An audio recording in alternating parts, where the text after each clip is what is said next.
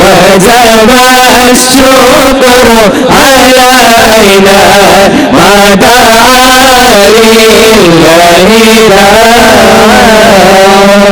ചരിത്രപ്രസിദ്ധമായ ഖുത്ബുസ്സമാൻ സയ്യിദ് ശരീഫുൽ മദനി മഖാം ഉറൂസിനോടനുബന്ധിച്ച് നടത്തി വരാനുള്ള മതവിജ്ഞാന സദസ്സിന്റെ 17ാം ദിവസമായ ഇന്ന് രാത്രി പ്രബോധന രംഗത്ത് വിപ്ലവ തരംഗങ്ങൾ സൃഷ്ടിക്കുന്ന VK അബ്ദുൽ ഖാദർ ഹാജി ബാംഗ്ലൂർ ദുആ സദസ്സിലേക്ക് നേതൃത്വം അലങ്കരിക്കുമ്പോൾ അബ്ദുൽ ഖാദർ സഖാഫി മുതുകുട, ഹംസ മിസ്ബാഹി ഓട്ടപ്പത തുടങ്ങിയവർ മുഖ്യ പ്രഭാഷണം നടത്താനിരിക്കുന്ന മതവിജ്ഞാന സദസ്സിലേക്ക് തുടക്കം കുറിക്കുകയാണ്.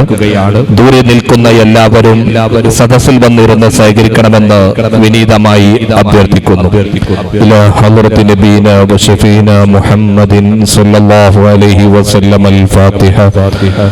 അഊദു ബില്ലാഹി മിനശ് ശൈത്വാനിർ റജീം. അൻഅംത അലൈഹിം ഗൈറിൽ മഗ്ദൂബി അലൈഹിം വലദ്ദാലിൻ. ആമീൻ. ബിസ്മില്ലാഹിർ റഹ്മാനിർ റഹീം. ഖുൽ ഹുവല്ലാഹു അഹദ് അല്ലാഹുസ് സമദ് ലം യലിദ് വലം യൂലദ് വലം യകുൽ ലഹു കുഫുവൻ അഹദ്. ബിസ്മില്ലാഹിർ റഹ്മാനിർ റഹീം. ഖുൽ ഹുവല്ലാഹു അഹദ് അല്ലാഹുസ് സമദ് ലം യലിദ് വലം യൂലദ് വലം യകുൽ ലഹു കുഫുവൻ അഹദ്. ബിസ്മില്ലാഹിർ റഹ്മാനിർ റഹീം. ഖുൽ അഊദു ബിറബ്ബിൽ ഫലഖ് من شر ما خلق ومن شر غاسق إذا وقب ومن شر النفاثات في العقد ومن شر حاسد إذا حسد. بسم الله الرحمن الرحيم. قل أعوذ برب الناس ملك الناس إله الناس من شر الوسواس الخناس الذي يوسوس في صدور الناس من الجنة والناس. الحمد لله الحمد لله الحمد لله رب العالمين. اللهم صل على سيدنا محمد وعلى آل سيدنا ومولانا محمد.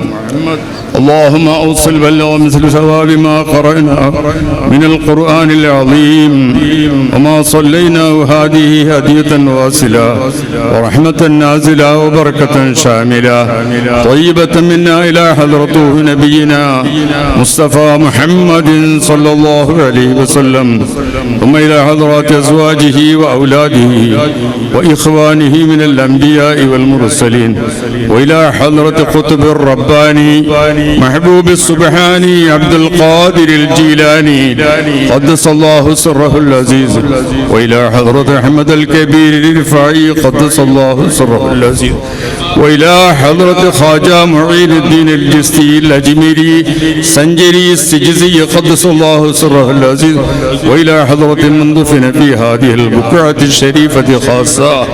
اللهم إنا نسألك بحقهم وبجاههم وبفيضاتهم وبكراماتهم إنا نسألك أن تشفي أمراضنا وأمراض مرضانا وقل حوائجنا وطول أعمارنا.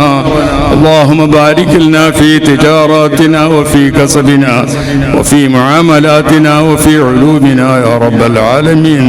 റഹ്മാൻ റഹീമായ തമ്പുരാനെ, സാധുക്കളായ ഞങ്ങളെല്ലാം നിന്റെ ഔലിയാക്കന്മാരോട് മുതവസ്സിലീങ്ങളായി കൊണ്ട് ദുആരക്കുന്ന ഈ ദുആനെ നീ സ്വീകരിക്കണേ പടച്ചവനെ. നമ്മൾക്ക് വരുന്ന എല്ലാ ബലാ മുസീബത്ത് ആഹത്തിനെ തൊട്ട് നീ തട്ടി ദൂരത്താക്കണേ പടച്ചവനെ. പടച്ചവനെ, നമ്മളെ കുടുംബത്തിൽ പല ആൾക്കാരും രോഗിയായി കിടക്കുന്നവർക്കുള്ള രോഗത്തിനെ നീ ശിഫിയാക്കണേ പടച്ചവനെ. റഹ്മാൻ റഹീമായ തമ്പുരാനെ, നിന്റെ മഹളായ ഫദ്ൽ കൊണ്ട് ആദരവാക്കപ്പെടും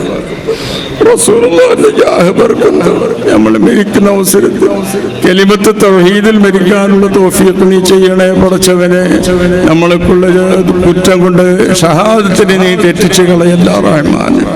പടച്ചതമ്പുരാൻ എന്നോട് പല ആൾക്കാരും ദുആ കൊണ്ട് വസിയത്ത് ചെയ്തിരുന്ന ഒരാൾ പ്രത്യേകിച്ചിട്ട് നിസാർ എന്ന് പറയുന്ന ഒരാൾ എന്നോട് പ്രത്യേകിച്ചിട്ട് ദുആരക്കാൻ വേണ്ടി വസിയത്ത് ചെയ്തിട്ടുണ്ട്. ഈ സ്ഥലത്ത് അദ്ദേഹത്തിനുള്ള പൊരന്റെ പണിയെല്ലാം പെട്ടെന്ന് നീ പൂർത്തിയാക്കി കൊടുക്കണേ പടച്ചവനെ. ഇവിടെ പ്രസംഗിക്കാമെന്ന് വലിയ വലിയ ആലിമികളാണ്. അധിക കാലം ദീനിന്റെ ഖിദ്മത്തെടുക്കാനുള്ള തൗഫീഖ് നീ ചെയ്യണേ പടച്ചവനെ. അവർക്കുള്ള ഇൽമിൽ നീ ബർക്കത്താക്കി കൊടുക്കണേ പടച്ചവനെ. എല്ലാ മുസീബത്തിനെ തൊട്ട് നീ കാക്കണേ പടച്ചവനെ. ഇവിടുത്തെ കമ്മിറ്റി മെമ്പർമാരെല്ലാം ഉണ്ട്. അതേപോലെ തന്നെ ഇവിടുത്തെ പ്രസിഡന്റും സെക്രട്ടറി വലിയ ആലിമാണ്. അദ്ദേഹത്തിനുള്ള തടിക്ക് നീ ആഫിയത്തിനെ കൊടുക്കണേ പടച്ചവനെ.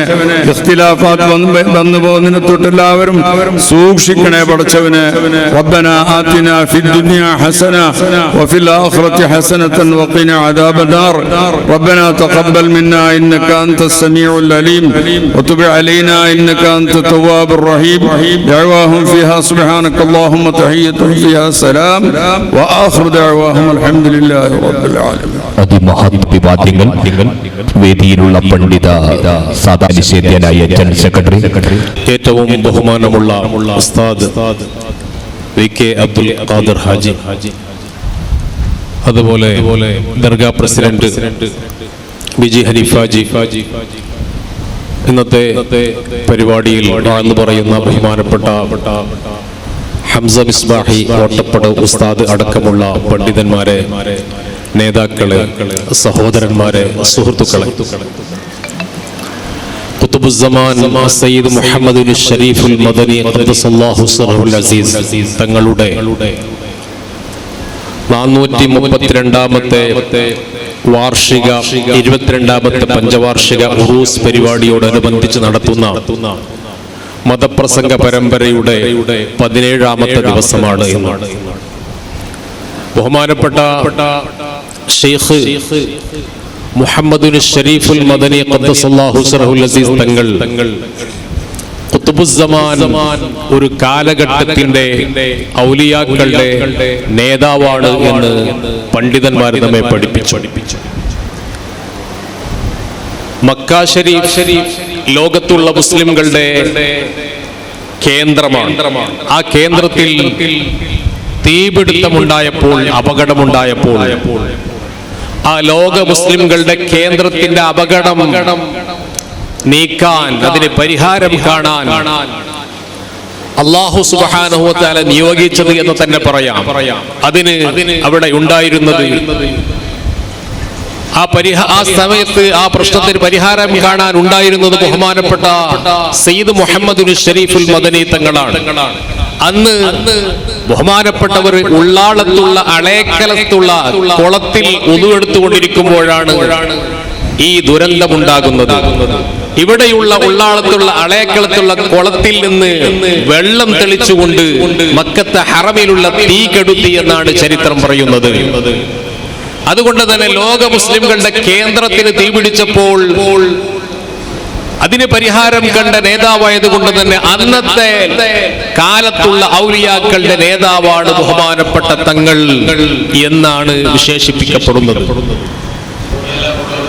ബഹുമാനപ്പെട്ട സമസ്ത പ്രസിഡന്റ് ഇ സുലൈമാൻ ഉസ്താദ്, അദ്ദേഹത്തിനോട് ഒരിക്കൽ ഞാൻ ചോദിച്ചു, ഖുതുബുസ്സമാൻ എന്ന് മുഹമ്മദ് ഷരീഫ് തങ്ങളെ, ഉള്ളാളം സയ്യിദ് മദനി തങ്ങളെ പറ്റി പറയപ്പെടുന്നുണ്ടല്ലോ, അത് നിങ്ങൾ കേട്ടിട്ടുണ്ടോ, വല്ല ആളുകളിൽ നിന്നും കേട്ടിട്ടുണ്ടോ എന്ന് ചോദിച്ചപ്പോ സമസ്ത പ്രസിഡന്റായ ബഹുമാനപ്പെട്ട ഇ സുലൈമാൻ ഉസ്താദ് വലിയ പണ്ഡിതനാണ്, സാത്വികനാണ്, വലിയ സൂഫി വര്യനുമാണ്. അദ്ദേഹം പറഞ്ഞു, ഞാൻ കേട്ടിട്ടുണ്ട് താജുൽ ഉലമ അങ്ങനെ ദുആ ചെയ്യുന്നതായിട്ട് ഞാൻ കേട്ടിട്ടുണ്ട്. അപ്പൊ പണ്ഡിതന്മാര് നമുക്ക് പഠിപ്പിച്ചു തന്നതാണ് ബഹുമാനപ്പെട്ട സയ്യിദ് മദനി തങ്ങൾ ഖുതുബുസ്സമാനാണ് എന്ന്. അതുകൊണ്ട് തന്നെ ബഹുമാനപ്പെട്ടവരുടെ അടുക്കൽ വന്ന് ഇവിടെ വെച്ചുകൊണ്ട് അള്ളാഹുവിനോട് തവസ്സുൽ ചെയ്തുകൊണ്ട്, ബഹുമാനപ്പെട്ടവരെ മുൻനിർത്തി തവസ്സുൽ ചെയ്ത് അള്ളാഹുവിനോട് ദുആ ചെയ്താൽ ആ ദുആക്ക് ഫലം കിട്ടുന്നു. അതാണ് ബഹുമാനപ്പെട്ട ഉസ്താദ് അവരുടെ ദുആയിൽ നാം അറബിയിലും മലയാളത്തിലും കണ്ടത് ഔലിയാക്കളെ കൊണ്ടുള്ള തവസ്സുൽ ചെയ്തുകൊണ്ടുള്ള ദുആയാണ്. അള്ളാഹു കബൂൽ ചെയ്യുമാറാകട്ടെ. ഇന്നത്തെ ഈ പരിപാടിയിൽ അധ്യക്ഷത വഹിക്കുന്നത് ബഹുമാനപ്പെട്ട ദർഗാ കമ്മിറ്റി, അതുപോലെ Syed Madani Arabic educational trust, Syed Madani charitable trust, ഇതിന്റെ എല്ലാം പ്രസിഡന്റായ ബഹുമാനപ്പെട്ട BG ഹനീഫാജി അവർകളാണ്. അള്ളാഹു അദ്ദേഹത്തിന് ദീനിന്റെ ഖിദ്മത്തിന് വേണ്ടി ദീർഘായുസ്സും ആഫിയത്തും നൽകുമാറാകട്ടെ. ചെയ്യുന്ന പ്രവർത്തനങ്ങളെല്ലാം അള്ളാഹു കബൂൽ ചെയ്യുമാറാകട്ടെ. ഹാർദവമായി വേദിയിലേക്ക് സ്വാഗതം ചെയ്യുന്നു. ഇന്ന് നമുക്ക് ദുആ നടത്തി തന്ന ബഹുമാനപ്പെട്ട ഉസ്താദ് VK അബ്ദുൽ ഖാദർ ഹാജി മുസ്ലിയാർ വലിയ പണ്ഡിതനാണ്.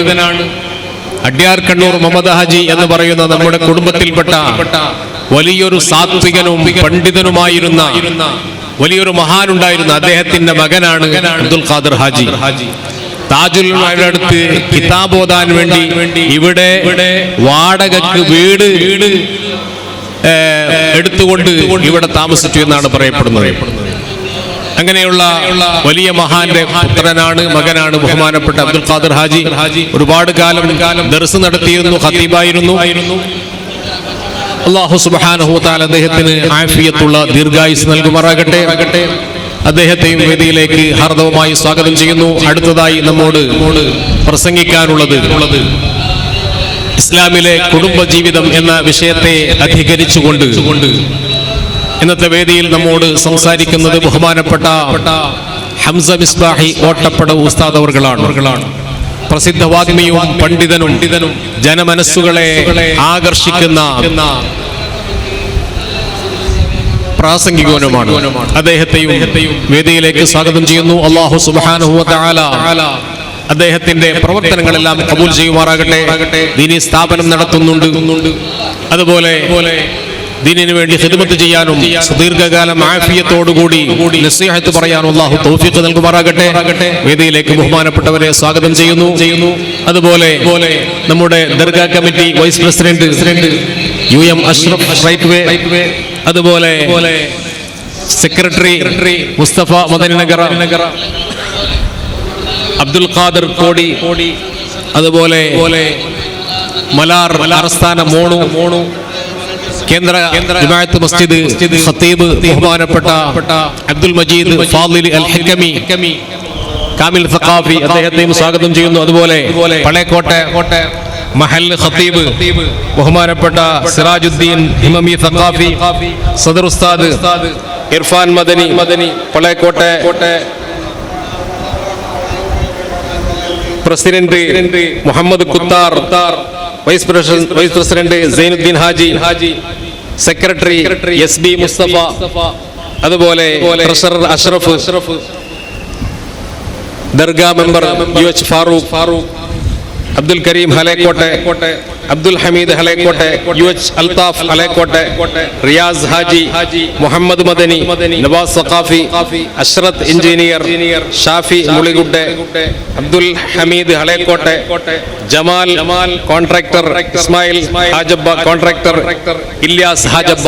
ഇങ്ങനെ വേദിയിലുള്ള അതുപോലെ നമ്മുടെ നിങ്ങളെ മാജി പ്രസിഡന്റ് കടച്ചൂർ മോണു ഹാജി, വേദിക്കലുള്ള എല്ലാ ഉസ്താദുമാർ, പ്രത്യേകിച്ച് നിങ്ങളെ ശരീഅത്ത് കോളേജിലെ ഉസ്താദുമാർ, ബഹുമാനപ്പെട്ട ഇബ്രാഹിം ഹസനി ഉസ്താദ്, നോമാൻ നൂറാനി ഉസ്താദ്, നജീബ് നൂറാനി, തസ്ലീം നൂറാനി, ഹാഫിൽ ജമാൽ നൂറാനി, ഹാഫിൽ സിനാൻ മദനി, അതുപോലെ സൈനാക്ക, നിങ്ങളെ അറബിക് എഡ്യൂക്കേഷണൽ ട്രസ്റ്റ് മുഫത്തിഷ് ഹുസ്മാർ ഹുസൈൻ സാദി ഉസ്താദ്, അതുപോലെ അബ്ദുറഹ്മാൻ കടച്ചൂർ ഹാജി, അതുപോലെ Athaullah BC road, Abubakar BC road, അങ്ങനെ തുടങ്ങി വേദിക്കലുള്ള എല്ലാ മഹൽ വ്യക്തിത്വങ്ങളെ, അതേപോലെ സദസ്സിലുള്ള എല്ലാ പ്രമുഖ നേതാക്കന്മാരെയും ആലിമീങ്ങളും സാദാത്തുകളെയും ഈ പ്രോഗ്രാമുമായിട്ട് ബന്ധപ്പെട്ട് ആരെല്ലാം സഹകരിക്കാറ് അങ്ങനെ എല്ലാവരും, അതേപോലെ ഈ പ്രോഗ്രാമറെ വിജയത്തിന് വേണേറ്റ് പ്രവർത്തിക്കുന്ന അഹർനിശി പ്രയത്നാക്കിക്കൊണ്ടുള്ള നിങ്ങളെ വളണ്ടിയർമാർ, ആ വളണ്ടിയർമാരെ ക്യാപ്റ്റന്മാർ, അതേപോലെ സന്നദ്ധ കാര്യകർത്തമാർ ഈ പ്രോഗ്രാമറെ ವಿಜಯತಿ ಬೇಡಾಯ್ತು ಏದೆಲ್ಲ ರೂಪದಲ್ಲಿ ಏದೆಲ್ಲ ಸಹಕಾರ ಹಾಕಿರಾರ ಎಲ್ಲರೂ ಈ ಸದಸ್ಯರುള്ള എല്ലാരും ഒരേ പലക്കത്തിൽ ഈ പ്രോഗ്രാമുക്ക് സ്വാഗത ആക്കിയിട്ട് ഇണ്ടത്തെ ഈ കാര്യക്രമത്തിൽ നമുക്ക് വാങ്ങിച്ചു തന്നു വേണായിട്ട് ഉസ്താദ് ബഹുമാനപ്പെട്ട ഹംസ മിസ്ബാഹി ഓട്ടപ്പടവ് അവർകളെ സാദരം ക്ഷണിക്കുന്നു. അസ്സലാമു അലൈക്കും വറഹ്മത്തുള്ളാഹി. കാല ഉസ്താദവർക്കും സ്വാഗതം. തന്റെ തനതു ശൈലിയിൽ ജനപതിനായിരങ്ങളൊക്കെയും അസ്സലാമു അലൈക്കും വറഹ്മത്തുള്ളാഹി വബറകാതുഹു. ബിസ്മില്ലാഹി അദീമിൽ ഖുദ്റതി വസ്സാൻ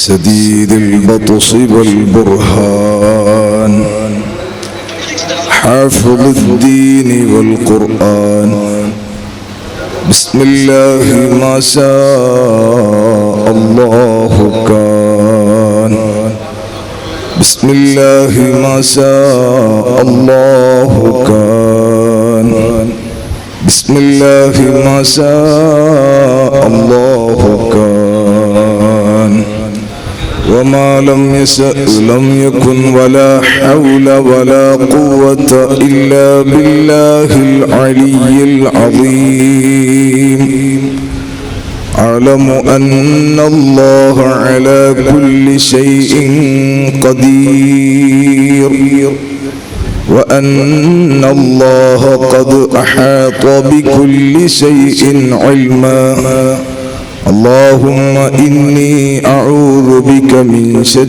نفسي ومن شر كل دابة أنت آخذ بناصيتها إن ربي على صراط مستقيم الحمد لله نحمده ونستعينه ونؤمن به ونتوكل عليه ونعوذ بالله من شرور أنفسنا ومن سيئات أعمالنا من يهده الله فلا مضل له ومن يضلله فلا هادي له نشهد أن لا إله إلا الله وحده لا شريك له ونشهد أن سيدنا محمدا عبده ورسوله أرسله بالهدى ودين الحق بشيرا ونذيرا وداعيا إلى الله بإذنه وسراجا منيرا ليظهره على الدين كله ولو كره المشركون اللهم صل وسلم وبارك على سيدنا محمد وعلى آل وأصحاب سيدنا ومولانا محمد كما صليت وسلمت وباركت على سيدنا إبراهيم وعلى آل سيدنا إبراهيم في العالمين إنك حميد مجيد وصل على جميع الأنبياء والمرسلين وآلهم وصحبهم وملائكتك الكرام أجمعين أعوذ بالله من الشيطان الرجيم بسم الله الرحمن الرحيم وما أرسلناك إلا رحمة للعالمين صدق الله مولانا العظيم وصدق وبلغ رسوله النبي الأمين الكريم ونحن على ذلك من الشاهدين الشاكرين والحمد لله رب العالمين بلغ العلا بكماله كشف الدجى بجماله حسنت جميع خصاله صلوا عليه وآله اللهم صل يا صاحب الوقت جبهتي تحت نعالكم أعظ بحكم نيابة عنكم وبحمزة الكرار عم المصطفى أسد الإله وسيد الشهداء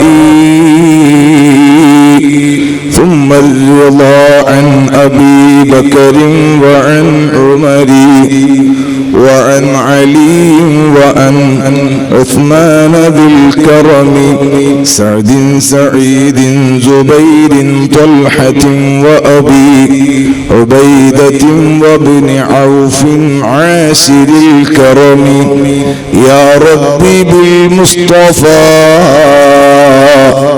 بلغ مقاصدنا واغفر لنا ما مضى يا واسع الكرم مولاي صل وسلم دائما أبدا على حبيبك خير الخلق كلهم.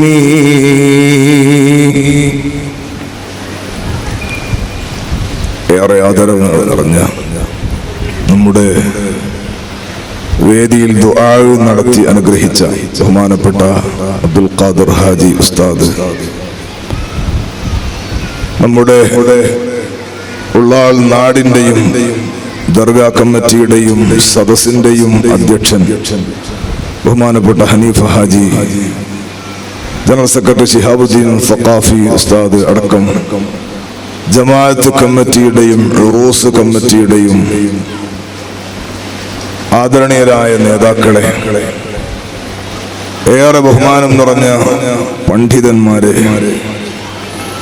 കരളിന്റെ കഷ്ണങ്ങളായ മുഅല്ലിം മുതഅല്ലിം സുഹൃത്തുക്കളെ, കണച്ചൂർ ഹാജി അടക്കമുള്ള ഉമറാക്കളെ,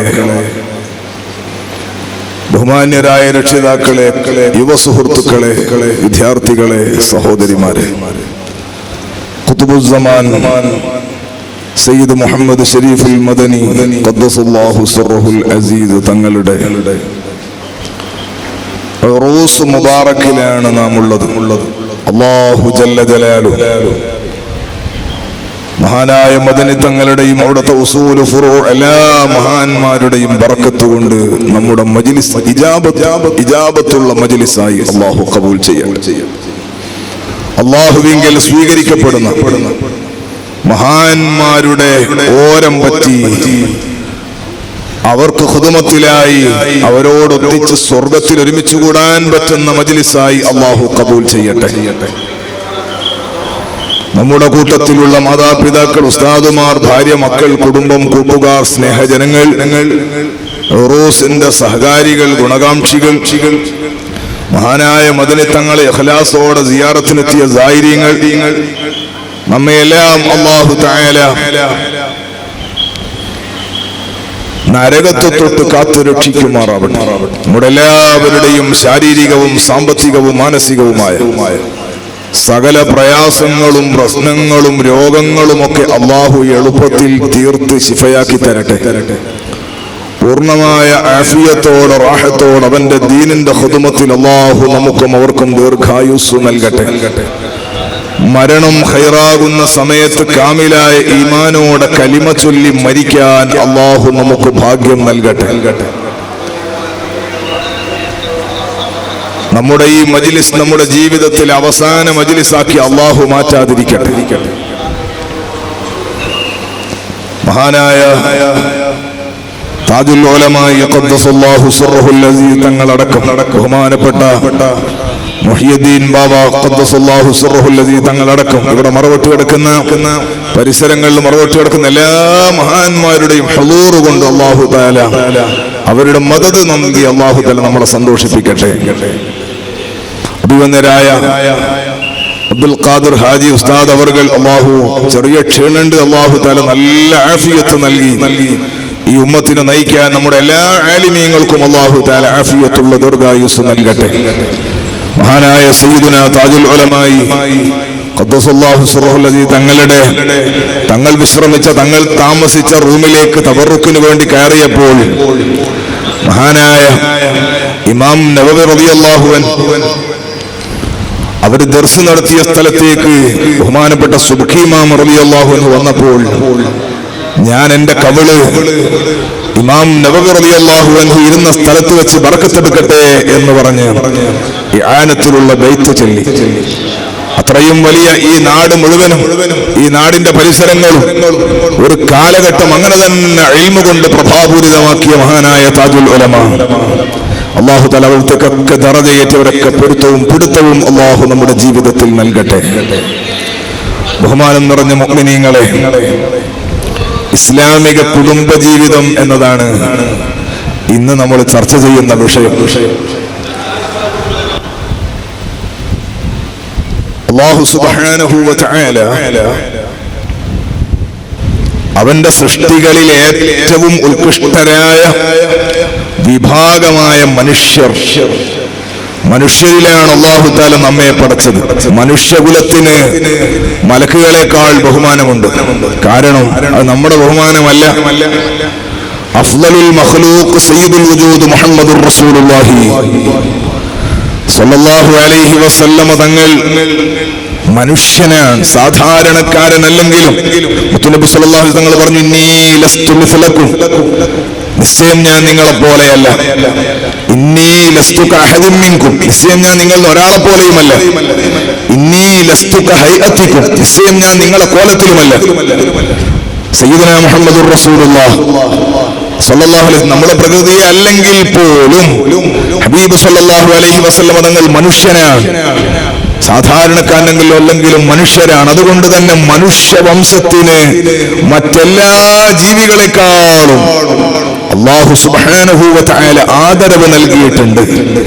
ആ നൽകപ്പെട്ട മനുഷ്യരിലാണ് നമ്മളുമുള്ളത്. അത് അല്ലാഹു നൽകിയ വലിയൊരു അനുഗ്രഹമാണ്. ആ മനുഷ്യന്റെ പ്രത്യേകതയാണ് കുടുംബ ജീവിതം എന്ന് പറയുന്നത്. മറ്റ് നമ്മൾ കാണുന്ന ജീവികളിലൊന്നും കുടുംബജീവിതത്തിന്റെ ഒരു ബഹുമാനം കാണാറില്ല. കോഴിയെ നിങ്ങൾക്ക് പരിചയമുണ്ടാകും. ഉള്ളാളവും കർണാടകയിലൊക്കെ കോഴിയുണ്ടോ?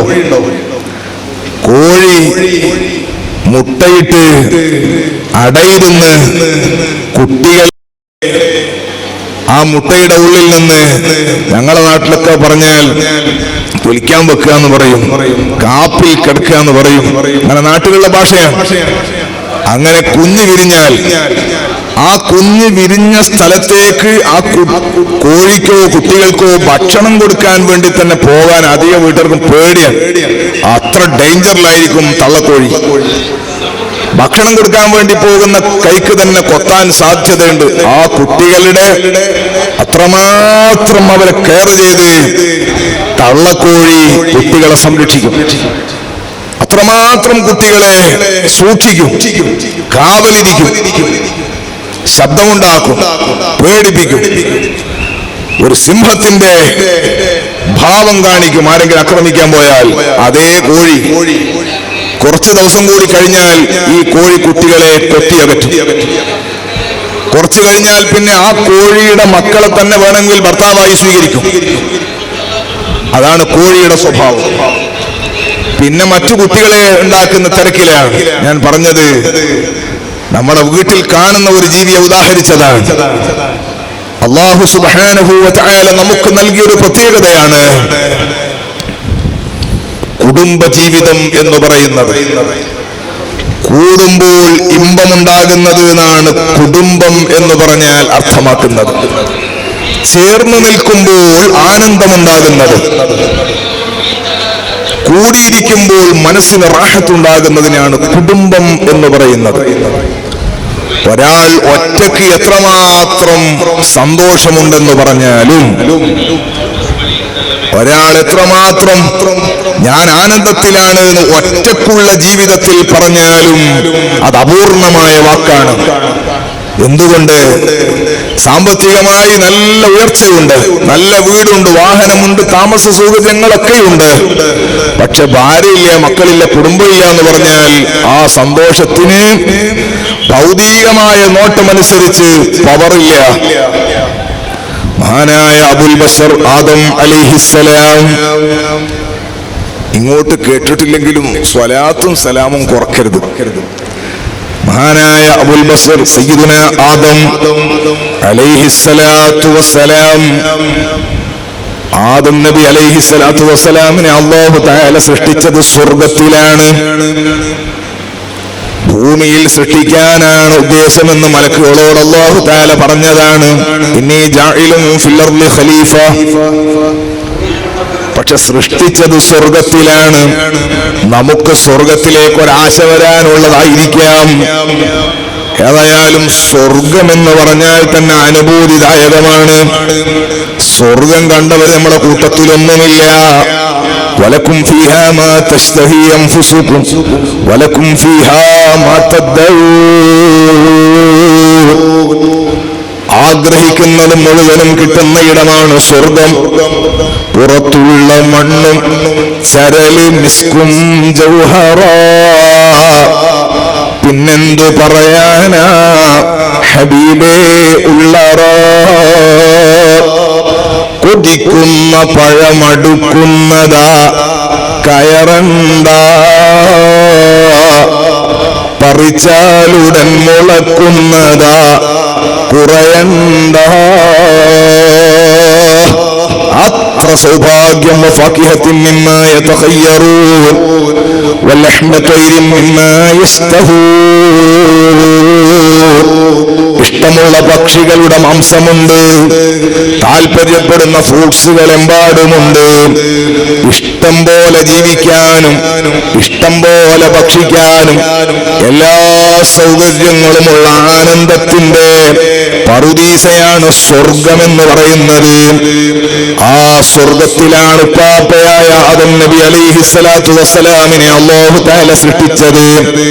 പക്ഷെ ആദം നബി അലൈഹിസ്സലാത്തു വസ്സലാമിന് സ്വർഗത്തിലുള്ള ജീവിതം തന്നെ ഒരു റാഹത്ത് തോന്നുന്നില്ല. പൂർണ്ണമായ റാഹത്തിൽ കമാലിയത്ത് കിട്ടുന്നില്ല. മഹാനായ ആദം നബി അലൈഹിസ്സലാത്തു വസ്സലാം ഉറങ്ങുന്ന സമയത്ത് അവിടത്തെ വളഞ്ഞ വാരിയെല്ലെടുത്തിട്ട് മഹദിയായ ഹവ്വാ റളിയല്ലാഹു അൻഹയാകുന്ന നമ്മുടെ ഉമ്മാമയെ അല്ലാഹു സുബ്ഹാനഹു വ തആല സൃഷ്ടിച്ചിട്ട് ആദം നബി അലൈഹിസ്സലാത്തു വസ്സലാമിന് കല്യാണം കഴിച്ചു കൊടുത്തപ്പോഴാണ് സ്വർഗത്തിൽ തന്നെ ആദം നബി അലൈഹിസ്സലാത്തു വസ്സലാമിന്റെ ജീവിതത്തിന് ഒരു വല്ലാത്ത അർത്ഥം കാണുന്നത്, സന്തോഷം പൂർണ്ണമാകുന്നത്. ഏറ്റവും വലിയ സ്വർഗം, സന്തോഷമുള്ള സ്വർഗം, ആ സ്വർഗത്തിൽ തന്നെ ജീവിതം റാഹത്തായത് സ്വർഗത്തിൽ ആദം നബി അലൈഹിസ്സലാത്തു വസ്സലാമിന് ഇണയെ കിട്ടിയപ്പോഴാണ് എന്ന് ചുരുക്കം. പിന്നെ ദുനിയാവിന്റെ കാര്യം പറയാനുണ്ടോ? ദുനിയാവിന്റെ സങ്കടവും ദുനിയാവിന്റെ പ്രയാസങ്ങളും പ്രതിസന്ധികളെല്ലാം വരുന്നയിടത്ത് ഭാര്യക്ക് ഭർത്താവും, ഭർത്താവിന് ഭാര്യയും, മക്കളും, കുടുംബവും ഏറ്റവും വലിയ സന്തോഷം നൽകുന്നതും ഏറ്റവും നല്ല ഇമ്പം നൽകുന്നതുമാണ് കുടുംബം എന്ന് പറയുന്നത്. നോക്കൂ നിങ്ങൾ, പരിശുദ്ധ ഇസ്ലാം പഠിപ്പിക്കുന്ന ഒരു കുടുംബ ജീവിതമുണ്ട്. ഇന്ന് പല വീടുകളിലും വലിയ പ്രതിസന്ധിയാണ്. പുറത്തുനിന്ന് നോക്കുന്ന ആളുകൾക്ക് ചിലപ്പോൾ തോന്നുന്നില്ലെങ്കിലും വാള് കേൾക്കാൻ വന്നവരുടെ കൂട്ടത്തിൽ അല്ലാഹു നമുക്കെല്ലാം നല്ല കുടുംബ ജീവിതം നൽകട്ടെ. സയ്യിദ് മദനി തങ്ങളെ ബർക്കത്ത് കൊണ്ട് എന്തെങ്കിലും അകൽച്ച ഉണ്ടെങ്കിൽ അല്ലാഹു യോജിപ്പിച്ചു തരട്ടെ. ഇനി അടുത്തല്ല റബീഉൽ അവ്വൽ യുഎഇയില് നമ്മുടെ ICF-ന്റെയും KCF-ന്റെയും ഒക്കെ പരിപാടിക്ക് സാധാരണ പോകാറുണ്ട്. എല്ലാവർക്കും അല്ലാഹു ഖൈറും ബർക്കത്തും നൽകട്ടെ. ഷാർജയിൽ ഒരു വാള് കഴിഞ്ഞ് മദൂർ റസൂൽ വാള് കഴിഞ്ഞിട്ട് പുറത്തേക്ക് ഇങ്ങനെ ഇറങ്ങാൻ നോക്കുമ്പോ കുറച്ച് ആളുകൾ എന്തായാലും വാള് പറഞ്ഞ ഉസ്താദിനെ ഒന്ന് കാണാൻ നിൽക്കുമല്ലോ. ആ കൂട്ടത്തിൽ ഒരല്പം പ്രായമുള്ള ഒരു 55 വയസ്സുള്ള എനിക്ക് മുഖപരിചയമുള്ള ഒരാൾ ഒരു ചെറുപ്പക്കാരനെയും കൂട്ടി അവിടെ നിന്നിട്ട് എന്നോട് പറഞ്ഞു, ഉസ്താദേ ഇയാൾക്ക് നിങ്ങളോടൊന്ന് സംസാരിക്കാനുണ്ട്, ഉസ്താദിനോടൊന്ന് സംസാരിക്കാനുണ്ട്. അപ്പൊ ഞാൻ അദ്ദേഹത്തോട് പറഞ്ഞു, പെട്ടെന്ന് പറഞ്ഞു തീർക്കണം, കുറെ ആളുണ്ട്. അപ്പൊ അതിന്റെ ഇടയിൽ പറഞ്ഞതായതുകൊണ്ടാണ് അങ്ങനെ പറഞ്ഞത്. അപ്പൊ ഇയാൾ പറഞ്ഞു, ഇദ്ദേഹം മറ്റന്നാൾ 2 ദിവസം കഴിഞ്ഞിട്ട് മറ്റന്നാൾ നാട്ടിലേക്ക് പോവുകയാണ്. പോകുന്നത് ഭാര്യയുമായിട്ടുള്ള ബന്ധം ഉപേക്ഷിക്കാനാണ്. അത് തീർക്കാൻ വേണ്ടി പോവാൻ, ഫിറാഖിന് വേണ്ടി പോവാൻ, ത്വലാഖിന് വേണ്ടി പോവാൻ. ഉസ്താദ് ദ്വാരക്കണം. ഞാനപ്പോൾ തന്നെ പറഞ്ഞു, ഇന്നാ ലില്ലാഹി വ ഇന്നാ ഇലൈഹി റാജിഊൻ. ഇതിപ്പോ ലൈവ് കുറെ ഉള്ളതുകൊണ്ട് അവരും കൂടെ കേട്ടുകൂടാന്നില്ല. ഇന്നാ ലില്ലാഹി വ ഇന്നാ ഇലൈഹി റാജിഊൻ. ഞാൻ അവരോട് പറഞ്ഞു, അല്ലാഹു സുബ്ഹാനഹു വ തആലയ്ക്ക് ഹലാലായ വിഷയങ്ങളിൽ ഏറ്റവും വെറുപ്പുള്ളത് ത്വലാഖാണ്. ഭാര്യയും ഭർത്താവും തമ്മിൽ അകലുന്നതാണ്.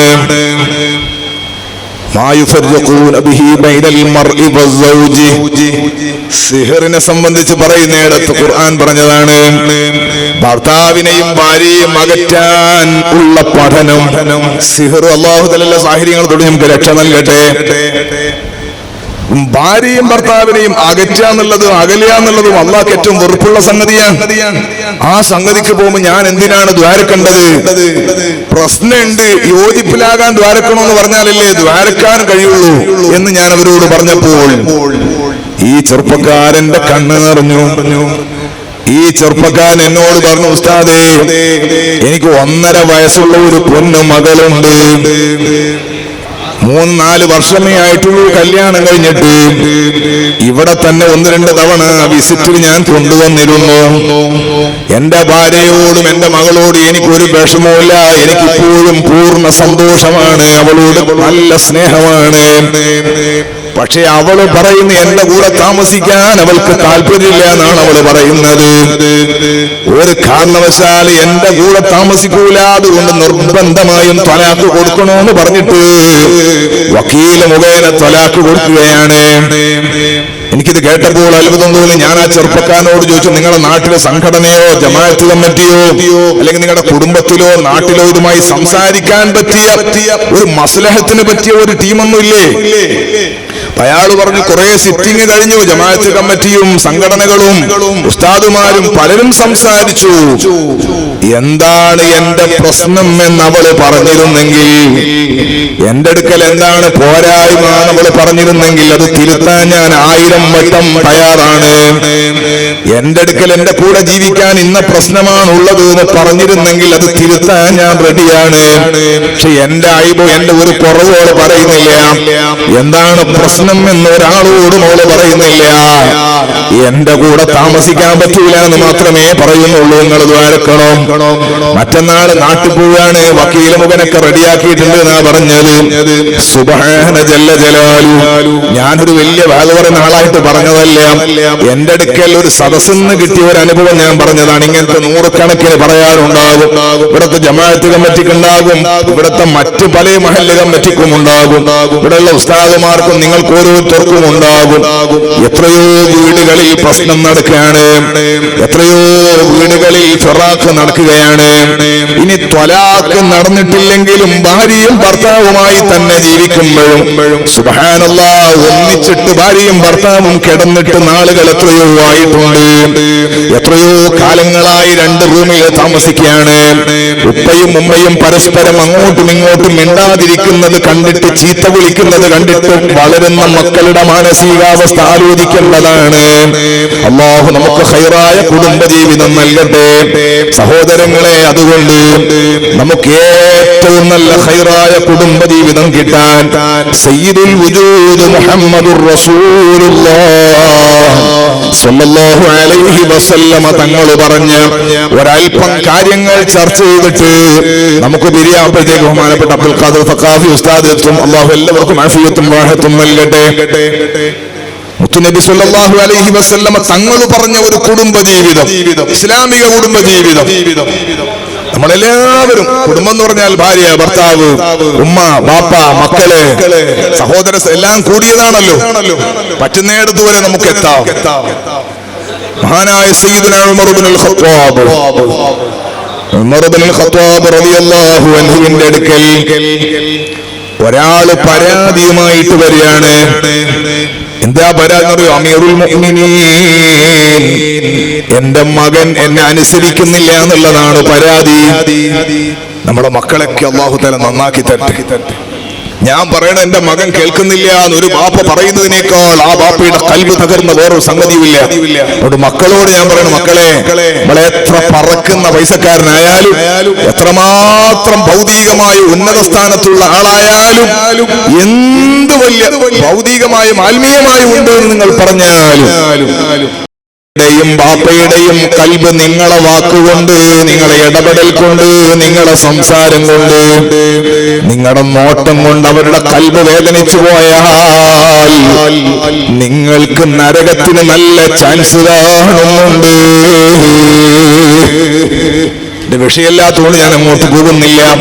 ഉമ്മാമാപ്പമാരെ നന്നായി ബഹുമാനിക്കുന്ന മക്കളാകട്ടെ, ഒരു മകനെ പറ്റിയിട്ട് ബാപ്പ പരാതി പറയാണ്, അമീറുൽ മുഅ്മിനീൻ, എന്റെ മകൻ എന്നെ അനുസരിക്കുന്നില്ല. ഉമർ റളിയല്ലാഹു അൻഹു ആ മകനെ വിളിപ്പിക്കുകയാണ്. എന്നിട്ട് ചോദിക്കുന്നല്ല, നിങ്ങളുടെ ബാപ്പ ഒരു പരാതി പറഞ്ഞിട്ടുണ്ട്, നിങ്ങൾ അനുസരിക്കുന്നില്ല എന്നാണ് പറയുന്നത്, അനുസരണക്കേട് കാണിക്കുന്നു എന്നാണ് പറയുന്നത്. അപ്പൊ ഈ ചെറുപ്പക്കാരനായ മകൻ ഖലീഫ ഉമർ ഇബ്നുൽ ഖത്താബ് റളിയല്ലാഹു അൻഹുവിനോട് അങ്ങോട്ടൊരു ചോദ്യം ചോദിക്കുകയാണ്. അമീറുൽ മുഅ്മിനീൻ, ഒരു ബാപ്പക്ക് മക്കളോടുള്ള ബാധ്യത എന്തൊക്കെയാണ്? ഒരു ബാപ്പക്ക് മക്കളോടുള്ള കടപ്പാട്, ബാധ്യത എന്തൊക്കെയാണ്? ഒരു മറുചോദ്യം ചോദിച്ചു. ഉമർ ഇബ്നുൽ ഖത്താബ് റളിയല്ലാഹു അൻഹു ആ സമയത്ത് പറഞ്ഞു, മുത്തായ മുഹമ്മദുർ റസൂലുള്ളാഹ് സ്വല്ലല്ലാഹു അലൈഹി വസല്ലമ തങ്ങൾ പറഞ്ഞ 3 ബാധ്യത, ഒരു ഹദീസിലുള്ള 3 ബാധ്യത. ഒന്ന്, മക്കൾക്ക് നല്ല ഉമ്മയെ കൊടുക്കണം എന്നാണ്. പിന്നൊന്ന്, മക്കൾക്ക് നല്ല പേരിടണം എന്നാണ്. മൂന്നാമത്തത്, മക്കൾക്ക് ഖുർആൻ പഠിപ്പിക്കണമെന്നാണ്. ഒന്നാമത്താണ് നമ്മുടെ വിഷയം, മറ്റത് ഞാൻ ഇടപെടുന്നില്ല. മക്കൾക്ക് നല്ല ഉമ്മയെ കൊടുക്കണമെന്ന് പറഞ്ഞാൽ ഉള്ളാളത്ത് റൂസ് നടക്കുക, മക്കളെയും കൂട്ടിയിട്ട് നേരെ വരിക. ഞാൻ നിങ്ങളെ കൂട്ടത്തിൽ കണ്ടയിൽ ഏറ്റവും നല്ലൊരു ഉമ്മാനെ വാങ്ങിയിട്ട് മക്കൾക്ക് കൊടുക്കണോന്നല്ല ഈ പറഞ്ഞതിന്റെ അർത്ഥം. കല്യാണം കഴിക്കുമ്പോ ആലോചിക്കണോ, മംഗലം കഴിക്കുമ്പോ ആലോചിക്കണോ, അല്ലാതെ മക്കളായതിനു ശേഷം ഉമ്മാനെ വാങ്ങി കൊടുക്കുന്ന പരിപാടിയില്ല. നല്ല ഉമ്മയെ കൊടുക്കുക എന്ന് പറഞ്ഞാൽ വൈവാഹിക ജീവിതത്തിന്റെ ആമുഖം തന്നെ ശ്രദ്ധിക്കണം. കുടുംബജീവിതം നേരെയാകണമെങ്കിൽ വൈവാഹിക ജീവിതത്തിന്റെ, നിക്കാഹിന്റെ ജീവിതത്തിന്റെ ആമുഖം തന്നെ നല്ല ശ്രദ്ധയോടെ കൈകാര്യം ചെയ്യണമെന്നാണ് ഈ പറഞ്ഞതിന്റെ അർത്ഥം. നല്ല പെണ്ണിൽ നിന്നാണ് നല്ല മക്കളുണ്ടാവുക, നല്ല ബാപ്പയിൽ നിന്നാണ് നല്ല മകനുണ്ടാവുക. അതുകൊണ്ട് തന്നെ മകൾക്ക് മണവാളിനെ തെരഞ്ഞെടുക്കുമ്പോഴും മകന് മണവാട്ടിയെ തെരഞ്ഞെടുക്കുമ്പോഴും നല്ല മതബോധമുള്ളവരെ തെരഞ്ഞെടുക്കണേ രക്ഷിതാക്കളെ. ചില പ്രായമുള്ള ആളുകൾക്ക് തോന്നും, ഇനിയിപ്പോ ഉസ്താദെ നമ്മളിപ്പോ ഇനി കെട്ടിയിട്ട് പുതിയ മക്കൾ ഉണ്ടാകലും നടക്കൂല എന്ന് മാത്രമല്ല, ഇപ്പൊ കെട്ടല് നടക്കുകയും ചെയ്യില്ല. ഇനിയിപ്പോ നമ്മളിത് കേട്ടിട്ട് എന്താ കാര്യം ആലോചിക്കണ്ട. അതുകൊണ്ട് ഞാൻ പറഞ്ഞു, നിങ്ങൾ മക്കളെ കെട്ടിക്കുമ്പോൾ ആലോചിക്കാന്ന്. ഇനിയിപ്പോ വേറെ വഴിയില്ല. ഇനിയിപ്പോ ഉള്ള ഭാര്യ നല്ല റാഹത്തിലാകാൻ വേണ്ടി ദ്വാരക്കുക. പിന്നെ നമ്മളൊരു കാര്യം, നമ്മളെ ഭാര്യയുടെ അത്ര നല്ല ആളുകൾ, നമ്മുടെ ഭാര്യയുടെ സ്വഭാവം, നമ്മുടെ ഭാര്യയുടെ ഇടപെടൽ വളരെ മഹത്വമുള്ളതാണെന്ന് നമ്മൾ തീരുമാനിക്കുകയും നമ്മളെടുക്കലാണ് മിസ്റ്റേക്ക് എന്ന് ചിന്തിക്കുകയും ചെയ്താൽ കുടുംബജീവിതത്തിന്റെ ഏകദേശ പ്രശ്നങ്ങളും തീരും. അതുപോലെ ഭർത്താവിന്റെ സ്വഭാവം നല്ലതാണ് എന്നും എന്റെ ഭർത്താവ് നല്ലവനാണെന്നും ഞാനാണ് ഇടക്കിടക്ക് ഇങ്ങനെ ദേഷ്യം പിടിക്കുന്നത് എന്ന് ഭാര്യയും ചിന്തിച്ചാൽ കുടുംബജീവിതത്തിലെ പ്രശ്നങ്ങൾ ഏകദേശം തീരും. ഇൻഷാ അല്ലാഹ് നമുക്ക് പറയാം.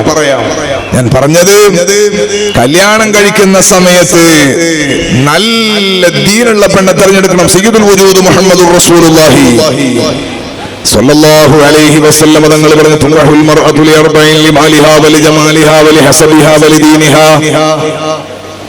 പെണ്ണിനെ കെട്ടലുണ്ട് അവളുടെ സ്റ്റൈല് നോക്കിയിട്ട്, പെൺകുട്ടികളെ സ്റ്റൈല് നോക്കിയിട്ട്. ഞാനത് വിശദീകരിക്കണില്ല. സ്റ്റൈല് നോക്കിയിട്ട് കെട്ടലുണ്ട്. പിന്നെയോ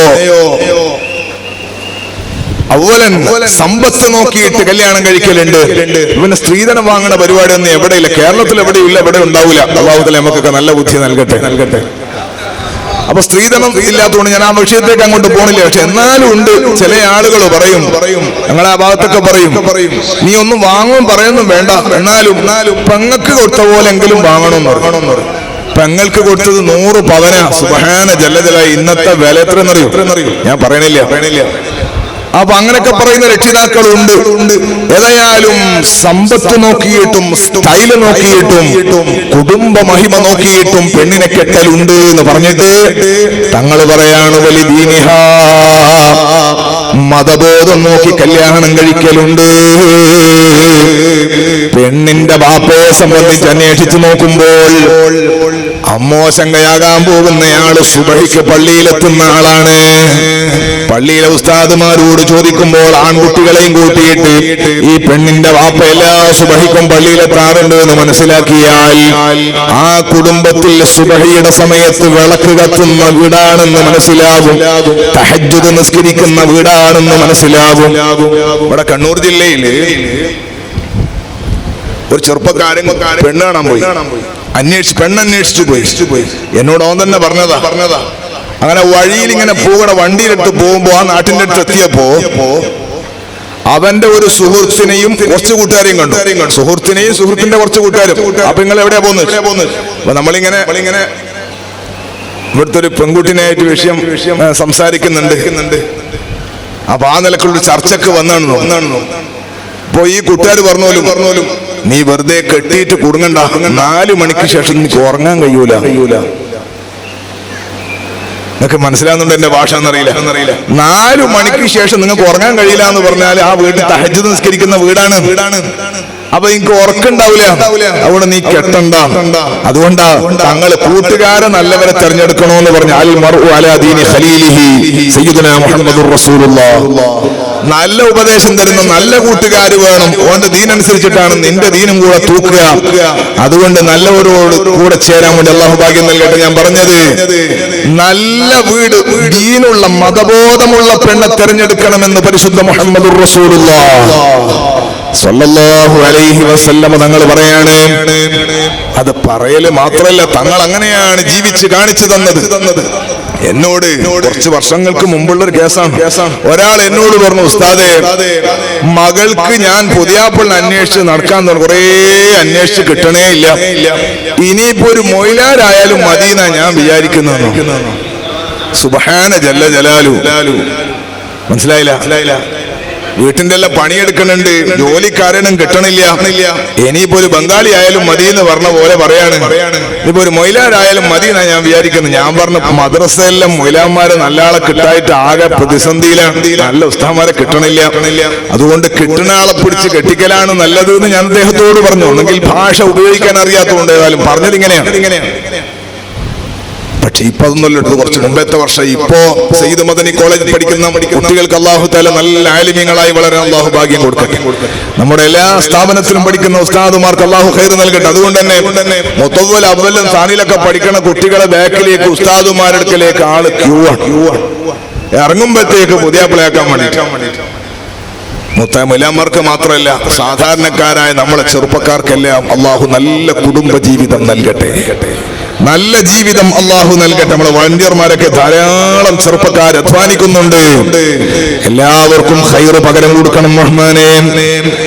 ഏറ്റവും വലിയ നേതൃത്വമാണ്, ഏറ്റവും വലിയ നേതാവാണ്, ലോകത്തെ ഏറ്റവും വലിയ സൗന്ദര്യമുള്ള നേതാവാണ് സയ്യിദുനാ മുഹമ്മദുർ റസൂലുള്ളാഹ് സ്വല്ലല്ലാഹു അലൈഹി വസല്ലമ തങ്ങൾ. ആ മുത്തുനബി സ്വല്ലല്ലാഹു അലൈഹി വസല്ലമ തങ്ങൾക്ക് ഒരു പൊന്നുമകളുണ്ട്, ഫാത്തിമത്തു ബിഅത്തു മിന്നി. ഫാത്തിമ എന്റെ കരളിന്റെ കഷ്ണമാണ്, സ്വർഗത്തിലെ സ്ത്രീകളുടെ നേതാവാണ്. മുത്തുനബി സ്വല്ലല്ലാഹു അലൈഹി വസല്ലമ തങ്ങളുടെ പകർപ്പാണ് ഫാത്തിമ. ആ ഫാത്തിമ ബീവി റളിയല്ലാഹു തആല അൻഹയെ കെട്ടന്വേഷിച്ചുകൊണ്ട് സൽമാനുൽ ഫാരിസി റളിയല്ലാഹു അൻഹു അടക്കം ധാരാളം വലിയ സൗന്ദര്യമുള്ള സമ്പത്തുള്ള സ്വഹാബികൾ വന്നു. മുത്തുനബി സല്ലല്ലാഹു അലൈഹി വസല്ലമ തങ്ങൾ കെട്ടിച്ചു കൊടുത്തില്ല. കെട്ടിച്ചു കൊടുത്തത് മദീനയിൽ ഒരു ചെറുപ്പക്കാരനുണ്ട്, പാവങ്ങളിൽ പാവപ്പെട്ടവനാണ്, മക്കയിൽ നിന്ന് വന്ന് താമസിക്കുന്ന ആളാണ്. അതാ ചെറുപ്പകാലത്തിലെ ദീന് കണ്ട ആളാണ്, ഇസ്ലാമിലേക്ക് വന്ന ആളാണ്. മദീനയിലെ കാട്ടിൽ പോയി പുല്ല് മുറിച്ചു കൊണ്ടുവന്ന് പശുക്കളുള്ള അറബികൾക്ക് അല്ലെങ്കിൽ പശുക്കളുള്ള മദീനത്തുള്ള ആളുകൾക്ക് വിറ്റിട്ട് അതിൽ നിന്ന് കിട്ടുന്നതാണ് കാര്യമായ ഉപജീവന മാർഗം. മറ്റു പലതുമുണ്ട്. ഏതായാലും സാമ്പത്തികമായി വളരെ താഴ്ന്ന ഘടനയിലുള്ള ആളാണ്. മഹാനായ സയ്യിദുനാ അലി ഇബ്നു അബീ ത്വാലിബ് റളിയല്ലാഹു അൻഹുവാണ്. കുട്ടികളിൽ ആദ്യമായി ഇതിലേക്ക് വന്ന മുത്തുനബിന്റെ വളർത്തുമകൻ എന്ന് പറയാൻ പറ്റുന്ന, വേറെ നിലക്ക് പറയാൻ പറ്റുന്ന ആളാണ് സയ്യിദുനാ അലി ഇബ്നു അബീ ത്വാലിബ് റളിയല്ലാഹു അൻഹു.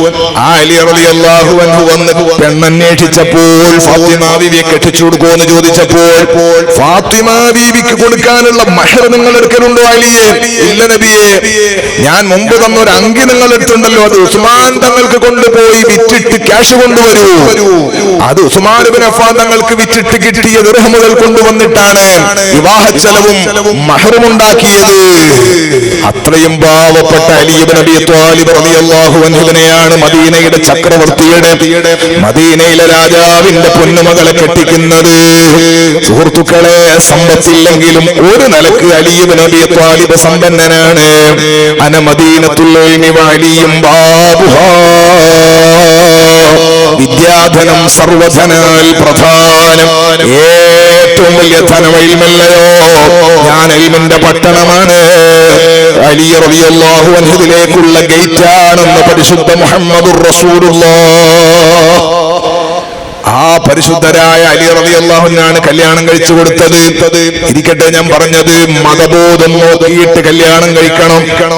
ചെറിയ ഡൗട്ട് ഉണ്ടാവാൻ സാധ്യതയുണ്ട്. അങ്ങനെയാണെങ്കിൽ ഉസ്താദേ, ഉസ്മാൻ ഇബ്നു അഫ്ഫാൻ റളിയല്ലാഹു അൻഹു മുത്തുനബിന്റെ ഒരു മകളെ കല്യാണം കഴിച്ചു.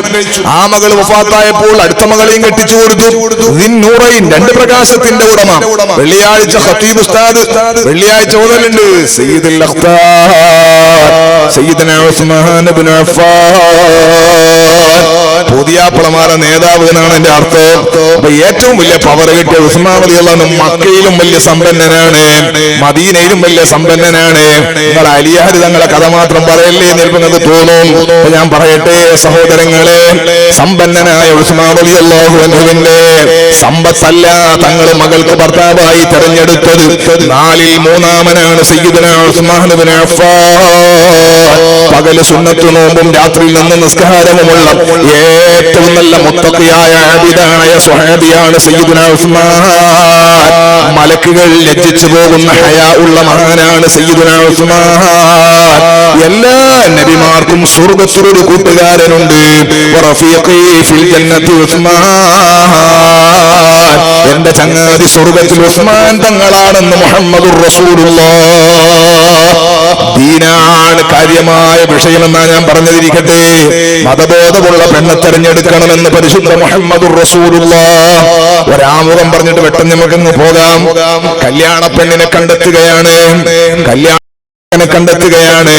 സുബ്ഹാനല്ലാഹ്, കല്യാണ പെണ്ണിനെ കണ്ടെത്തുന്നതും കല്യാണ ചെറുക്കനെ കണ്ടെത്തുന്നൊക്കെ മതബോധം നോക്കി വേണോന്ന് ഞാൻ പറഞ്ഞില്ലേ. പക്ഷെ ഇന്ന് പുതിയ കാലത്ത്, സോഷ്യൽ മീഡിയയുടെ നല്ല തരംഗമുള്ള കാലത്ത്, എവിടെയെങ്കിലും ഒരു അധർമ്മം നടന്നാൽ, എവിടെയെങ്കിലും ഒരു വേണ്ടാത്തത് നടന്നാൽ, പഴയ കാലത്ത് ഒരു 10-20 കൊല്ലം മുമ്പ് അങ്ങനെ ഉള്ളാളത്തൊരു സംഗതി നടന്നാൽ, ഇവിടെ ഒന്ന് നടന്നാൽ അലേക്കലെ തന്നെ അറിയില്ല, തൊക്കോട്ടറിയില്ല, മംഗലാപുരത്ത് അറിയില്ല. എന്നാ ഇപ്പൊ അങ്ങനല്ല. ഇപ്പൊ ഇവിടെ നടക്കുന്നതിനേക്കാൾ അപ്പുറം, ഇവിടുത്തെ ആൾ അറിയുന്നതിനേക്കാൾ കൂടുതൽ അപ്പുറം അറിയും. അത്രയും സ്പീഡിൽ വിഷയങ്ങൾ എത്താൻ സംവിധാനങ്ങളുണ്ട്. അതുകൊണ്ട് തന്നെ പെണ്ണ് കാണൽ എന്നൊക്കെ പറയുന്ന പരിപാടിയൊക്കെ പോയി. ഇപ്പൊ എൻഗേജ്മെന്റ്, ആ സംഗതിക്ക് തന്നെ സുബ്ഹാന ജല്ല ജലാൽ. ഞങ്ങളൊക്കെ നാട്ടില് ഹൈന്ദവ സുഹൃത്തുക്കളുടെ അമ്പലങ്ങളിൽ ഉത്സവം നടക്കുമ്പോൾ അടുത്ത അമ്പലങ്ങളിൽ നിന്ന് കാണിക്ക കൊണ്ടുവരും. കുറെ ഡ്രസ് ഇട്ട പെണ്ണുങ്ങളും ആണുങ്ങളും അങ്ങനെ കൊണ്ടുവന്നിട്ട് സമർപ്പിക്കാറുണ്ട്. അതുപോലെ കല്യാണ പെണ്ണിനെ അണിയിച്ചൊരുക്കിയിട്ട് അവർക്ക് കൊണ്ടുവന്നിട്ട് മിഠായികൾ, അതിന് തന്നെ ലക്ഷങ്ങളുടെ. മിഠായി പീഡക്കാരുണ്ടെങ്കിൽ ദേഷ്യം പിടിക്കണ്ട. അതിനുള്ള ചോക്ലേറ്റ് 10,000-കണക്കിന് 50. ഈ അടുത്തൊരാൾ പറഞ്ഞു 1.5 ലക്ഷം ഉറുപ്പ്യന്റെ ചോക്ലേറ്റ് ആണ്. 1.5 ലക്ഷം ഉറുപ്പ്യന്റെ ചോക്ലേറ്റ് ആണ് മകൻ പെണ്ണ് കാണാൻ വേണ്ടി പോകുന്ന പെണ്ണിന് കൊണ്ടു കൊടുത്തത്. ഇന്നാ ലില്ലാഹി വ ഇന്നാ ഇലൈഹി റാജിഊൻ. നിങ്ങളേക്ക് എന്തിനാണ് ഉസ്താദ് ഇന്നാലില്ല ചൊല്ലിയത്? ഇന്നാലില്ല ചൊല്ലി എന്തിനാ നിങ്ങൾക്ക് തോന്നും? സുബ്ഹാനല്ലാഹ്, എന്റെ പൈസ കൊണ്ട് വാങ്ങിയതല്ല, ഉമ്മത്തിന്റെ പൈസ കൊണ്ടും വാങ്ങിയതല്ല, ഇയാളെ പൈസ കൊണ്ട് തന്നെ വാങ്ങിയതാണ്. പക്ഷേ ഈ സോഷ്യൽ മീഡിയന്റെ കാലത്ത് നിങ്ങൾ അത് ചെയ്താൽ അപ്പുറമുള്ളവൻ 1.5 ലക്ഷം പോയിട്ട് 15 ലക്ഷം ഉണ്ടാക്കേണ്ട തിരക്കിലാണ്. അതിനു വേണ്ടി തന്നെ അതിനേക്കാളും കൂടുതൽ കടം വാങ്ങാണ്. ലോൺ എടുത്തിട്ട് ബാങ്കിൽ നിന്ന് ലോൺ എടുത്തിട്ട് എൻഗേജ്മെന്റ് നടത്തുന്നു. ഇന്നാലില്ലാഹി വ ഇന്നാ ഇലൈഹി റാജിഊൻ. വൈവാഹിക ജീവിതത്തിൽ ആമുഖം തന്നെ താളം തെറ്റിയാൽ കുടുംബ ജീവിതത്തിൽ എന്ത് ഭദ്രതയാണുള്ളത് സഹോദര. അല്ലാഹു നമ്മുടെ ഖൽബ് നന്നാക്കി തരട്ടെ. ഇനി അവിടെ പോയാൽ പഴയ കാലത്ത് മോതിരൊക്കെ കൊടുക്കലാണ്. ഇപ്പൊ അതെല്ലാം പോയിട്ട് കേക്കെല്ലാം കൊണ്ടുപോയിട്ട് അല്ലെങ്കിൽ മിഠായി കൊണ്ടുപോയിട്ട് കല്യാണം കഴിക്കുന്ന പെണ്ണിന്റെ വായിൽ വെച്ചു കൊടുക്കുന്നത് വീഡിയോ ഷൂട്ട് ചെയ്തിട്ട് ഇവര് തന്നെ സ്റ്റാറ്റസ് വെക്കാണ്. ഇന്നാ ലില്ലാഹി വ ഇന്നാ ഇലൈഹി റാജിഊൻ. എവിടെയാണ് ഈ ഉമ്മത്ത് എത്തി നിൽക്കുന്നത്? എവിടെയാണ് നമ്മുടെ സമൂഹം എത്തി നിൽക്കുന്നത്? ഏറ്റവും കൂടുതൽ ഈ വിഷയത്തിൽ ശ്രദ്ധിക്കേണ്ടവർ നമ്മളാണ്. ശ്രദ്ധക്കുറവ് ഏറ്റവും കൂടുതൽ ഉള്ളതും നമ്മളിലാണ്. എത്ര സ്ഥലങ്ങളിലാണ് നടക്കുന്നത്? സുബ്ഹാന ജല്ല ജലാലു. നീ അടുത്ത് ചില സംഗതികൾ ചില സ്ഥലത്ത് നടക്കുന്നുണ്ട്. നിക്കാഹ് കഴിഞ്ഞിട്ട് അത് ഈ ഫോൺ വിളിയൊക്കെ ഹലാലാക്കാൻ വേണ്ടി നിക്കാഹ് എന്നാ പറയാം. എന്റെ ഉദ്ദേശം തന്നെ അങ്ങനെയാണ്. ഫോൺ വിളിയെല്ലാം എന്തായാലും നടക്കും. അതുകൊണ്ട് അത് ഹലാലാക്കാൻ വേണ്ടിട്ട് നിക്കാഹ് കഴിച്ചു കൊടുക്കുകയാണ്. സത്യത്തിൽ നിക്കാഹ് കഴിക്കണ കൂടെ തന്നെ ഏത് ഉമ്മയോ ഉപ്പയോ കൂടിയിട്ട് ഈ തസ്ലീമത്തും കൂടെ അങ്ങ് നടത്തിയിരുന്നെങ്കിൽ, ആ ഏൽപ്പിക്കലും കൂടെ അങ്ങ് നടത്തിയിരുന്നെങ്കിൽ സംഗതി വളരെ റാഹത്തായി. അതിന് പിന്നെ വേറെ രണ്ടാമത് മംഗലൊന്നും കഴിക്കണ്ടില്ല. അതിവന്റെ പ്രസ്റ്റേജിന്റെ പ്രശ്നമാണ്. കുറെ വിളിക്കണം, കുറെ പൊന്നാക്കണം, കുറെ മറ്റേതാക്കണം. എന്നിട്ട് ഈ നിക്കാഹ് കഴിച്ചിട്ട് അവിടെ വെക്കും. 1 കൊല്ലം 2 കൊല്ലം കഴിഞ്ഞ് 3 കൊല്ലം കഴിഞ്ഞ് നോക്കും കുട്ടിന്റെ ബർത്ത്ഡേ ആവും. പല സ്ഥലങ്ങളിലും നിക്കാഹ് കഴിഞ്ഞു ഹലാലാണ്, വിഷയങ്ങളൊന്നുമല്ല, ഞാൻ ഹറാം ആക്ഷേപിച്ച് പറയില്ല. പക്ഷേ അധികം ആളുകൾക്കും നിങ്ങളെ മകന്റെ മകളുടെ വിഷയം എന്ന് പറഞ്ഞ് നിക്കാഹ് കഴിഞ്ഞ ഉപ്പാനോട് ഉമ്മാനോട് നിങ്ങൾ സംസാരിച്ചു നോക്കൂ. ഞാൻ പറയുന്നത് റെഡിയാന്ന് മനസ്സിലാവും. നിക്കാഹ് കഴിഞ്ഞ് വെച്ചിരിക്കുന്ന ഉപ്പാനോടും ഉമ്മാനോടും മകളെ കാര്യം ചോദിച്ചാല് ഉപ്പാക്കും ഉമ്മാക്കും ഒരു ചമ്മല. കാരണം ഓള് പുതിയാപ്പിളിന്റെ അടുത്താണ്, അല്ലെങ്കിൽ പുതിയാപ്പിളിന്റെ കൂടെയാണ്, അല്ലെങ്കിൽ അവിടെ പോയിട്ടുണ്ട്, ഇവിടെ. അത് പറയാൻ ഉപ്പക്കും ഉമ്മക്കും മനസ്സിനൊരു വിഷമമുണ്ട്. എന്തുകൊണ്ട്? നിക്കാഹ് കഴിഞ്ഞ പണം കൂടി പോകും. അതാണ് പറഞ്ഞത്. നിക്കാഹ് കഴിഞ്ഞ സമയം തന്നെ ഈ സംഗതി അങ്ങനെ തന്നെ നടത്തിയാൽ, ആദ്യം തന്നെ അറ കാണിച്ചാൽ ചടങ്ങ് കഴിച്ചാൽ പിന്നെ സംഗതി തീർന്നില്ലേ? പിന്നെ നിങ്ങൾ ആരെ ബോധ്യപ്പെടുത്താനാണ് നിക്കാഹ് കഴിച്ചിട്ട് 2 കൊല്ലം 3 കൊല്ലം കാത്തു നിൽക്കുന്നത്? അള്ളാഹു നല്ല ബുദ്ധി നൽകട്ടെ. നിക്കാഹ് കഴിക്കുന്നതിന് മിസ്ബാഹി എതിരായി നല്ല പറഞ്ഞത്. നിക്കാഹ് കഴിക്കൽ നല്ലതാണ്. കഴിക്കുന്ന കൂട്ടത്തിൽ തന്നെ ഇതും കൂടെ അങ്ങ് കഴിച്ചാൽ സംഗതി ക്ലിയറായി എന്നാ പറഞ്ഞത്. അള്ളാഹു തന്നെ നമ്മളെ നന്നാക്കി തരട്ടെ. ഇരിക്കട്ടെ സഹോദരങ്ങളെ, കൂടുതൽ വിശദീകരിക്കല്ല. ഈ എൻഗേജ്മെന്റ് സംഗതി എല്ലാം കഴിഞ്ഞ് ഒരുപാട് ഹറാമുകൾ ആ വിഷയത്തിൽ നടക്കുന്നുണ്ട്. ഏതായാലും കല്യാണം കഴിഞ്ഞു കല്യാണ ദിവസത്തിൽ സുബ്ഹാന ജല്ല ജലാലു ഒരു മനുഷ്യന്റെ ജീവിതത്തിലെ ഏറ്റവും പ്രധാനപ്പെട്ട സ്വർഗത്തിലേക്കോ നരകത്തിലേക്കോ തീരുമാനം വരേണ്ടുന്ന ഒരു ദിവസമാണത്. മൻ തസവ്വജ ബിംറഅത്തിൻ ഫഖദ് അഹറ ഫുൽസൈ ദീനി ഫല്യത്തഖില്ലാഹ ഫി തുൽസിൽ ബാഖി. നിക്കാഹിന്റെ ഖുതുബിൽ എല്ലാ ഉസ്താദുമാർ ഓതലുണ്ട്. ഒരാൾ ഒരു പെണ്ണ് കെട്ടിയാൽ ദീനിന്റെ 1/2 ഭാഗം സുരക്ഷിതനായി, പിന്നെ 1/1 ഭാഗം അള്ളാഹനെ പേടിച്ച് ജീവിച്ചവൻ സ്വർഗത്തിൽ കയറി. നിന്റെ അർത്ഥം അവന്റെ ദീൻ റെഡിയായി.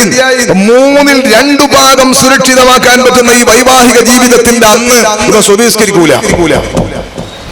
ഇവൻ അന്ന് സുബഹിസ്കരിച്ചിട്ടുണ്ടാവില്ല.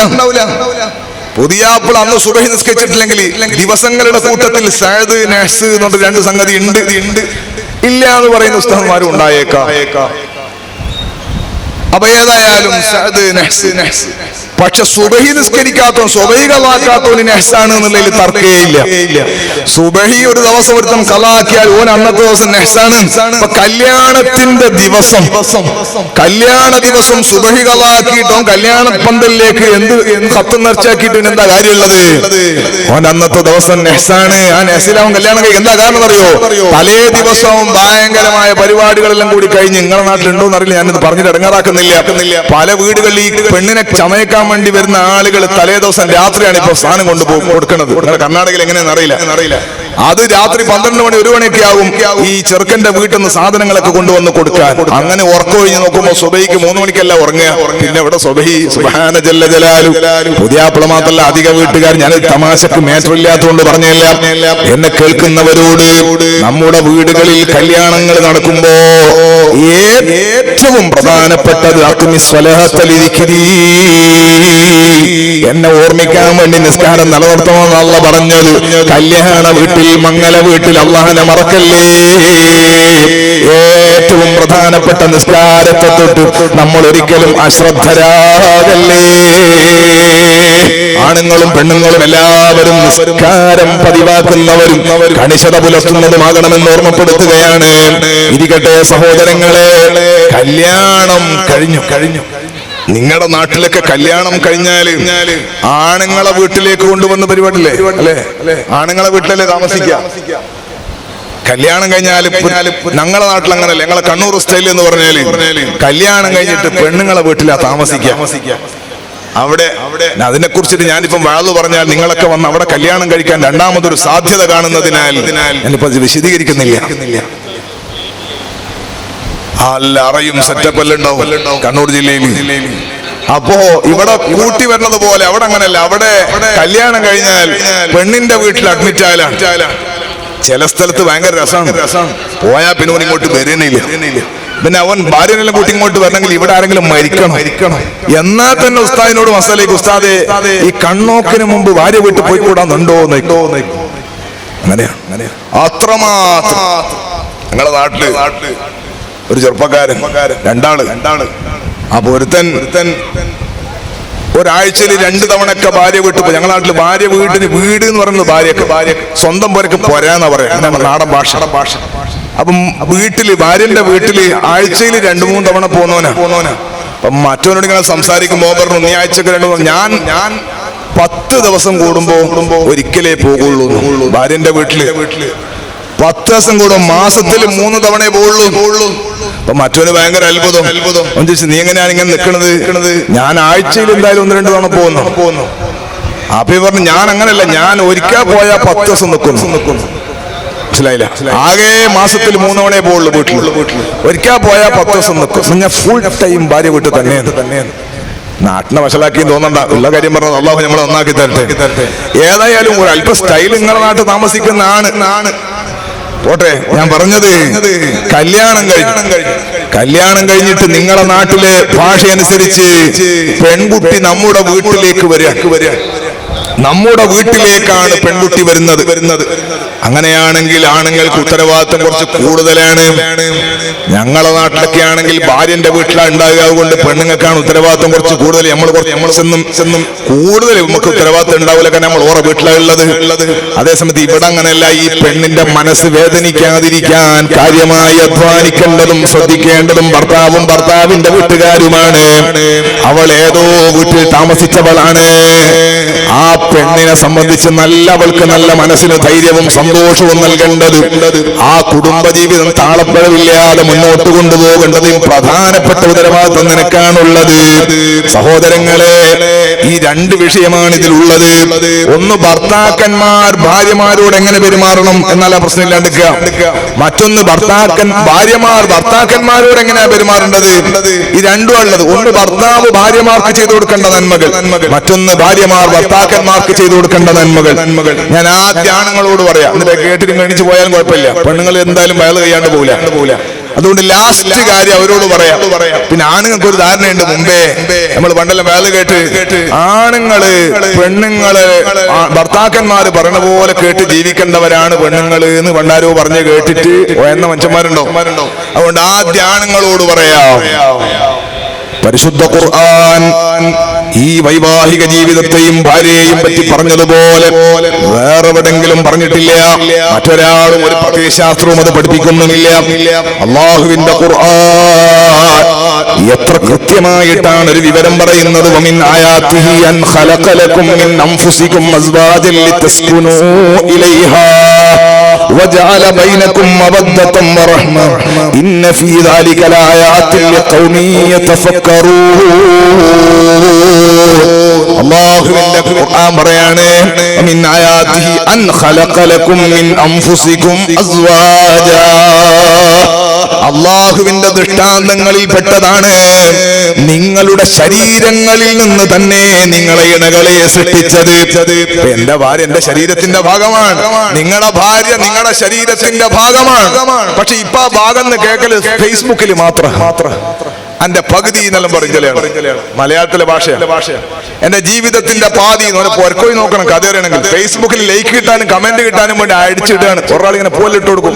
വൈവാഹിക ജീവിതത്തിന്റെ അന്ന് ഭയങ്കര ഉഷാറായിട്ട് എഴുതുകയും ചെയ്യും. പക്ഷെ അവന്റെ പുരയിൽ പോയി നോക്കണം കഥ എന്താണെന്നറിയാം. അല്ലാഹു നന്നാക്കി തരട്ടെ.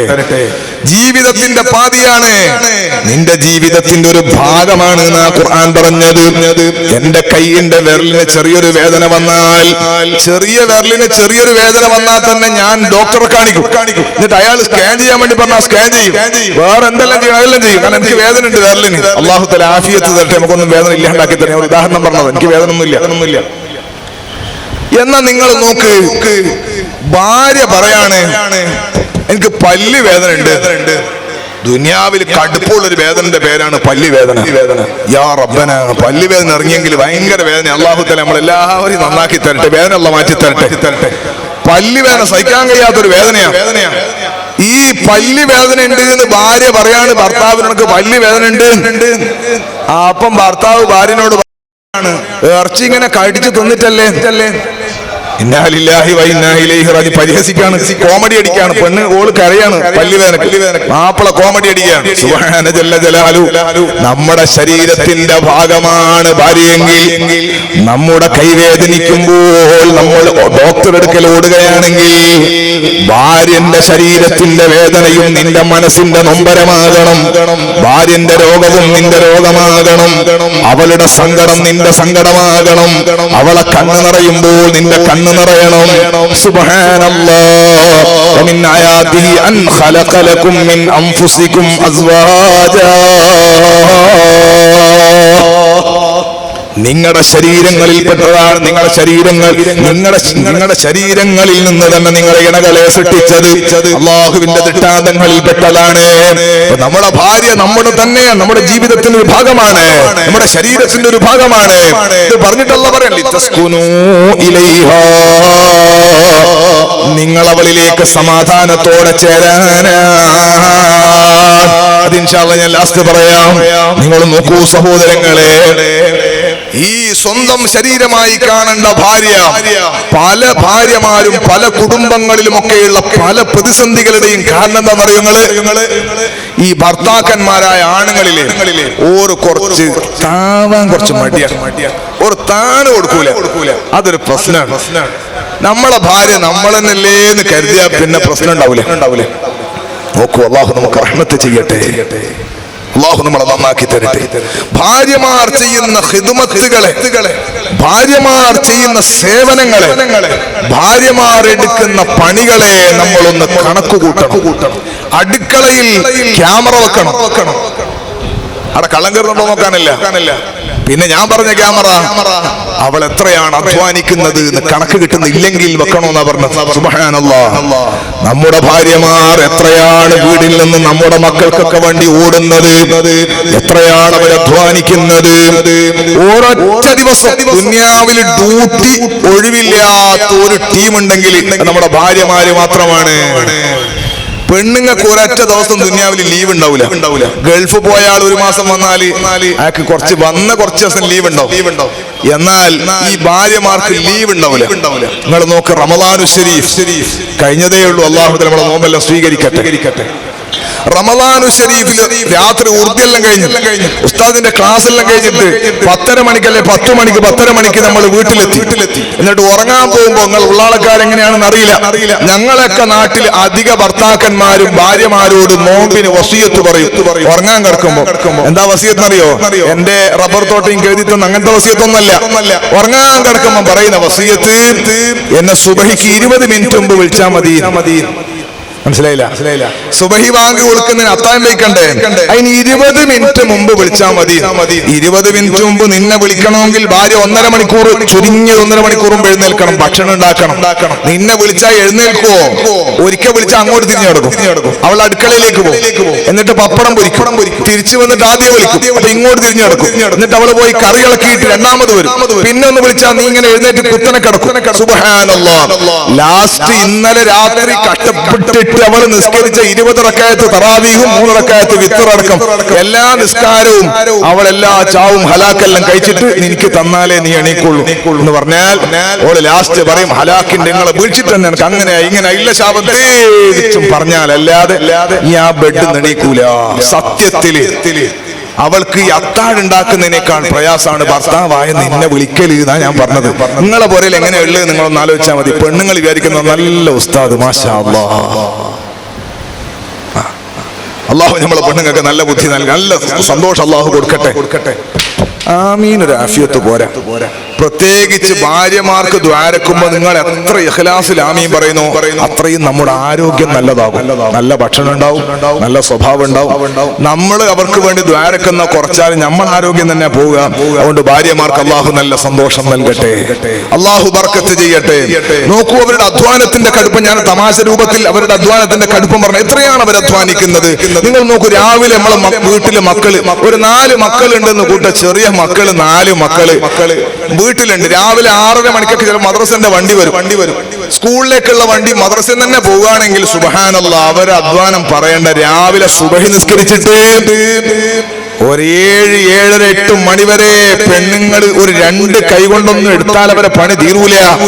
അത്രയും ഓവർ ടൈം പണിയാണ്. അത്ര 4-5 കൈ കൊണ്ടാ പണിയെടുക്കുക. അങ്ങനെ പണിയെടുത്താലേ തീരുള്ളൂ. കാരണം നമ്മളെ സ്വഭാവം മുഴുവൻ ഈ പിള്ളേർക്കുണ്ടാവും. നമ്മളെ മക്കളല്ലേ, എല്ലാ സ്വഭാവം ഉണ്ടാവും. ഒരു കുട്ടി പറയാണ് എനിക്കിന്ന് മുട്ട റോസ്റ്റ് വേണം. 5 സ്റ്റാർ ഹോട്ടലിൽ പോയ പോലെ. അപ്പൊ മറ്റോ പറയും ഈ മുട്ട റോസ്റ്റ് എനിക്ക് കടലക്കറി തന്നെ വേണം. ആ ഹോട്ടലിൽ പോയ പോലെ സപ്ലയറോട് പറയും പോലെ പറയാ ഈ ഉമ്മണ്ടല്ലോ ഇതൊക്കെ കൂടി റെഡിയാക്കും. അപ്പോഴേക്കാണ് 2ാം ക്ലാസ്സുകാരൻ പറയും ഉമ്മ പെൻസിൽ കാണുന്നില്ല, ഇന്നലെ എവിടെ എഴുതിയിട്ടിട്ടതാ. ആ ഉമ്മ ബെഡ്റൂമിലേക്ക് ഓടിയിട്ട് തലങ്ങാണിന്റെയും കിടക്കന്റെ ഇടയിൽ ചുമരിന്റെ ഉള്ളിൽ സാധനം വീണ് കിടക്കുന്നുണ്ട്. അത് വലിച്ചിട്ട് അത് എടുത്തു കൊടുത്തു. അപ്പൊ നോക്കുമ്പോ ഇതിന്റെ മൂത്തൊരു സാധനം ഉണ്ട്, അതിന്റെ ബോക്സ് തന്നെ കാണുന്നില്ല. 5ാം ക്ലാസ് പഠിക്കണ മകളുണ്ട്, എന്റെ യൂണിഫോം ഇസ്തിരി ഇട്ടിട്ടില്ല. ഇതെല്ലാം വീട്ടിൽ നിന്ന് കേൾക്കുന്ന ആചാരില്ലേ, അല്ലെങ്കിൽ അതിന് പോകാത്ത മനുഷ്യനില്ലേ നമ്മള്. ഒരു മെയിൻഡ് സുബ്ഹാന. നമ്മള് പത്രം വായിക്കുന്നു, നമ്മളെ നാട്ടിലാണെങ്കിൽ എന്തെങ്കിലും പത്രം വായിക്കും, നിങ്ങളാണ് നാട്ടിലാണെങ്കിൽ എന്തെങ്കിലും പത്രം വായിക്കും. പത്രം മൂപ്പരിങ്ങനെ വായിക്കാൻ ഒരേ വായിക്കൽ. ഇതെല്ലാം കേൾക്കുന്നുണ്ട്, മൂപ്പർ അങ്ങോട്ട് തിരിഞ്ഞു നോക്കൂല.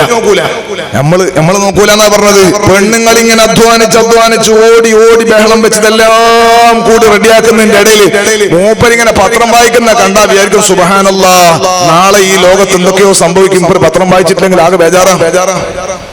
ബാംഗ്ലൂരിൽ നിന്ന് ഒരാൾ തൂങ്ങിച്ചത്തു.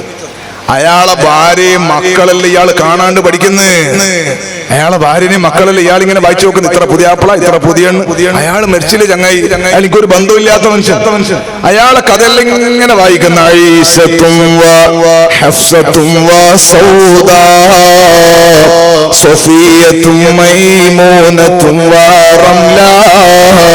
ഹിന്ദും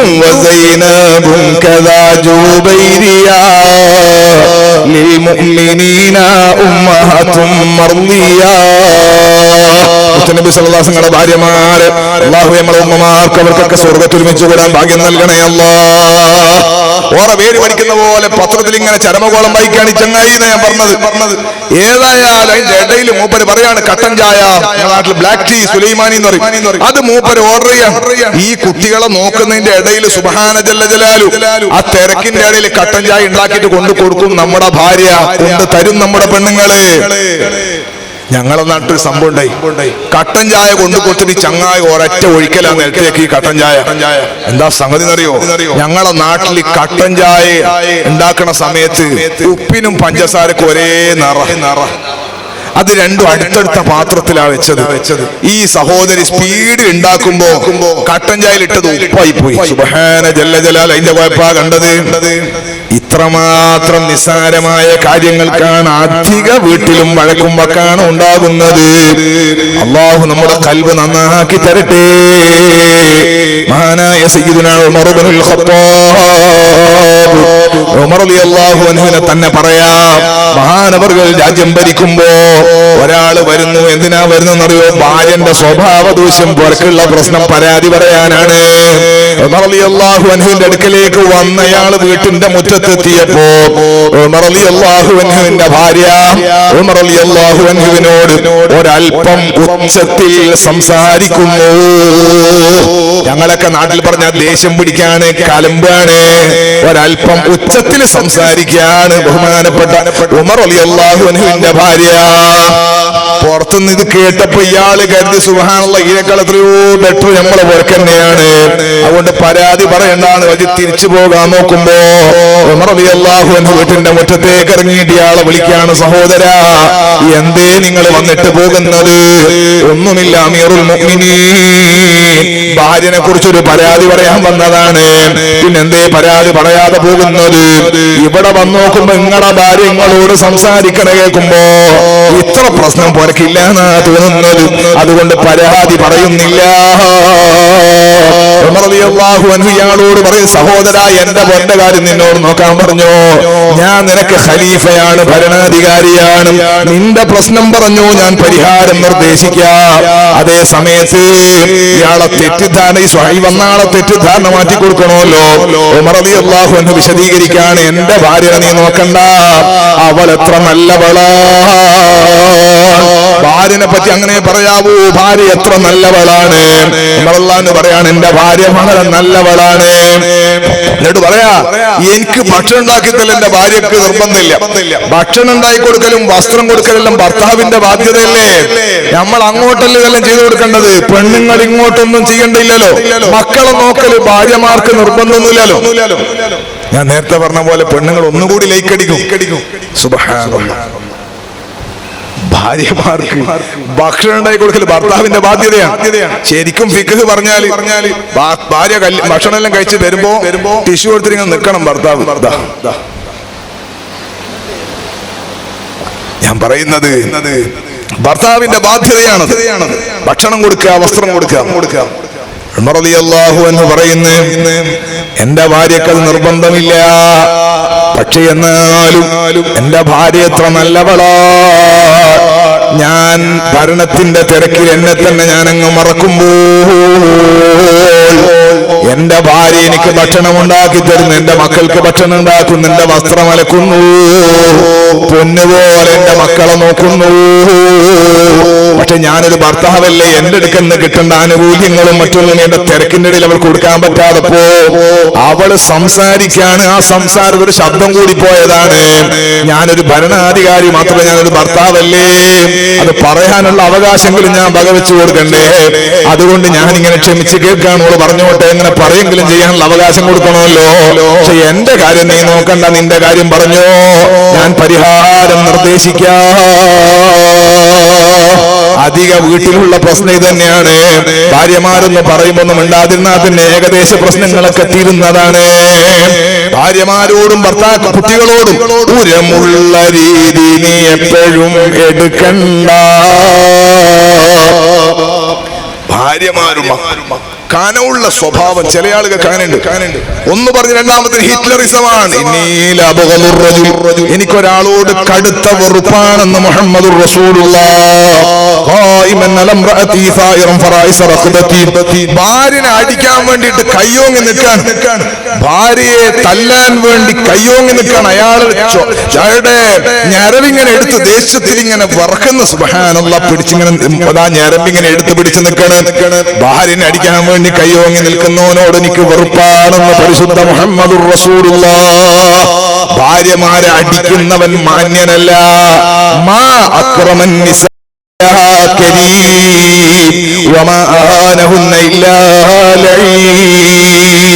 ഭാര്യമാരെ ബഹുമാനിക്കുന്നവൻ മാന്യനാണ്, ഭാര്യമാരെ നിന്ദിക്കുന്നവൻ തരം താഴ്ന്നവനാണ്.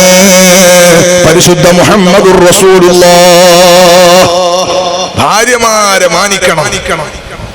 ഞാൻ ദർസിൽ പഠിക്കുമ്പോൾ മഹാനായ ശൈഖുന കാടാച്ചർ ഉസ്താദ് ഒരു മദനിയാണ് ഉള്ളാളം തങ്ങൾ പാപ്പന്റെ ആദ്യകാലത്തുള്ള ശിഷ്യനാണ്. അല്ലാഹുവേ താജുൽ ഉലമയുടെ ദറജേറ്റ് നമ്മൾ ജീവിച്ചിരിക്കുന്ന ഉസ്താദുമാർ താഴക്കോട് ഉസ്താദിന്റെ ഒക്കെ ദറജേറ്റ് ജീവിച്ചിരിക്കുന്ന നമ്മളെല്ലാം ബാബു ഉസ്താദിന്റെ ദറജേറ്റ് മറ്റുള്ള നമ്മൾ ജീവിച്ചിരിക്കുന്ന എല്ലാ ഉസ്താദുമാർക്കും അല്ലാഹു തആല ആഫിയത്തുള്ള ദീർഘായുസ്സ് നൽകട്ടെ. ഞാൻ ഉസ്താദിന്റെ അടുത്ത് ദർസിൽ ഇങ്ങനെ പഠിക്കുമ്പോൾ ഉച്ചക്ക് ഭക്ഷണം കഴിക്കാൻ ഒരു വീട്ടിൽ പോയി. അന്ന് ചെറിയ കുട്ടിയാണ്. അപ്പൊ അവര് ഭക്ഷണം തന്നിട്ട് ഉമ്മമാരൊക്കെ ഭക്ഷണം തന്നിരുന്ന ആ ചെറിയ പ്രായം. അപ്പോ അടുത്ത വീട്ടിലെ ഉമ്മ ഈ വീട്ടിൽ വന്നിരുന്നിട്ട് ഇവിടുത്തെ ഉമ്മാനോട് ഉറക്കെ പറയണത് കൊണ്ട് ഞാൻ കേട്ടതാ, കട്ട് കേട്ടതല്ല. അവർ ഉറക്കെ പറയാണ്. അതുകൊണ്ട് ഞാൻ ഇപ്പുറന്ന് കേട്ടതാ. എന്താ പറയുന്നറിയോ? നമ്മളെ പിള്ളറ ഉപ്പാനെ, അത് ഞങ്ങൾ അവിടുത്തെ ഒരു ഭാഷയാ എന്ന് പറഞ്ഞാൽ ഭർത്താവിനെ പിള്ളറ ഉപ്പാനെ ഇന്നലെ കമ്മിറ്റിയിൽ എന്തോ ആക്കിനോലും എന്ന് പറഞ്ഞാൽ കമ്മിറ്റിയിൽ മുപ്പരെന്തോ മെമ്പറായിട്ട് ആക്കിയിട്ടുണ്ട്. അതുകൊണ്ട് മീറ്റിംഗ് പള്ളിയിൽ നിന്ന് വന്നിട്ട് കസേറിന്റെ മേലെ ഇരുന്നിട്ട് കാലിന്റെ മേലെ കാലും വെച്ച് ഒറ്റ ഇരുത്തം, ആരോടും മിണ്ടുന്നില്ല. ജയിലിലാക്കി എന്നല്ല ഈ പറഞ്ഞത്, കമ്മിറ്റിക്കാരനാക്കി. നേരത്തെ കമ്മിറ്റിക്കാർക്കല്ല. അല്ലാഹു ബർക്കത്ത് ചെയ്യട്ടെ. അല്ലാഹു ബർക്കത്ത് ചെയ്യട്ടെ. നിങ്ങൾ നോക്ക്, ഞാനിങ്ങനെ ആലോചിച്ച് ചിരിക്കാൻ തുടങ്ങി. എനിക്ക് വല്ലാത്തൊരു അവസ്ഥയായി പോയി. എന്താണെന്നറിയോ? അവിടെ ഈ പൂഴി വിൽക്കണ നാടാ, അടിയിൽ നിന്ന് പൂഴി വാരിയിട്ട് മണല് വിൽക്കണ നാടാ. അന്ന് ഇപ്പല്ല. അപ്പോ അങ്ങനെ പൂഴി മൂപ്പരും കൂടെ കുറച്ച് പൈസ എല്ലായി. അങ്ങനെ ഉഷാറായപ്പോ മൂപ്പര് ജനറൽ ബോഡിയിൽ കമ്മിറ്റിയിൽ വൈസ് പ്രസിഡന്റ് ആക്കി. ഇന്നലെ അവിടെ ജനറൽ ബോഡിയാണ്, തലേ ദിവസം ജനറൽ ബോഡിയാണ്. വൈസ് പ്രസിഡന്റ് ആക്കിയ വകയിൽ മൂപ്പരിങ്ങനെ വന്നിട്ട്, വൈസ് പ്രസിഡന്റ് അല്ലേ, ഇനിയിപ്പം പുരക്കാരോടും ഉണ്ടാൻ പാടില്ലല്ലോ, ഭാര്യനെ ചെറുതല്ലേ, മൂപ്പര് വൈസ് പ്രസിഡന്റ് അല്ലേ. വൈസ് പ്രസിഡന്റ് ആയ വകയിൽ മൂപ്പര് കസേറിന്റെ മേലെ ഇരുന്നിട്ട് ഒരു കാല് മറ്റേ കാലിന്റെ മേലെ വെച്ച് കുറെ സമയം ഇങ്ങനെ ഇരുന്നു, ആരോടും മിണ്ടിയില്ല. ഞാനിങ്ങനെ അത്ഭുതപ്പെട്ടു. സുബ്ഹാനല്ലാഹ്, ഇയാളെ പ്രസിഡന്റ് ആക്കാത്ത ഭാഗ്യമായി പോയി. ഇയാളെ പ്രസിഡന്റ് തന്നെ ആക്കിയെങ്കിൽ പുരക്കാരെ മുഴുവനും പുരന്റെ പുറത്താക്കിയിട്ട് ഇയാൾ പുരനുള്ള ഒറ്റയ്ക്ക് ഇരിക്കട്ടെ. കണ്ടോ നിങ്ങള്? അങ്ങനത്തെ കുറെ വിവരം കുറഞ്ഞ ആളുണ്ട്. പ്രസിഡന്റാണ് മുകളിൽ വലിയ സംഭവം. ജില്ലാ കളക്ടർ അതെല്ലാം അവിടല്ലേ, പഞ്ചായത്ത് പ്രസിഡന്റ് അതെല്ലാം അവിടല്ലേ. പൊരയില് നീ ഉപ്പയാണ്. ഞാനിപ്പോ മേല് പറഞ്ഞ ഉസ്താദ് കൊണ്ട് കാര്യമുണ്ടോ? എന്റെ പൊരയത്തിൽ 7 വയസ്സുള്ള മോനുണ്ട്. രാവിലെ എഴുന്നേറ്റ് അൽഹംദുലില്ലാഹി ലദീ അഹ്യാനാ ബഅദ മാ മാതനാ വഇലൈഹിൻ നശൂർ ഞാൻ തന്നെ പറഞ്ഞു കൊടുക്കണം. ഇല്ല മോനെ എണീക്കൂല. 2ാം ക്ലാസ് മാർച്ച് പോകണമെങ്കിൽ ഞാൻ രാവിലെ എഴുന്നേൽപ്പിക്കണം. അതൊരു കുട്ടിത്തമാണ്. ഞാൻ നടക്കൂല. ഞാൻ വലിയ മുദരിസാന്ന് നടക്കൂല. പൊരയിൽ ഉപ്പയാണ്, ഭർത്താവാണ്, ആങ്ങളയാണ്, മകനാണ്. ആ ഒരു ബോധ്യം നമ്മുടെ മനസ്സിലുണ്ടാവണം. ആയിഷ ബീവി റളിയല്ലാഹു തആല അൻഹ പറയുന്നുണ്ട്, മുത്തുനബി സല്ലല്ലാഹു അലൈഹി വസല്ലമ തങ്ങളും ഞാനും വീട്ടിന്റെ മുറ്റത്തെന്നാണ് കേട്ടോ. നാളെ ഓട്ടമ പോയി ഓടാൻ നിൽക്കണ്ട. ഹബീബായ സല്ലല്ലാഹു അലൈഹി വസല്ലമയെ പറ്റി പറയാൻ ഒരു ദിവസം ഞാനും ഹബീബായ തങ്ങളും കുറച്ച് ഓടി ആയിഷ ബീവി റളിയല്ലാഹു തആല അൻഹ മുമ്പ് കയറി ഒന്നാമതായി. പിന്നെ രണ്ടാമതാളെ പറ്റി നമ്മൾ പറയണ്ടല്ലോ, രണ്ടാളേ ഉള്ളൂ. കുറച്ച് ആള് കഴിഞ്ഞിട്ട് പിന്നെയും ആയിഷ പറയാണ്, പിന്നെയും ഒന്ന് ഓടി. അപ്പൊ ഞാൻ തടിച്ചു ഉഷാറായി പോയി. ഓടി ഹബീബായ തങ്ങൾ മുന്നിൽ കയറിയിട്ട് പറഞ്ഞ, ആയിഷ ഇത് അന്നത്തേന് പകരാണ് കേട്ടോ. കുടുംബ ജീവിതത്തിലെ ഒരു സന്തോഷമാണ്. ആയിഷ ബീബി റളിയല്ലാഹു തആല അൻഹ കുടിച്ച ഗ്ലാസ് മുത്തുനബി സല്ലല്ലാഹു അലൈഹി വസല്ലം തങ്ങൾ എടുത്തിട്ട് അതേ സ്ഥലം ആയിഷ ബീബി ചുണ്ട് വെച്ച് അതേ സ്ഥലത്ത് തന്നെ വെച്ചിട്ട് കുടിക്കും. നമ്മളാണെങ്കിൽ പോയി കഴുകിയിട്ട് വന്നു. രണ്ടും മാറ്റുണ്ട്. നല്ല സ്വഭാവം, ഭാര്യമാർക്ക് നല്ല സ്വഭാവം. മുത്തുനബി സല്ലല്ലാഹു അലൈഹി വസല്ലം തങ്ങൾ പറയാണ്, ഖൈറുക്കും ഖൈറുക്കും ലിഅഹ്ലിഹി വഅന ഖൈറുക്കും ലിഅഹ്ലി. നിങ്ങളെ കൂട്ടത്തിലെ ഏറ്റവും നല്ല ആള് നിങ്ങളെ ഭാര്യക്ക് ഖൈറായ ആളാണ്. നിങ്ങളെ ഭാര്യമാരുടെ അടുക്കൽ ഖൈറായ ആളാണ്. നിങ്ങൾക്ക് ഏറ്റവും ഖൈറായ ആൾ, നിങ്ങളെ കൂട്ടത്തിൽ ഏറ്റവും ഖൈറായ ആള്. പല സ്ഥലത്തും അവാർഡ് കൊടുക്കും. ഗൾഫിലെല്ലാം പോയാൽ അധിക സ്ഥലത്തും ഈ കോട്ട് കിട്ടും. കർണാടകയിൽ പ്രസംഗിക്കാൻ വേണ്ടി വന്ന അധികവും മറ്റേ ഇത് കിട്ടും, മെമന്റോ കിട്ടും. ഞാൻ പറഞ്ഞത് ഞാനിങ്ങനെ പല സ്ഥലത്തും പറയാറുണ്ട്, ആദ്യം ഈ അവാർഡ് കൊടുക്കുമ്പോ എന്തെങ്കിലും ഒരു സേവനത്തിനായിരിക്കും അവാർഡ് കൊടുക്കുക. അവാർഡ് ജൂറി എന്ത് ചെയ്യണം എന്ന് പറഞ്ഞാൽ ആദ്യം ഇയാളെ പുരക്കൊന്ന് വിളിച്ചു നോക്കണം. എന്നിട്ട് ഭാര്യയോട് ചോദിക്കണം, മൂപ്പർക്ക് അവാർഡിന് അർഹതയുണ്ടോ? മനസ്സിലായില്ല? ഭാര്യന്റെ അടുക്കൽ ചോദിക്കണം, ഇയാൾക്ക് എങ്ങനെയുണ്ട്, ഇയാളെ സ്വഭാവമല്ലാണ് ശരി തന്നെയാണോ? അങ്ങനെ ഉണ്ടെങ്കിലേ കൊടുക്കണ്ടോ. ഇല്ലെങ്കിൽ സ്റ്റേജുമ്മ കയറിയിട്ട് ഈ കോട്ടെല്ലാം കിട്ടുമ്പോ 4-5 ക്യാമറ മുമ്പിൽ വെച്ചാല് നമ്മളെ പെണ്ണുങ്ങൾ പരക്കുന്ന ഇത് കാണും. അപ്പൊ ഈ കോട്ടും സൂട്ടെല്ലാം കിട്ടുമ്പോ പെണ്ണുങ്ങൾ മക്കളോട് പറയും, മക്കളെ ആ കോട്ടും വേസ്റ്റായി. മനസ്സിലായില്ല? നമുക്കല്ലേ കിട്ടുന്നത്. അപ്പൊ ഈ കോട്ടും പോയി ആ തുണിയും ബെസ്റ്റായി എന്ന് പെണ്ണുങ്ങൾ പറയാതിരിക്കാൻ ആദ്യം തന്നെ ഈ തുണി ഇടുന്നതിന് മുമ്പ് പെണ്ണുങ്ങളോടൊന്ന് ചോദിക്കൽ നല്ലതാണ്. ഖൈറുക്കും ഖൈറുക്കും ലിഅഹ്ലിഹി, നിങ്ങളെ കൂട്ടത്തിൽ ഏറ്റവും ഖൈറായ ആള് നിങ്ങളെ ഭാര്യമാരുടെ അടുക്കൽ ഖൈറായ ആളാ. പെണ്ണുങ്ങളോട് ചോദിക്കൂ, ഇയാൾ എങ്ങനെയുണ്ട്, ഇയാൾ വലിയ ബാഗ് പറയുന്ന ആളാണ്, അതൊന്നും പെണ്ണുങ്ങൾ പറയണ്ട, എല്ലാവർക്കും അറിയാം. പുരയിലുള്ള സ്വഭാവത്തെ പറ്റിയാ ചോദിക്കുന്നത്. അങ്ങനെ പറഞ്ഞു ഉഷാറായി കഴിഞ്ഞാൽ പിന്നെ എങ്കിലും എന്ന് പെണ്ണുങ്ങൾ പറയും. പിന്നെ നമ്മൾ ആക്ഷേപമാ പറയാ. പെണ്ണുങ്ങൾ പറയും വാർത്ത മക്കളോടും എന്നോടൊക്കെ ഭയങ്കര ദേഷ്യത്തിലാണ്, എപ്പോഴും ചൂടാകലാണ് എന്ന് പറഞ്ഞ് രണ്ടാമത്തെ ഹിറ്റ്ലറിസമാണ്, അടിയാണ്, തെറി വിളിക്കലാണ്. എന്നെ എന്റെ ഉപ്പാനും ഉമ്മാനും കബറിൽ കിടക്കുന്ന ഉപ്പാനെ വരെ ചീത്ത വിളിക്കും ചില ആള്. സുബ്ഹാന ജല്ല ജലാലു. അങ്ങനെ വൃത്തികെട്ട നാവാണെന്ന് ഭാര്യ പറഞ്ഞാൽ നീ ഏറ്റവും ആ നാട്ടിലെ മോശക്കാരനാണെന്ന് തിരിച്ചറിഞ്ഞോ. ഇത് തങ്ങൾ വെറുതെ പറഞ്ഞു പോവല്ല. വാന ഖൈറുക്കും ലിഅഹ്ലിഹി, നിങ്ങളെ കൂട്ടത്തിലുള്ള ഏറ്റവും നല്ല കുടുംബനാഥൻ ഞാനാ. നബി മുഹമ്മദുർ റസൂലുള്ളാഹ്. തങ്ങൾ വെറുതെ അങ്ങ് പറഞ്ഞു പോവില്ലല്ലോ. വന്നജ്മി ഇദാ ഹവാ മാ വല്ല സാഹിബുകും വമാ ഗവാ വമാ യൻതിഖു അനിൽ ഹവാ ഇൻ ഹുവ ഇല്ലാ വഹ്യുൻ യൂഹാ. തങ്ങളുടെ സംസാരം മുഴുവനും നബുവത്തല്ലയോ, വഹ്യല്ലയോ. തങ്ങൾ പറയും നിങ്ങളെ കൂട്ടത്തിൽ ഏറ്റവും നല്ല കുടുംബനാഥൻ ഞാനാ. നിങ്ങൾക്ക് ഡൗട്ട് ഉണ്ടോ? നിങ്ങൾ പോയി ചോദിക്കൂ. സ്വഹാബികൾ പോയി ചോദിച്ചു ആയിഷ ഉമ്മയോട് റളിയല്ലാഹു അൻഹാ. ആയിഷ ബീവിനോട് ചോദിക്കുന്നത് എങ്ങനെയാണ് തങ്ങളുടെ സ്വഭാവം, എങ്ങനെയാ തങ്ങളുടെ സ്വഭാവം എന്ന് ആയിഷ ബീവിനോട് ചോദിക്കുന്നത്. പള്ളിയിൽ വന്നാൽ തങ്ങളുടെ സ്വഭാവം എങ്ങനെയാണെന്ന് സ്വഹാബികൾ ആയിഷ ബീവിനോട് ചോദിക്കേണ്ടില്ല, അത് ഓർക്കറിയാം. യുദ്ധത്തിന് പോകുമ്പോ എങ്ങനെയാ, യാത്രയിൽ എങ്ങനെയാ, പുറത്തെങ്ങനെയാ, കച്ചവടം, ഇടപാട്, അതൊക്കെ സ്വഹാബികൾക്കാണ് കൂടുതൽ അറിയാം, അവർക്കറിയാം. പിന്നെ ആയിഷ ബീവിനോട് തങ്ങളുടെ സ്വഭാവത്തെ പറ്റി ചോദിച്ചു ഏത് സ്വഭാവം തന്നെ ആയിരിക്കും, പുരയിൽ തങ്ങൾ എങ്ങനെയെന്നല്ലേ, അങ്ങനെയാണ് സാധ്യത. തങ്ങളുടെ സ്വഭാവം വീട്ടു കുടുംബത്തോടെ എങ്ങനെയാണ്, ബാക്കിയുള്ളൊക്കെ സ്വഹാബികൾ കാണുന്നില്ലേ. നിങ്ങൾ നോക്കൂ, ആയിഷത്തു തുഹ്റ റളിയല്ലാഹു അൻഹയുടെ മറുപടി ഒന്ന് ആലോചിക്കുക പോലും ചെയ്യാതെ. കാന ഖുലുഖുൽ ഖുർആൻ, മുത്ത് നബി സല്ലല്ലാഹു അലൈഹി വസല്ലം തങ്ങളുടെ സ്വഭാവം പരിശുദ്ധ ഖുർആനിൽ എന്തേ തങ്ങളുടെ സ്വഭാവത്തെ പറ്റി പറഞ്ഞത്. ഇന്നക ലഅലാ ഖുലുഖിൻ അളീം, ഏറ്റവും നല്ല സ്വഭാവമാണ്.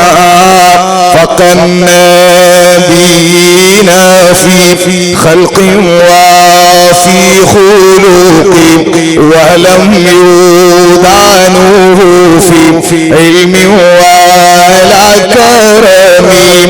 സയ്യിദ് മദനി തങ്ങളെ ചാരത്ത് നിന്നും പരിശുദ്ധ മദീനത്തുൽ മുനവ്വറയിലേക്ക് നല്ല ഖൽബ് തട്ടിയ ഒരു സ്വലാത്ത്. മൗലായ സ്വല്ലി വസല്ലിം ദായിമൻ അബദാ അലാ ഹബീബിക ഖൈറിൽ ഖൽഖി കുല്ലിഹിം.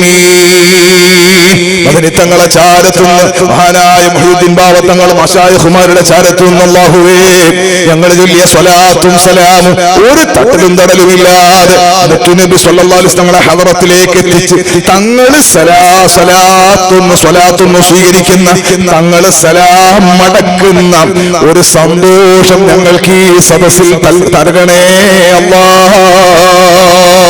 മുത്തുനബി സല്ലല്ലാഹു അലൈഹി വസല്ലം തങ്ങളെ കാണാൻ നീ ഞങ്ങൾക്ക് തൗഫീഖ് നൽകണേ അല്ലാഹ്. ആയിഷ ബീവിന്റെ മറുപടി കാന ഖുലുഖുൽ ഖുർആൻ, തങ്ങളുടെ സ്വഭാവം വിശുദ്ധ ഖുർആനാ. അത്രയും നല്ല സ്വഭാവം, ആരോടും ഒരു ദേഷ്യമില്ല, ആരോടും ഒരു വെറുപ്പില്ല, വീട്ടിലുമില്ല പുറത്തുമില്ല. നബിമാരുടെ കൂട്ടത്തിലും അതുപോലെ ഒരു നേതാവില്ല.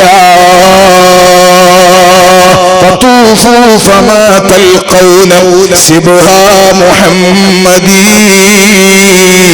ولا مثله بين النبيين يعرف. വിദ്യാർത്ഥികളെ നിങ്ങൾ പഠിക്കൂ, യാത്രക്കാരെ നിങ്ങൾ സഞ്ചരിക്കൂ. فما تلقون شبه محمدي സല്ലല്ലാഹു അലൈക യാ റസൂലല്ലാഹ്. തങ്ങളെ പോലുള്ള ഒരാളുമില്ല. അമ്പിയാക്കളിൽ തന്നെ ഇല്ല, പിന്നല്ലേ വേറൊരു നോട്ടം ആവശ്യമുള്ളത്. ഏറ്റവും നല്ല സ്വഭാവം തങ്ങൾ പറയുന്നത് കൂട്ടത്തിൽ ഏറ്റവും നല്ല കുടുംബനാഥൻ ഞാനാ. ഭാര്യമാരോട് നല്ല സ്വഭാവം, ഭാര്യമാരോട് നല്ല ഇമ്പം. ഞാൻ ഈ കുറച്ച് നാളുകൾക്ക് മുൻപ് സൗദിയിൽ പോയപ്പോ അവിടെ നിന്ന് ഒരാൾ എന്നോട് പറഞ്ഞു, ഉസ്താദേ 5-6 വർഷമായി ഭാര്യക്ക് ഭയങ്കര സുഖേടുന്നു. എന്താണ് രോഗം?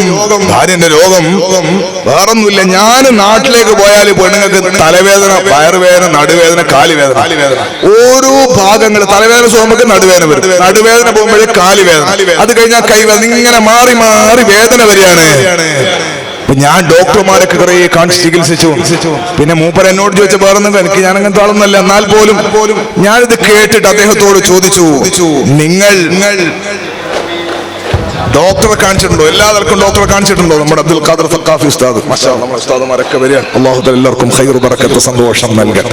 അൽഹംദുലില്ലാഹ്.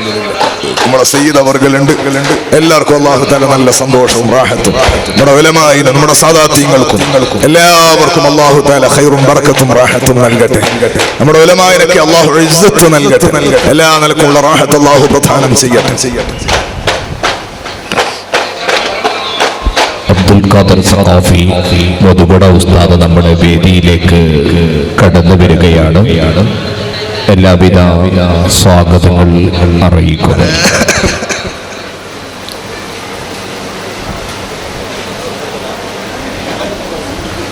സയ്യിദ് മദക്കാത്തങ്ങൾ നമ്മുടെ വേദിയിൽ ധന്യമാക്കിയിരിക്കുന്നു. അതുപോലെ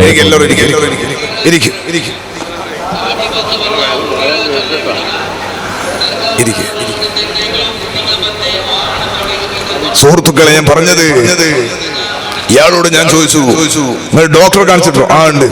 മനഃശാസ്ത്രജ്ഞനെ വരെ കാണിച്ചു. എന്തെങ്കിലും വേറെന്ത് പ്രശ്നം എന്നറിയാൻ വേണ്ടി കുറെ ഉസ്താഹമാരടുത്തും പോയി. മന്ത്രിക്കാനെന്നല്ലോ എഴുതാനും അതിനും പോയി. ഭാര്യക്ക് സൂക്കേടൊന്നും മാറുന്നില്ല. നിങ്ങൾ കാര്യമായിട്ട് വേറെന്തെങ്കിലും ആക്കി തരണമെന്നൊക്കെ ഈ പറയുന്നു. 5-6 വർഷമായി. അതിന്റെ ഇടയിൽ 5 വർഷത്തിന് നാട്ടിൽ പോയി, സൗദിയിലെ. നാട്ടിലേക്ക് മൂപ്പര് വരുമ്പോ പെണ്ണുങ്ങൾക്ക് സുഖമില്ല. മൂപ്പര് തിരിച്ച് ഗൾഫിലേക്ക് എത്തിയാൽ പെണ്ണുങ്ങൾ രോഗം മാറി. അപ്പൊ ഞാൻ അദ്ദേഹത്തോട് ചോദിച്ചു, വേറെന്തെങ്കിലും പ്രശ്നമുണ്ടോ? വേറെ ഏതെങ്കിലും പ്രേമോ സ്നേഹം? ഇന്നത്തെ കാലല്ലേ, അതൊന്നുമില്ല. ഭാര്യക്ക് നല്ല വിശ്വാസമാണ്, ഭാര്യ നല്ലവളാണ്, അതിനൊന്നും പ്രശ്നമില്ല. അപ്പൊ ഞാൻ ഇയാളോട് പറഞ്ഞു, എനിക്ക് നിങ്ങളോട് പറയാനുള്ളത്, ഇനി നിങ്ങൾ നാട്ടിൽ പോയാൽ നിങ്ങളൊന്ന് ഡോക്ടറെ കാണിക്കണം. മനസ്സിലായില്ല? ഇയാളെ നിങ്ങൾ നോക്കി, നിങ്ങൾ നോക്കും പോലെ. ഞാൻ പറഞ്ഞു, നിങ്ങളെ കുറെ പെണ്ണുങ്ങളെ കാണിച്ചില്ലേ, ഇനി നിങ്ങളൊന്ന് ഡോക്ടറെ കാണിക്കണം. എന്താ ഞാൻ അങ്ങനെ പറയാൻ കാരണം അറിയോ? ഞാൻ മനസ്സിലാക്കിയത്, ഇയാള് വരുമ്പോഴാണല്ലോ പെണ്ണുങ്ങൾക്ക് സുഖേട്, അതുവരെ പ്രശ്നമൊന്നുമില്ല. അപ്പം പൊരയില് മൂപ്പറായിരിക്കും, ഹിറ്റ്ലറിസുള്ള ആളാ. ഒന്ന് പറഞ്ഞ് ഇടതിന് കൊടുക്കുന്നുണ്ടാവും, ചീത്ത വിളിക്കുന്നുണ്ടാവും. മുമ്പത്തെ അനുഭവം അങ്ങനെ ആയിരിക്കും. മക്കൾക്ക് ഉമ്മാക്കൽ ഒരു വിപ്പർ യന്ത്രം വന്ന പോലെ, അല്ലെങ്കിൽ ഒരു പ്രശ്നം നടക്കണ പോലെ, ഒരു ഭയങ്കര സംഭവം, ഒരു പുലി നാട്ടിലിറങ്ങി അങ്ങനെ ഉണ്ടാവും. അപ്പൊ അതുപോലെ ഒരു പുലി ഇറങ്ങിയ പോലെ ആയിരിക്കും മൂപ്പർ വരുമ്പോ ഉണ്ടാകുക. അപ്പൊ അള്ളാന്റെ റബ്ബ്, ഇയാള് വരലായി ഇങ്ങനെ നാട്ടിൽ നിന്ന് ഇറങ്ങലായി ഡേറ്റ് കണ്ട് ഉമ്മാക്ക് തലവേദന, പെണ്ണുങ്ങൾക്ക് തലവേദന. ഈ തലവേദന ഇയാൾ പോയാലേ പോവുള്ളൂ. കാരണം ഇയാൾ വന്നിട്ട് വന്ന തലവേദന ഇത് ഇസ്മിന്റെ മണി എടുത്താൽ മാറൂല, ഇത് ഡോക്ടറെ കാണിച്ച് മരുന്ന് കഴിച്ചാൽ മാറൂല. ഇയാൾ വന്നിട്ടുണ്ടായ തലവേദന ഇയാൾ പോകാണ്ട് പോവില്ല. അതുകൊണ്ട് ഞാൻ പറഞ്ഞു, നിങ്ങളുടെ സ്വഭാവം നന്നാക്കണോ? നിങ്ങൾ പെണ്ണുങ്ങളോടുണ്ടാകുന്ന നിങ്ങളുടെ സമീപനം മാറ്റിയാലേ ഈ തലവേദന മാറൂ എന്ന് പറഞ്ഞു. നമ്മളെ സ്വഭാവം നന്നായാൽ തന്നെ കുറെ തലവേദന മാറിക്കിട്ടും, ആശുപത്രി ചെലവ് കുറഞ്ഞു കിട്ടും. ഇനി ഞാൻ കൂടുതൽ ദീർഘിപ്പിക്കുന്നില്ല. എന്റെ ഉത്തരവാദിത്തത്തിന്റെ 2ാമത്തെ ഭാഗം കൂടി ഞാൻ പറയാണ്. ഭാര്യമാരെ നന്നായി സ്നേഹിക്കുന്നവരാകണോന്ന് ഞാൻ പറഞ്ഞില്ലേ? ഭാര്യമാരെ നന്നായി നോക്കണോന്ന് ഞാൻ പറഞ്ഞില്ലേ? ഇത് ഭർത്താക്കന്മാരായ ആണുങ്ങളോട് പറഞ്ഞതാണ്.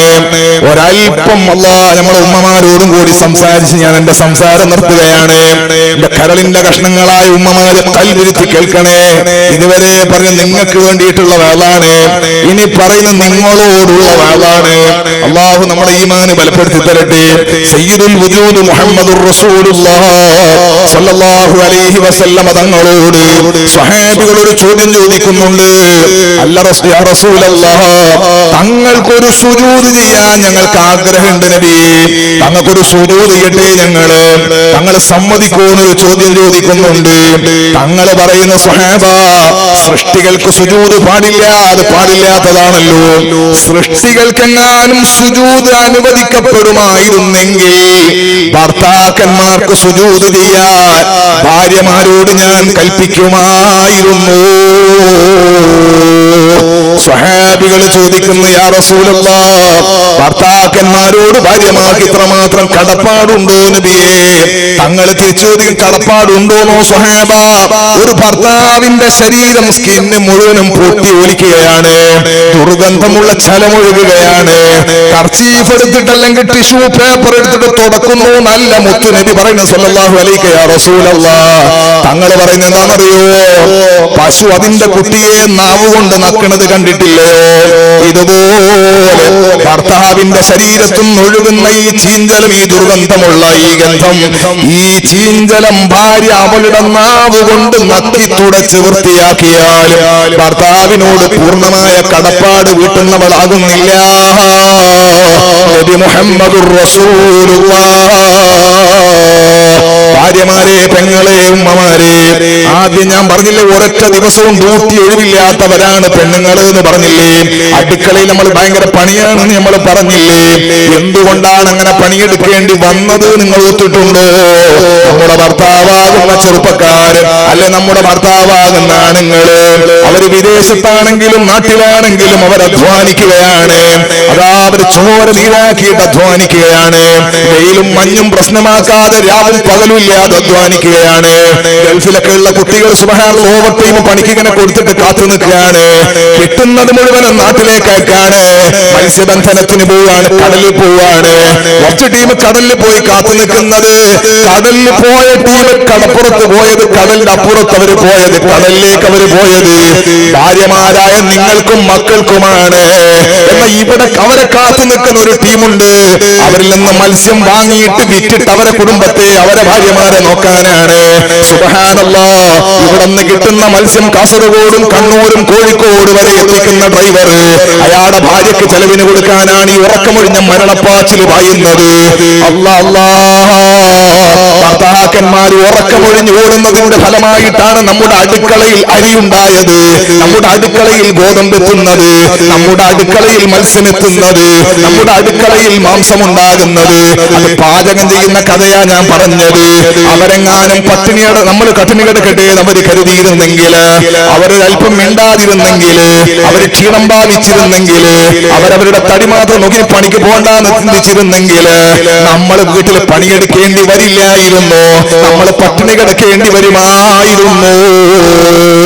ഒന്നുകൂടി ഞാൻ പറയാം, നമ്മുടെയൊക്കെ വീട്ടിൽ, നമ്മുടെ ഉള്ളാളം പരിസരങ്ങളിലൊക്കെ ഒരുപാട് വീടുകളുണ്ട്. വലിയ വലിയ കൊട്ടാരം പോലുള്ള വീടുമുണ്ടാകും, ചെറിയ വീടുമുണ്ടാകും. ഈ വീട് ആരുടെ വീടാണെന്ന് ചോദിച്ചാൽ അത് അമ്മദാജിന്റെ വീടാണെന്ന് പറയും, ഇബ്രാഹിനാജിന്റെ വീടാണെന്ന് പറയും, അല്ലെങ്കിൽ ഉസ്താദിന്റെ വീടാണെന്ന് പറയും. ആ വീട്ടിൽ ആരാ താമസിക്കണം? അയാളെവിടെ ഉള്ളത്? മൂപ്പര് ഗൾഫിലാ, ഖത്തറില, ഷാർജയില, ദുബൈയില, ഉള്ളാളത്തൊക്കെ ധാരാളം ആളുകൾ കേസിന്റെ വർത്തമാർക്ക് എനിക്ക് അവിടെ അറിയാം. അല്ലാഹു എല്ലാവർക്കും ബർക്കത്ത് ചെയ്യട്ടെ. ഞാൻ പറഞ്ഞത്, അങ്ങനെ പണിയെടുക്കുന്ന, അധ്വാനിക്കുന്ന ഒരുപാട് ആളുകളുണ്ട്. ഈ വീടോ, ഈ വീട് ഭാര്യയ്ക്ക്, മക്കൾക്ക്, നമ്മളാണിത് അധ്വാനിക്കുന്നത്, നമ്മളാണിത് ചെയ്യുന്നത്. ഒന്നും ഞാൻ ഒരൊറ്റ വിഷയം ഞാൻ പറയാം. ആ വിഷയത്തിൽ നമ്മുടെ ഒരു സ്നേഹിതനുണ്ട് ഷാർജ ദൈദിലി. അദ്ദേഹത്തിന്റെ ഹോട്ടലിൽ ഞാനൊരു ദിവസം പോയി, റമദാൻ മാസത്തിലെ. എന്നോട് ഒരു ഉസ്താദ് നമുക്ക് ഇവിടെ റൂമിൽ താമസിക്കാമോ? അങ്ങനെ ഞാൻ ഏറ്റു. അദ്ദേഹം സ്ഥാപനത്തിന്റെ ആവശ്യത്തിനാണ് അദ്ദേഹത്തിന്റെ വണ്ടിയിൽ വേറെ സ്ഥലത്ത് കൊണ്ടുപോയി. അപ്പൊ അവിടെ നോക്കുമ്പോൾ അവിടുത്തെ ഫാമിലി നാട്ടിലുള്ള ഒരു ഉസ്താദ് എന്തായാലും ഇവിടെ താമസിക്കാം. അപ്പൊ ഇവന്റെ മനസ്സിനൊരു വിഷമം പോലെ, അവിടെ സൗകര്യം കുറവായിരിക്കും, ഇവിടെ താമസിക്കാമോ? അപ്പൊ ഞാൻ പറഞ്ഞു വേണ്ട, ഞാൻ ആദ്യം പറഞ്ഞ സ്ഥലത്താണ് താമസിച്ചോളാം. അങ്ങനെ അവിടെ എത്തി നോക്കുമ്പോ ഞാൻ പറയട്ടെ, അവിടെ എത്തി നോക്കുമ്പോൾ ആ റൂം കയറി നോക്കുമ്പോ ചെറിയ റൂമാണ്, ഹോട്ടലിന്റെ ബാക്കിലുള്ള റൂമാണ്. ഉള്ളിച്ചാക്കെന്തല്ലോ സാധനത്തിന്റെ ഉള്ളിലുണ്ട്. ഇപ്പൊ ഞാൻ പറഞ്ഞു മോനെ വെല്ലെടുത്ത് മാറ്റണം, എനിക്ക് മൂക്കിന് ഓപ്പറേഷൻ കഴിഞ്ഞ മനുഷ്യനാ, അലർജിയാണ്, പൊടി പറ്റൂല, അതുകൊണ്ട് എല്ലായിടത്തും റെഡിയാക്കി വൃത്തിയാക്കി മാഷാ അല്ലാഹ് ഷാറായി പോയി. തീരെ ദരിദ്രമുള്ള ആളാന്നല്ല, നല്ല സമ്പന്നനായി പറയണത്. ഞാൻ പറഞ്ഞെന്തറിയോ, അങ്ങനെ ഞാൻ ഉറങ്ങി, അദ്ദേഹം ഉറങ്ങി. എനിക്ക് അത്ഭുതം തോന്നിപ്പോയി. അദ്ദേഹം നാട്ടിൽ നല്ലൊരു വീട് കിട്ടുന്നുണ്ട്, അള്ളാഹു തആല പെട്ടെന്ന് പൂർത്തീകരിച്ചു കൊടുക്കട്ടെ. ഞാൻ അവിടെ പോയി ഒരുപാട് ഉസ്താദ്മാരെ കൊണ്ടുവന്ന് ധാരിപ്പിക്കലുണ്ട്, ഞാൻ ധാരിക്കലുണ്ട്. നല്ല സ്നേഹമുള്ള ചെറുപ്പക്കാരനാണ്, നല്ല കൊട്ടാരം പോലുള്ള വീടാണ്. ഈ വീട് അദ്ദേഹത്തിന്റെ ഭാര്യക്കും മക്കൾക്കും വേണ്ടി അദ്ദേഹം ഉണ്ടാക്കുക. ഇത് ഉണ്ടാക്കാൻ വേണ്ടി അയാൾ എടുക്കുന്ന പണിയിൽ അയാൾ ഉറങ്ങണ സ്ഥലം ഞാൻ പറഞ്ഞത്. ഒരു ചെറിയ ഷെഡ് പോലത്തെ റൂമിൽ ഒരു കിടക്കാന്നതിനെ പറയില്ല, കിടക്കിയാ പുറപ്പാൻ രണ്ടിനും പറ്റൂല, അങ്ങനത്തെ ഒരു സാധനമാണ് തിരിച്ചിട്ട് കിടക്കുന്നത്. സുബ്ഹാന ജല്ല ജലാലു. അധിക ചെറുപ്പക്കാരും അധിക ആണുങ്ങളും അവര് കിടക്കുന്ന കിടത്താ ഞാൻ പറഞ്ഞത്, അവർ അധ്വാനത്തിന്റെ കടുപ്പാ ഞാൻ പറഞ്ഞത്. ഉമ്മമാരെ, നമുക്കാണ് വീട് നിർമ്മിക്കുന്നത്, നമുക്ക് വേണ്ടിയാണ് അവർ കടലിൽ പോകുന്നത്, നമുക്ക് വേണ്ടിയാണ് തെങ്ങിന്റെ മേലെ കയറുന്നത്, നമുക്ക് വേണ്ടിയാണ് കിണർ കുഴിക്കാൻ ആഴിയിലതാ കുഴിയിലിറങ്ങുന്നത്, നമുക്ക് വേണ്ടിയാണ് കരിങ്കൽ കോറയിൽ പണിയെടുക്കുന്നത്. നമ്മൾ സന്തോഷത്തോടെ വീട്ടിലിരിക്കാനാ, നമ്മൾ ഭാര്യയും മക്കളും എവിടെയും അധ്വാനിക്കാൻ പോകാതിരിക്കാനാണ്, നമ്മളെ മനസ്സ് വിഷമിക്കാതിരിക്കാനാ, നമ്മുടെ മക്കൾ നന്നാകാനാ. അതുകൊണ്ട് ഭർത്താവിനെ സ്നേഹിക്കാത്തൊരു പെണ്ണ് സ്വർഗത്ത് കടക്കൂല. ഹബീബ് സല്ലല്ലാഹു അലൈഹി വസല്ലമ തങ്ങൾ പറഞ്ഞതാണ്, ഒരു പെണ്ണ് മരിക്കുമ്പോൾ ഭർത്താവിന് അവളെ തൊട്ട് നല്ല പൊരുത്തത്തിലാണ് അവൾ മരിക്കുന്നതെങ്കിൽ ദഖലൽ ജന്ന, അവൾ സ്വർഗത്തിൽ കടന്നു കഴിഞ്ഞു, സ്വർഗം റെഡിയായി. അതേ സമയത്തിന്റെ ഓപ്പോസിറ്റ് നിങ്ങൾ ആലോചിച്ചു, ഭർത്താവിന്റെ വിഷമത്തിലും ഭർത്താവിനുള്ള ധിക്കാരത്തിലും ജീവിക്കുന്ന പെണ്ണാണ് മരിക്കുന്നെങ്കിൽ അവൾ നരകത്തിലാണെന്ന് പറയേണ്ടതില്ല. അല്ലാഹു നമ്മുടെ ഈമാൻ ബലപ്പെടുത്തി തരട്ടെ. ഒന്നുകൂടി പറയാം, ഞാൻ പല സ്ഥലങ്ങളിലും വാതിന് പോകും, ഭക്ഷണം കഴിക്കാൻ വീട്ടിൽ പോകും. അവിടെയൊക്കെ ഞാൻ ചോദിക്കും, ഇവിടെ ഉപ്പയുണ്ടോ? അധിക സ്ഥലത്തും അബ്ദുൽ ഖാദർ സഖാഫി ഉസ്താദിനൊക്കെ നല്ല പരിചയം ഉണ്ടാവും. ഞാൻ ദർസിൽ പഠിക്കുമ്പോൾ വലിയ വേദ പറഞ്ഞ ഉസ്താദാണ്. അല്ലാഹു തആല ബർക്കത്ത് ചെയ്ത് കൊടുക്കട്ടെ. ഭംഗി വാക്ക് പറഞ്ഞല്ല, എന്റെ നാട്ടിലൊക്കെ വേദന വല്ല. അപ്പോ ഞാൻ പറഞ്ഞത്, വീട്ടിൽ ഭക്ഷണം കഴിക്കാൻ പോയ വീട്ടിൽ ഉപ്പുണ്ടാവില്ല, ഉമ്മയുണ്ടാവും. എന്റെ ബാപ്പ ഖബറിലാണ്, അല്ലാഹു തആല ഖബർ സ്വർഗ്ഗാക്കട്ടെ. എന്റെ ഉമ്മ ആഫിയത്തുള്ള ദീർഘായുസ്സ് കൊടുക്കണേ അല്ലാഹ്. എന്റെ ഭാര്യന്റെ ഉമ്മാമ കഴിഞ്ഞ ദിവസം മരിച്ചു, നാളെ കണ്ണോക്കാണ്. അതുകൊണ്ട് വേല കഴിഞ്ഞുകൊണ്ട് സഖാഫി ഉസ്താദിന്റെ വേദം കൂടെ കേൾക്കണം എന്ന് എനിക്ക് ആഗ്രഹമുണ്ട്. പക്ഷെ നമുക്ക് കഴിഞ്ഞ വേഗം പോകും, നാളെ കണ്ണോക്കാണ് ഫാമിലിയിൽ അവിടെ ഉള്ളത്. അല്ലാഹു തആല എല്ലാവർക്കും ഉമ്മമ്മക്ക് അല്ലാഹു തആല മഗ്ഫിറത്തും റഹ്മത്തും കൊടുക്കട്ടെ. അതുപോലെ പിരിവെടുക്കുന്ന സമയത്ത്, സദസ്സെന്ന് കളക്ട് ചെയ്യുന്ന സമയത്ത് നിങ്ങൾ ഉമ്മയും ബാപ്പ ഉണ്ടോന്ന് ചോദിക്കും. അവർക്ക് ദ്വാരനാൽ ഇജാബത്ത് വേഗം കിട്ടുന്നുണ്ടോ ചോദിക്കും. അധിക സ്ഥലങ്ങളിലും കിട്ടണ മറുപടി ഉപ്പല്ല, ഉമ്മ ഉണ്ട്. ഞാൻ പറയട്ടെ, ഉമ്മമാർക്ക് അല്ലാഹു ആഫിയത്തുള്ള ദീർഘായുസ്സ് കൊടുക്കട്ടെ. എന്തുകൊണ്ടാണ് ഉമ്മമാരെ, സഹോദരി നിങ്ങളോടാ ഞാൻ ചോദിക്കുന്നത്, എന്തുകൊണ്ടാണ് അധിക വീട്ടിലും ഉപ്പമാരില്ലാതായി പോയത്? എന്തുകൊണ്ടാണ് അധിക വീട്ടിലും ആണുങ്ങളില്ലാതെ പോയത്? എന്തുകൊണ്ടാണ് പെട്ടെന്ന് ആണുങ്ങൾ തീർന്നു പോകുന്നത്? ഞാൻ എന്റെ ചെറിയ ബുദ്ധിക്ക് മനസ്സിലാക്കിയ കാര്യം പറയാം. സുഹൃത്തുക്കളെ, അധിക വീട്ടിലും ഈ കുടുംബത്തിന്റെ പ്രാരാബ്ദം മുഴുവനും കൽവിലിട്ട് നടക്കുന്ന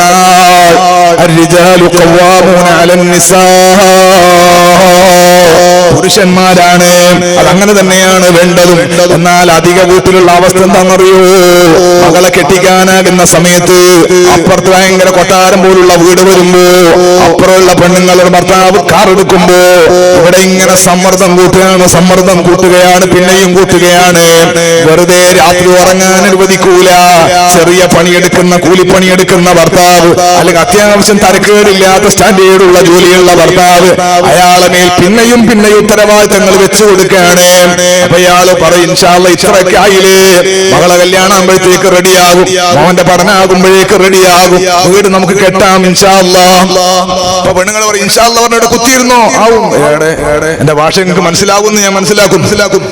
ഭാര്യ ഭർത്താവിനോട് പറയാൻ, നിങ്ങൾ ഇവിടെ കുത്തിയിരുന്നോ, അവര് ശരിയായിക്കോളും, അവരെ കാര്യങ്ങളൊക്കെ നടക്കുന്നത്, നിങ്ങൾ മാത്രം ഇങ്ങനെ ആക്ഷേപിക്കും, പിന്നെ ആക്ഷേപിക്കും.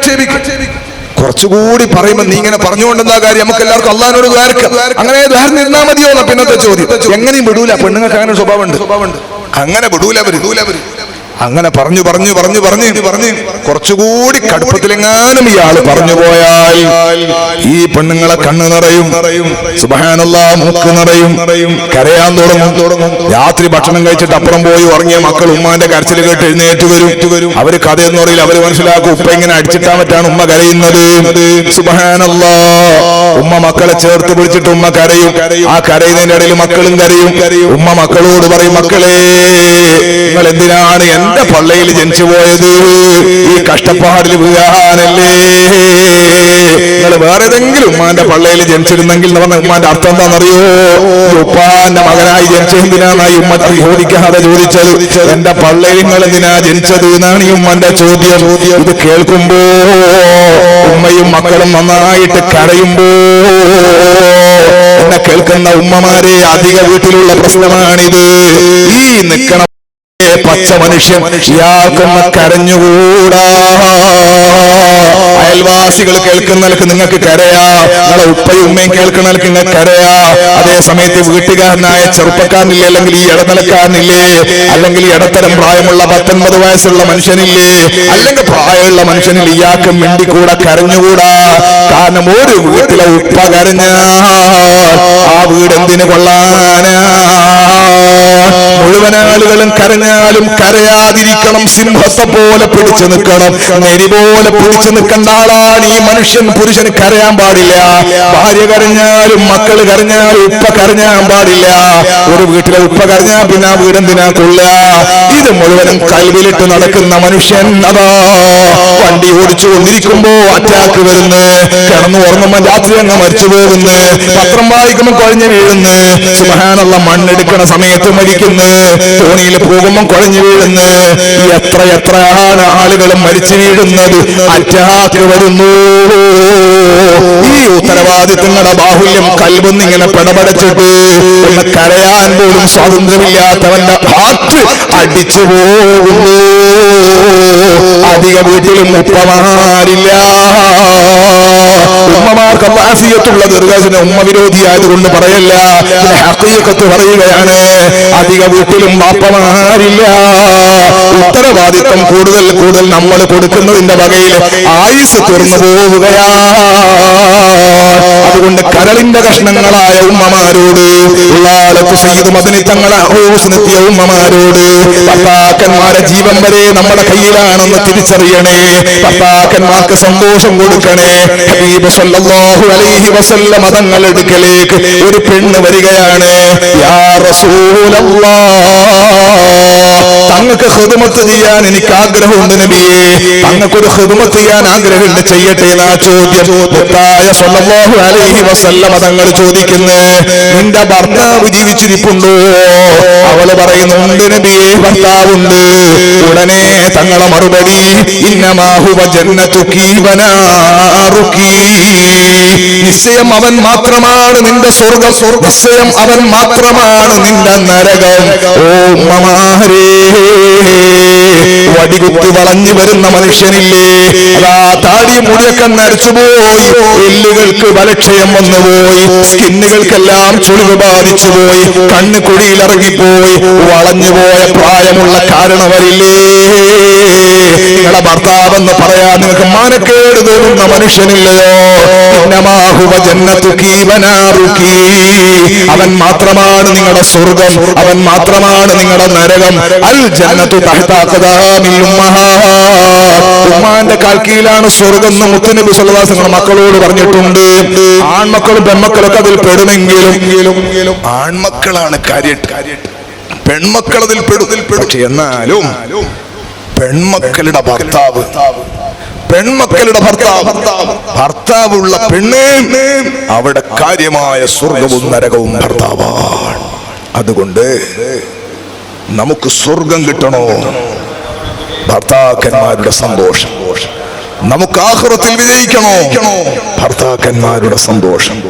നമ്മുടെ കുടുംബം സന്തോഷമാകാൻ, ഭാര്യയും ഭർത്താവും സന്തോഷത്തോടെ ജീവിക്കുന്ന അവസ്ഥയുണ്ടാകാൻ, ഏറ്റവും നല്ല കുടുംബ ജീവിതത്തിന് നമുക്ക് മാതൃക സയ്യിദുൽ വജൂദ് മുഹമ്മദുർ റസൂലുള്ളാഹി സ്വല്ലല്ലാഹു അലൈഹി വസല്ലമ തങ്ങളാണ്.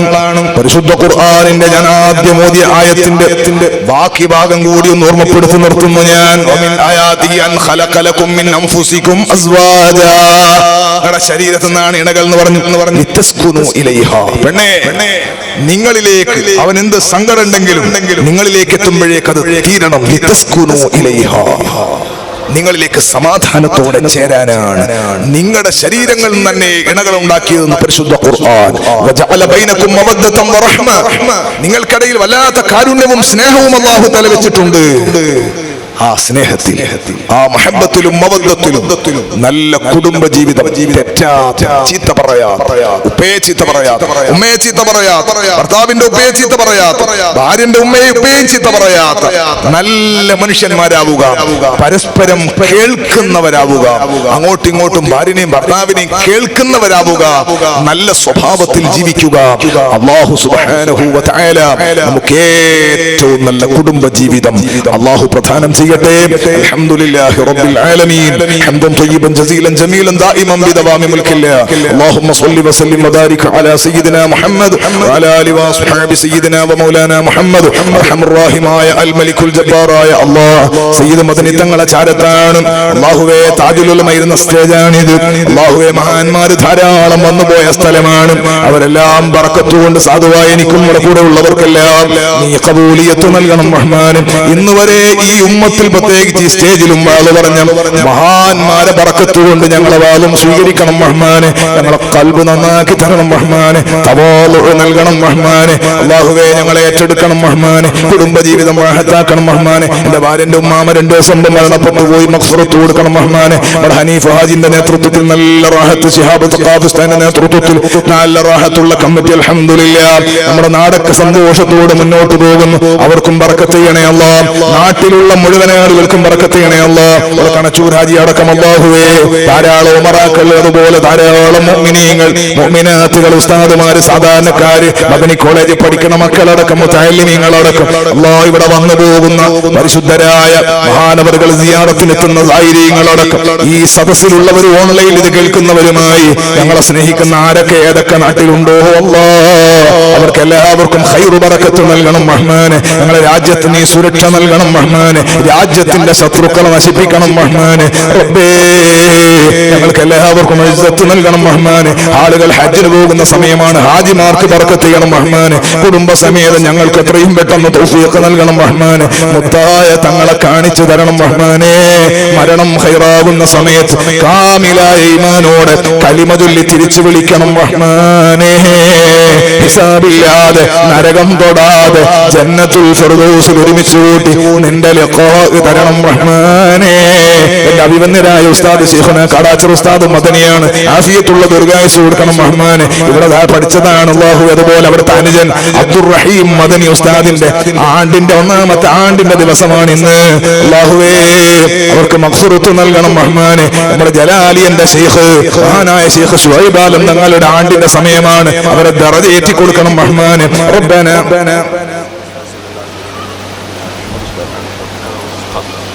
സഖാഫി ഉസ്താദ് അല്ലാഹുവേ, ഇവിടുത്തെ പ്രിൻസിപ്പൽ സുഖമില്ലാതെ ഹോസ്പിറ്റലാണുള്ളത്. അല്ലാഹുവേ, ആഫിയത്ത് നൽകണം റഹ്മാനെ. എല്ലാവരെയും നീ സ്വീകരിക്കണം റഹ്മാനെ.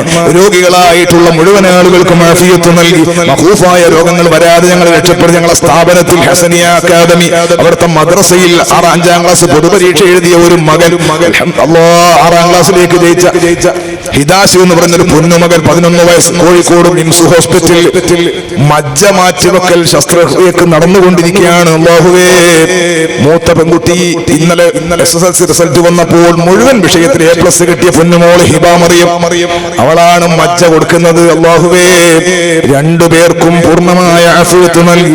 ഉസ്താദുമാരുടെ കുടുംബമാണ്, രാമാനിയുടെ മകളാണ്.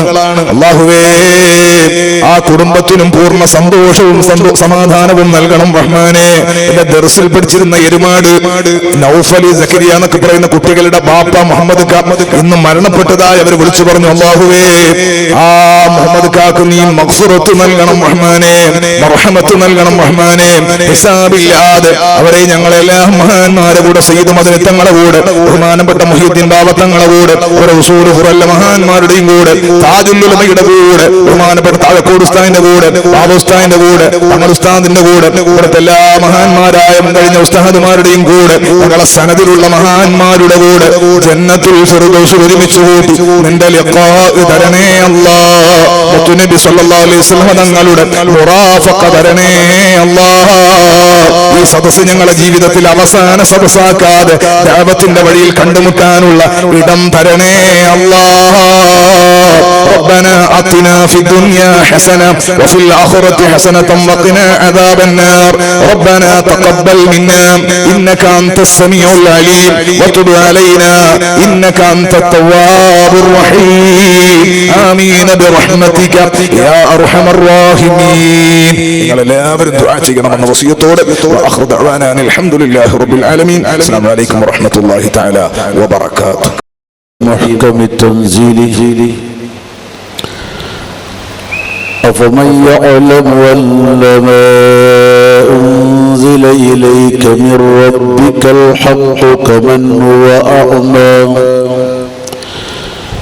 إنما يتذكر أولو الألباب الذين يوفون بعهد الله ولا ينقضون الميثاق والذين يصلون ما أمر الله به أن يوصل ويخشون ربهم ويخافون سوء الحساب. صدق الله مولانا العظيم. ആദരണീയരായ വേദിയിലും സദസ്സിലുമുള്ള പണ്ഡിത സാദാത്യങ്ങൾ,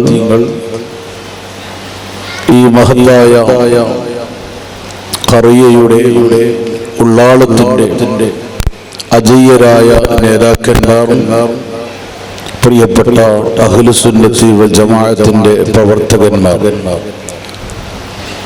സ്റ്റേജിലും വേദിയിലുമുള്ള എല്ലാവരെയും നിങ്ങൾക്കും നമുക്കുമെല്ലാം പരിചയമുണ്ട്. അല്ലാഹു തആല ആഖിറത്തിൽ നമുക്കെല്ലാം ഒരുമിച്ച് കാണാനുള്ള ഭാഗ്യം നൽകുമാറാവട്ടെ. കൂടുതൽ സംസാരിക്കുന്നില്ല. കുടുംബജീവിതവുമായി ബന്ധപ്പെട്ട് അതിൻ്റെ എല്ലാ മേഖലകളും പരമാവധി പരാമർശിച്ച് പ്രിയപ്പെട്ട മിസ്ബാഹി ഉസ്താദ് നല്ല ഒരു പ്രഭാഷണം നടത്തി കഴിഞ്ഞു. ഈ ഒരു സമയത്ത് ഒന്ന് രണ്ട് കാര്യം കൂടി ഞാൻ ഓർമ്മപ്പെടുത്തി ഇൻഷാ അല്ലാഹ് നമുക്ക് ദുആ ചെയ്ത് പിരിയാം.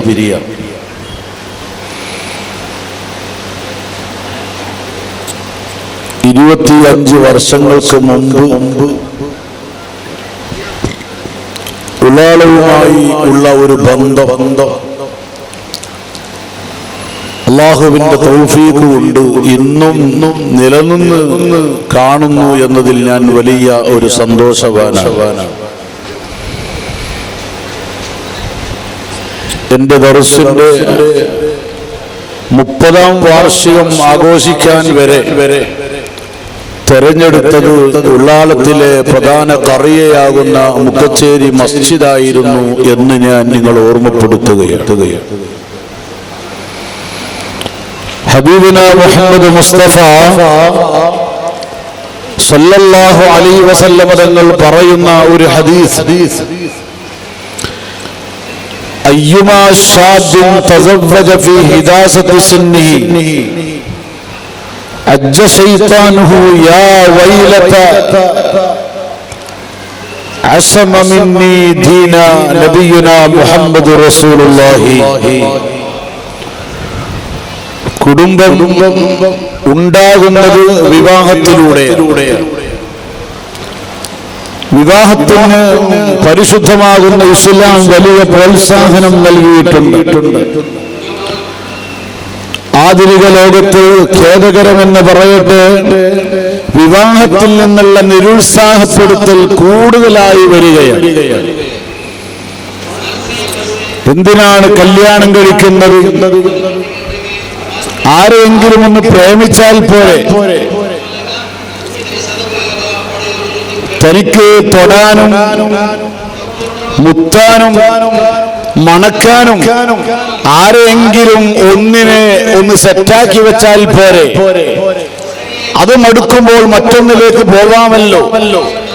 വിവാഹം കഴിച്ചാൽ ആ പെണ്ണുമായുള്ള ആ പുരുഷനുമായുള്ള വിവാഹബന്ധം വേർപിരിക്കുന്നത് വരെ അവരെ തന്നെ കൊണ്ടു നടക്കേണ്ടതില്ലേ?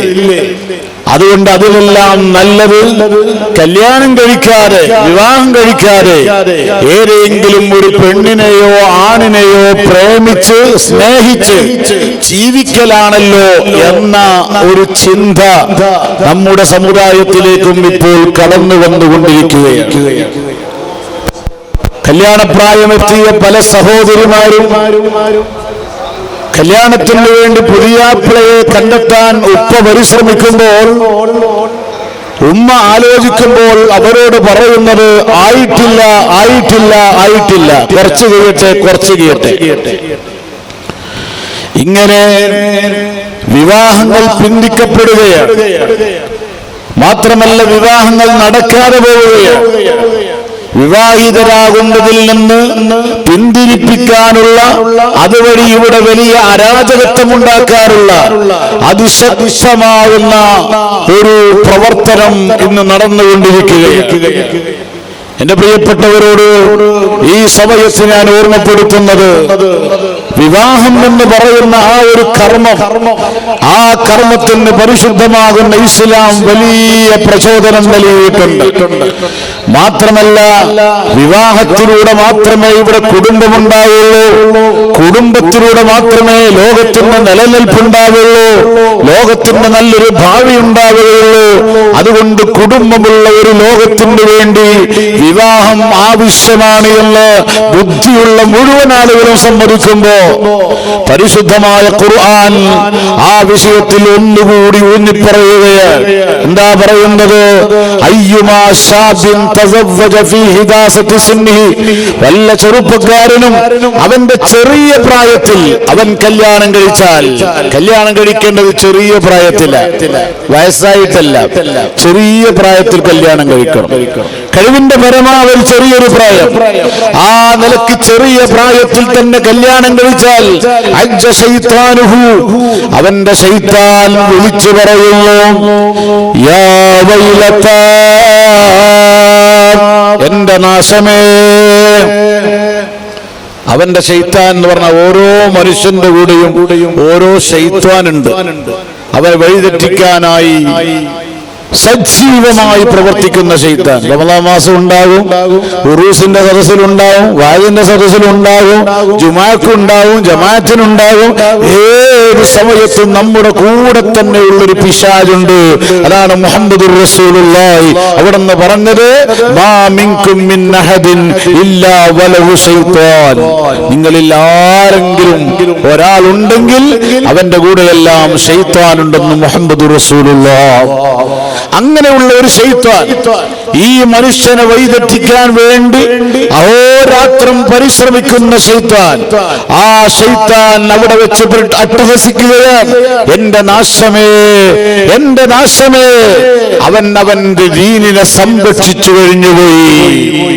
അപ്പോൾ ഒരു മുസ്ലിമായ മനുഷ്യനെ സംബന്ധിച്ചിടത്തോളം, ഒരു മുസ്ലിമായ പെണ്ണിനെ സംബന്ധിച്ചിടത്തോളം അവന്റെ ദീനിന്റെ വലിയൊരു സംരക്ഷണമാണ് വിവാഹം എന്ന് പറയുന്നത്. അതുകൊണ്ടാണ് ഹബീബുന മുഹമ്മദ് മുസ്തഫ അവിടുന്ന് പഠിപ്പിച്ചത്, മൻ തസവ്വജ, ആരെങ്കിലും ഒരാൾ കല്യാണം കഴിച്ചാൽ ഫഖദ് അഹ്റജ സുലുസൈ ദീനി, അവന്റെ ദീനിന്റെ 2/3 ഭാഗവും അവൻ സംരക്ഷിച്ചു കഴിഞ്ഞു. അപ്പൊ നമ്മുടെ ദീൻ നമുക്ക് മരിക്കുന്നത് വരെ സംരക്ഷിക്കണം. ആ സംരക്ഷിക്കാനുള്ള ഏറ്റവും നല്ലൊരു വഴിയാണ് വിവാഹം എന്ന് പറയുന്നത്. ആ വിവാഹത്തിന് പരിശുദ്ധമാകുന്ന ഇസ്ലാം നൽകിയ പ്രോത്സാഹനം ഒന്നല്ല രണ്ടല്ല, ഒരുപാട് ഹദീസുകളിലൂടെ വിശുദ്ധ ഖുർആനിന്റെ ആയത്തുകളിലൂടെ ഒക്കെ പറയാനുണ്ട്. ഞാൻ അതിലേക്കൊന്നും ഇപ്പോൾ കടക്കുന്നില്ല. ഒരൊറ്റൊരു കാര്യം പറയട്ടെ. വിവാഹിതരായതിനു ശേഷം ഒരു പെണ്ണ്, ആ പെണ്ണ് ഗർഭിണിയായാൽ ആ പെണ്ണിന് ലഭിക്കുന്ന പ്രതിഫലം, ആ പെണ്ണിന് പ്രസവവേദനയായാൽ ആ പെണ്ണിന് ലഭിക്കുന്ന പ്രതിഫലം, ആ പെണ്ണ് പ്രസവിച്ചതിന് ശേഷം ആ പെണ്ണിന്റെ മുലപ്പാൽ കുഞ്ഞുമോൾ കുടിക്കുമ്പോൾ ആ ഉമ്മാക്ക് ലഭിക്കുന്ന പ്രതിഫലം ഹബീബുനാ മുഹമ്മദ് റസൂലുള്ളാഹ് അവിടുന്ന് വല്ലാതെ വിവരിച്ചിട്ടുണ്ട്. ചെറിയ പ്രതിഫലം ഒന്നുമല്ല, നൂറുകണക്കിന് അടിമകളെ മോചിപ്പിച്ച പ്രതിഫലം വരെ ഒരു പെണ്ണിനിക്ക് പ്രസവവുമായി ബന്ധപ്പെട്ട് കിട്ടുകയാണ്. ഇത്ര വലിയ പ്രതിഫലം കിട്ടുന്ന ഒരു കർമ്മമാണ് വിവാഹം എന്ന് പറയുന്നത്. ആ വിവാഹത്തിലേക്ക് എല്ലാവരും താല്പര്യമുള്ളവരാവണം. അതുകൊണ്ടാണ് നബി തങ്ങൾ പറഞ്ഞത്, ഇദാ ഖതബ ഇലൈക്കും മൻ തർലൗന ദീനഹു വഖുലുഖഹു, നിങ്ങളുടെ പെണ്ണിനെ അന്വേഷിച്ച് ഒരു ചെറുക്കൻ വന്നു, ആ ചെറുക്കന്റെ ദീന് നിങ്ങൾക്ക് തൃപ്തികരമാണ്, ആ ചെറുക്കന്റെ സ്വഭാവം നിങ്ങൾക്ക് തൃപ്തികരമാണ്. ഇത് രണ്ടേ നിങ്ങൾ നോക്കണ്ടു, പണം നോക്കണ്ട. ഗൾഫുകാരനാണോ അന്വേഷിക്കേണ്ടതില്ല, അവർക്ക് എന്താണ് ജോലി കൂടുതൽ തരേണ്ടതില്ല. ആ ചെറുപ്പക്കാരന്റെ സ്വഭാവം നല്ല സ്വഭാവമാണോ, അവന്റെ ദീന് നല്ല ദീനാണോ, നല്ല ദീനിയായ നല്ല സ്വഭാവമുള്ള ഒരാളാണ് നിങ്ങളെ മകൾക്കൊരു പുതിയ പിള്ളയായി അന്വേഷിച്ചു വന്നത് എങ്കിൽ അവർക്ക് കല്യാണം കഴിച്ചു കൊടുക്കട്ടെ എന്ന് മുഹമ്മദ് റസൂലുള്ളാഹ്. അങ്ങനെ കല്യാണം കഴിച്ചു കൊടുത്തില്ലെങ്കിൽ ഭൂമി ലോകത്ത് വ്യാപകമായ ഫസാദ് ഉണ്ടാവും. ഒന്നും രണ്ടും ഫസാദല്ല, വ്യാപകമായ ഫസാദ്. ഇപ്പോൾ നമുക്കറിയാമല്ലോ, പല പെൺകുട്ടികളെയും അന്വേഷിച്ചുകൊണ്ട് നല്ല ദീനീബോധമുള്ള നല്ല സ്വഭാവമുള്ള ആളുകളൊക്കെ അന്വേഷിച്ചു വന്നാലും ഉമ്മ പറയും ആയിട്ടില്ല, ഉപ്പ പറയും കുറച്ചും കൂടെ പഠിച്ചോട്ടെ. പഠിക്കുന്നതിന് വിവാഹം തടസ്സമല്ല. വിവാഹിതരായാലും എത്രയും പഠിക്കാം. വിവാഹം പഠനത്തിന് തടസ്സമല്ല, വിവാഹം ജോലിക്ക് തടസ്സമല്ല. അതുകൊണ്ട് ആ നിലക്കൊരു ജോലിയുടെ കാര്യം പറഞ്ഞ് അല്ലെങ്കിൽ പഠനത്തിന്റെ കാര്യം പറഞ്ഞ് വിവാഹത്തിൽ നിന്ന് പിന്തിരിയുന്ന രക്ഷിതാക്കൾ ഉണ്ടെങ്കിൽ ആ രക്ഷിതാക്കളോടാണ് അല്ലാഹുവിന്റെ ഹബീബ് പറയുന്നത്,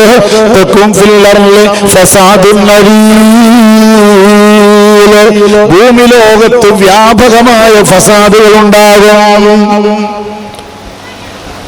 ആ ഫസാദ് ആരോടും പറയേണ്ടതില്ലല്ലോ. എല്ലാ ദിവസങ്ങളിലും പത്രങ്ങളിലും യൂട്യൂബിലും മറ്റ് സോഷ്യൽ മീഡിയയിലും എല്ലാം വരുന്ന ഓരോ വാർത്തകൾ, ആ വാർത്തകളൊക്കെ എത്ര ഭീകരമാണ്, എത്ര ഭീകരമാണ്. എന്റെ പ്രിയപ്പെട്ടവരെ, എന്തെല്ലാമാണ് സംഭവിച്ചുകൊണ്ടിരിക്കുന്നത്. കാരണം കാമുകന് വേണ്ടത്, കാമുകിക്ക് വേണ്ടത്, അവർക്ക് വേണ്ടത് അവരുടെ വികാരത്തിന്റെ ആ താൽക്കാലിക ശമനമാണ്. വേശ്യയാകുന്ന പെണ്ണിന് വേണ്ടത് പണമാണോ? ഇങ്ങനെ പണത്തിന് വേണ്ടി തന്നെ താൽക്കാലികമായ ഒരു വികാര നിർവൃത്തിക്ക് വേണ്ടി ആരെങ്കിലും ഒരാള് പരസ്പരം സ്നേഹിക്കുന്നുവെങ്കിൽ ആ സ്നേഹത്തിനൊക്കെ ഒരു പരിധിയുണ്ട്, ഒരു പരിമിതിയുണ്ട്. ആ പെണ്ണിന്റെ ശരീരത്തിന്റെ മുഖത്തൊരു ചുളിവ് വരുമ്പോൾ കാമുകൻ ആ പെണ്ണിനെ വേണ്ടിവരില്ല. അവന്റെ മുഖത്തൊരു ചുളിവ് വരുമ്പോൾ കാമുകിക്ക് ആ പെണ്ണിനെ വേണ്ടിവരില്ല. വേശ്യയായി നടക്കുന്നവർക്ക് ആരോഗ്യ പ്രശ്നങ്ങൾ വരുമ്പോൾ അവർക്ക് മറ്റുള്ള ഉപഭോക്താക്കൾക്ക് വേണ്ടി വരില്ല. അതുകൊണ്ട് ആ നിലക്കുള്ള എല്ലാം താൽക്കാലികമാണ്. അതങ്ങ് കഴിയുമ്പോൾ പിന്നെ പ്രശ്നങ്ങൾ ഉടലെടുക്കും. വലിയ പ്രശ്നങ്ങൾ അവസാനം കത്തിക്കുത്തിലേക്കെത്തും.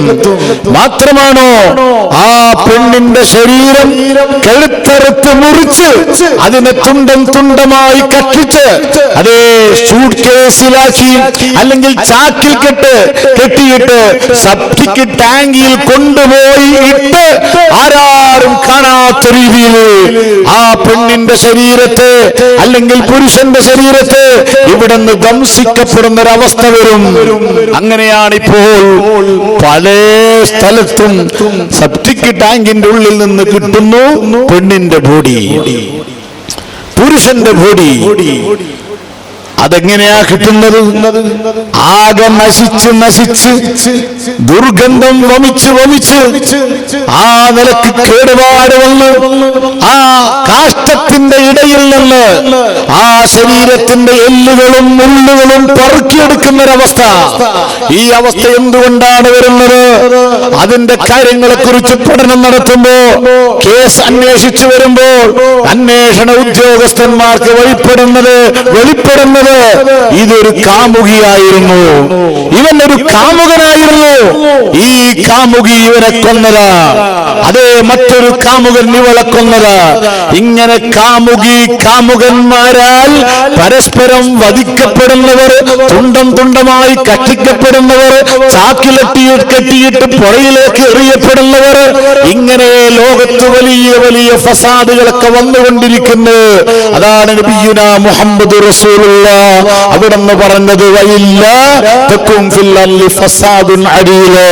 വിവാഹ ജീവിതം ഇവിടെ നടക്കുന്നില്ലെങ്കിൽ, വിവാഹിതരാവുക എന്നൊരു സിസ്റ്റം ഇവിടെ ഇല്ലാതെ പോയാൽ, വിവാഹത്തിൽ നിന്ന് പിന്തിരിയുന്ന, വിവാഹത്തെ താമസിപ്പിക്കുന്ന, വിവാഹത്തെ ലേറ്റാക്കുന്ന ഒരവസ്ഥ ഇവിടെ ഉണ്ടായാൽ ഈ ഭൂമി ലോകത്ത് വ്യാപകമായ ഫസാദ് ഉണ്ടാകുമെന്ന് മുഹമ്മദ് റസൂലുള്ളാഹ്. ആ ഫസാദുകളാ നമ്മളിങ്ങനെ കേട്ടുകൊണ്ടിരിക്കുന്നത്, വായിച്ചുകൊണ്ടിരിക്കുന്നത്. അതുകൊണ്ട് ഞാൻ നിങ്ങളോട് ഓർമ്മപ്പെടുത്തുന്നു, വിവാഹത്തിനെ ആര് നിരുത്സാഹപ്പെടുത്തിയാലും, വിവാഹത്തിന് സമയമായിട്ടില്ല, അല്പവും കൂടി കഴിയട്ടെ എന്നാര് പറഞ്ഞാലും, വിവാഹത്തിന് ഒത്തിരിക്കുന്ന ഒരു ഇണയെ കിട്ടിയാൽ അവിടെ കല്യാണം നടത്തുക, കല്യാണത്തിന് വേണ്ടി തയ്യാറാവുക. ഇതാണ് ഒരു മുസ്ലിമായ മനുഷ്യൻ, മുസ്ലിമായ രക്ഷിതാവ്, മുസ്ലിമായ ഉമ്മ, മുസ്ലിമായ ആണ്, മുസ്ലിമായ പെണ്ണ് ചെയ്യേണ്ടത് എന്ന് ആമുഖമായി ഞാൻ ഓർമ്മപ്പെടുത്തുകയാണ്. അങ്ങനെയുള്ള വിവാഹത്തിലൂടെ നേരത്തെ ഉസ്താദ് ഓതിയ ആയത്തിൽ പറഞ്ഞല്ലോ, വിവാഹ ജീവിതത്തിന്റെ ഏറ്റവും വലിയ ലക്ഷ്യങ്ങളിൽ ഒന്ന് ഒരു സമാധാനമാണ്. അതിലും വലിയൊരു ലക്ഷ്യമുണ്ട്, അത് അല്ലാഹുവിന്റെ പൊരുത്തം കരസ്ഥമാക്കലാണ്. അവിടുത്തെ ഹബീബായ റസൂലുള്ളാഹി തങ്ങളെ പൊരുത്തം കരസ്ഥമാക്കലാണ്. കാരണം അല്ലാഹു തആല നമുക്ക് നല്ല ഒരുപാട് ഉപകരണങ്ങൾ തന്നു, എല്ലാ നിലക്കുമുള്ള സൗകര്യങ്ങൾ തന്നു. നമുക്ക് ആവശ്യമായ നിലക്കുള്ള ഒരു ഇണയെ അല്ലാഹു പടച്ചു വെച്ചു. അങ്ങനെ അല്ലാഹു തആല പടച്ചു വെച്ചാല് അത് നമ്മൾ ഉപയോഗപ്പെടുത്തുമ്പോ അത് അല്ലാഹ്ക്ക് വലിയ സന്തോഷമാണ്. നമ്മുടെ വാപ്പ നമുക്ക് വേണ്ടി ഒരു സാധനം വാങ്ങി തന്നു, അത് നാം ഉപയോഗപ്പെടുത്തുമ്പോ വാപ്പാക്ക് വലിയ സന്തോഷാണ്. അതേപോലെ അല്ലാഹു തആല നമുക്ക് തന്നിരിക്കുന്ന അവയവങ്ങള് അല്ലാഹു തആല പൊരുത്തപ്പെട്ട മാർഗത്തിലായി നാം ഉപയോഗിക്കുമ്പോ അത് അല്ലാഹ്ക്ക് വലിയ സന്തോഷമാണ്. അതുപോലെ തന്നെ അല്ലാഹുവിന്റെ ഹബീബ് പറഞ്ഞല്ലോ, തസവ്വജുൽ വലൂദൽ വദൂദ്, നല്ലവണ്ണം പ്രസവിക്കുന്ന സ്നേഹിക്കുന്ന പെണ്ണിനെ കല്യാണം കഴിക്കണം. കാരണം ഫഇന്നി മുകാസിറുൻ ബികുമുൽ ഉമമ യൗമൽ ഖിയാമ, ഖിയാമത്ത് നാളിൽ എനിക്ക് വലിയ സന്തോഷമാ അല്ലാഹുവിന്റെ ഹബീബ് റസൂലുള്ളാഹി തങ്ങളെ സന്തോഷിപ്പിക്കുക. ഇത് വിവാഹ ജീവിതത്തിന്റെ ഏറ്റവും വലിയ മറ്റൊരു ലക്ഷ്യമാണ്. അതുപോലെ തന്നെ വിവാഹ ജീവിതത്തിന്റെ ലക്ഷ്യങ്ങളിൽ ലക്ഷ്യങ്ങളിൽപ്പെട്ട വേറൊരു ലക്ഷ്യമാണ് മഹാന്മാര് പറയുന്നത്, അള്ളാഹുവിങ്കിൽ നിന്നുള്ള വലിയ പ്രതിഫലം കരസ്ഥമാക്കുക. കുടുംബത്തിന് ചെലവഴിക്കൽ കൊണ്ട്. കാരണം ദീനാർ 4 വിധമാണ് എന്ന് പറഞ്ഞ അവസാന നിബിധങ്ങൾ പറയുന്നു. ആ ദീനാറുകളിൽ ഏറ്റവും അഫ്ളലായ ദീനാറു യുൻഫിഖുഹാ അലൽ അയാൽ, കുടുംബത്തിന് ചെലവഴിക്കുന്ന ദീനാറാണെന്ന് മുഹമ്മദ് മുസ്തഫ. അപ്പൊ കുടുംബത്തിന് ചെലവഴിക്കുമ്പോ വലിയ ഫള് കിട്ടുകയാണ്. അതുപോലെ തന്നെ കുടുംബമായി ജീവിക്കുമ്പോ വലിയ സമാധാനം കിട്ടുകയാണ്. ഈ സമാധാനം പറയുമ്പോൾ ഇന്ന് പലരും പറയും, ഉസ്താദെ പെണ്ണ് കെട്ടുന്നത് വരെ സമാധാനം ഉണ്ടായിരുന്നു, കെട്ടി നോക്കുമ്പോൾ ഉള്ള സമാധാനം ഇല്ലാതെയായി, ഉള്ള പാലും പൂച്ച കുടിച്ചു എന്ന് പറഞ്ഞതുപോലെയാണ് എന്ന് പലരും പറയാറുണ്ട്. കാരണം ഇപ്പോഴത്തെ കുടുംബജീവിതത്തിന്റെ പല അവസ്ഥകളും അങ്ങനെയായി മാറിപ്പോയി. അതെന്താ കാരണം? അതിൽ കാരണം നമ്മൾ തന്നെയാണ്. പരിശുദ്ധമാകുന്ന ഇസ്ലാം പറയുന്നത് പോലെയുള്ള ഒരു കുടുംബജീവിതം, ഒരു വിവാഹം, അതൊക്കെ നമ്മൾ നടത്തണം. വിവാഹവുമായി ബന്ധപ്പെട്ടുള്ള എന്തെല്ലാം സുന്നത്തുകളുണ്ടോ ആ സുന്നത്തുകളൊക്കെ പരമാവധി പാലിക്കണം. നമ്മുടെ സൗകര്യങ്ങൾ നോക്കി, വരുന്നവരുടെ സൗകര്യങ്ങൾ നോക്കി നിക്കാഹുമായി ബന്ധപ്പെട്ട ധാരാളം സുന്നത്തുകൾ ഇന്ന് വലിച്ചെറിയപ്പെട്ടുകൊണ്ടിരിക്കുകയാണ്, മരിച്ചുകൊണ്ടിരിക്കുകയാണ്. അല്ലേ? നിക്കാഹിന്റെ സുന്നത്തുകൾ പറഞ്ഞ സ്ഥലങ്ങളിലെല്ലാം എല്ലാ ഫുഖഹാക്കളും പറഞ്ഞു, യുൻസബു അൻ യകൂന ഫിൽ മസ്ജിദി, നിക്കാഹ് പള്ളിയിലായിരിക്കൽ സുന്നത്താണ്.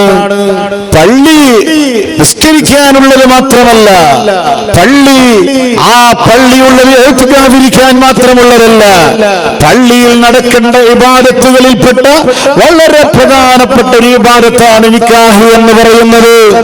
നിങ്ങൾ ആലോചിച്ച് നോക്കൂ, ഇന്ന് നടക്കുന്ന ഏകദേശ നിക്കാഹുകളും പള്ളിയിൽ നിന്ന് ഔട്ടാണ്, പള്ളിന്റെ പുറത്താണ്.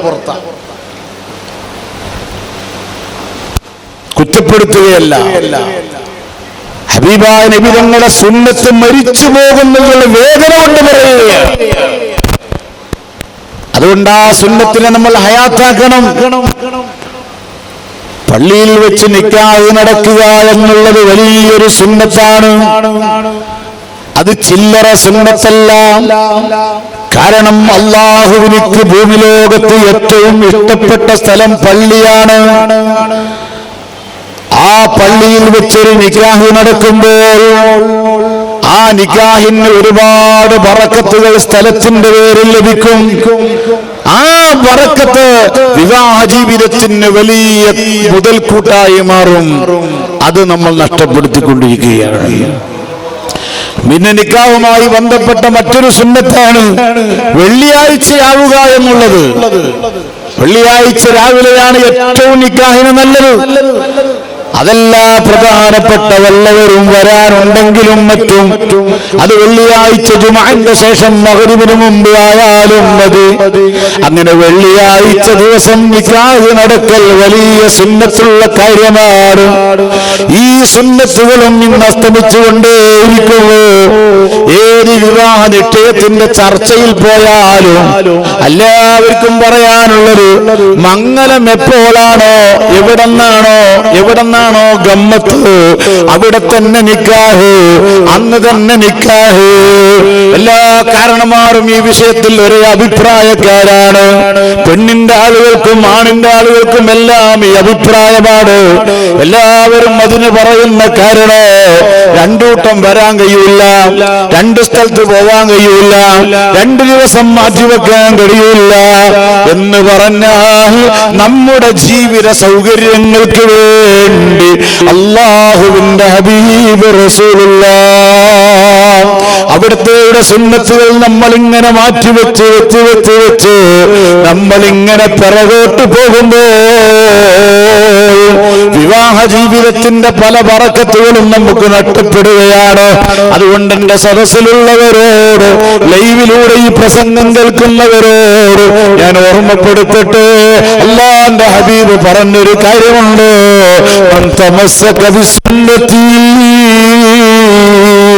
ആരെങ്കിലും ഒരാളെന്റെ സുന്നത്ത് മുറുകെ പിടിച്ചാൽ എന്റെ ഫസാദി ഉമ്മത്തി, എന്റെ ഉമ്മത്ത് ഫസാദാകുമ്പോൾ എന്റെ സുന്നത്തുകളെല്ലാം ഒഴിവാക്കി സുന്നത്തിൽ നിന്നെല്ലാം വ്യതിചലിച്ച് എന്റെ ഉമ്മത്ത് വഴിതെറ്റി നടക്കുമ്പോൾ, സുന്നത്തിനോട് വലിയ വില കാണിക്കാതെ നടക്കുമ്പോൾ ആരെങ്കിലും ഒരാൾ എന്റെ സുന്നത്ത് മുറുകെ പിടിച്ചാൽ അവനിക്ക് 100 രക്തസാക്ഷിയുടെ പ്രതിഫലമുള്ളല്ലോ മുഹമ്മദ് മുസ്തഫ. അതുകൊണ്ട് പ്രിയപ്പെട്ട ഉമ്മമാരെ, നിങ്ങൾക്കൊരാഗ്രഹമുണ്ട് നിക്കാഹ് കാണണമെന്ന് അല്ലേ? പല പെണ്ണുങ്ങൾക്ക് ഒരു ആശയ മോന്റെ നിക്കാഹ് കാണാൻ. ആർക്കും ബേജാറൊന്നുമില്ലല്ലോ പറയുന്നതില്. ബേജാറുണ്ടായാലും പറയാതിരിക്കാൻ പറ്റൂല. ഇനി ആരിത് പറയും? ഉസ്താദന്മാർ പറഞ്ഞില്ലെങ്കിൽ പിന്നെ ആരെ പറയും? സാധാരണക്കാരായ ആളുകൾക്ക് പലർക്കും ഇത് അറിയാത്തതിന്റെ പേരിലാണെന്നാണ് ഞാൻ മനസ്സിലാക്കുന്നത്. അതോടൊപ്പം ഞാൻ ഈ പറഞ്ഞതുപോലെ ചില കാരണങ്ങളും, ഉമ്മാക്ക് കാണണം, വയസ്സായ ഉമ്മാക്ക് നിക്കാഹ് കാണണം. ഏത് കിതാബിലാണ് അങ്ങനത്തെ നിക്കാഹ് കാണൽ സുന്നത്ത്? കാണൽ സുന്നത്തുള്ള ഒരുപാട് സാധനമുണ്ട്. കഅബ കാണൽ സുന്നത്ത്, കഅബ കാണൽ സുന്നത്താണ്. കാണൽ സുന്നത്തായ പലതുമുണ്ട്. അത് പറഞ്ഞ സ്ഥലത്ത് ഒരു പണ്ഡിതനും ഒരു കിതാബിലും നിക്കാഹ് കാണൽ സുന്നത്താണെന്ന് പറഞ്ഞിട്ടില്ല. പറഞ്ഞിട്ടുണ്ടെങ്കിൽ കാണിച്ചതാ. അങ്ങനത്തെ ഒരു സുന്നത്ത് അതിലില്ല. മാത്രവുമല്ല, ഒരു നിക്കാഹ് നടക്കുന്ന സദസ്, ആ സദസ്സിലേക്ക് തല മറക്കാത്ത, മേനി മറക്കാത്ത സാരി ചുറ്റിയ ഒരു പെണ്ണ് ആ നിക്കാഹിന്റെ സദസ്സിലേക്ക് ഇങ്ങനെ പരീക്ഷണം നടത്തിയാൽ അവൾ അങ്ങനെ പ്രദർശനമായി നിന്ന അവിടെ വരുന്ന റഹ്മത്തിന്റെ മലക്ക് പോലും ഇറങ്ങാതെ പോകാനാണ് സാധ്യത. അതുകൊണ്ട് തന്നെ ഈ നിലയ്ക്ക് പരസ്യമായി പെണ്ണുങ്ങൾ കാണുന്ന നിലക്കുള്ളൊരു നിക്കാഹ് അതൊന്നും അത്ര നല്ലതല്ല സഹോദരന്മാരെ. അതുകൊണ്ട് ഞാൻ ഓർമ്മപ്പെടുത്തുകയാണ്, എത്ര പ്രയാസപ്പെട്ടാലും തിരക്കേടില്ല, 2 പ്രാവശ്യം വരേണ്ടി വന്നാലും തിരക്കേടില്ല.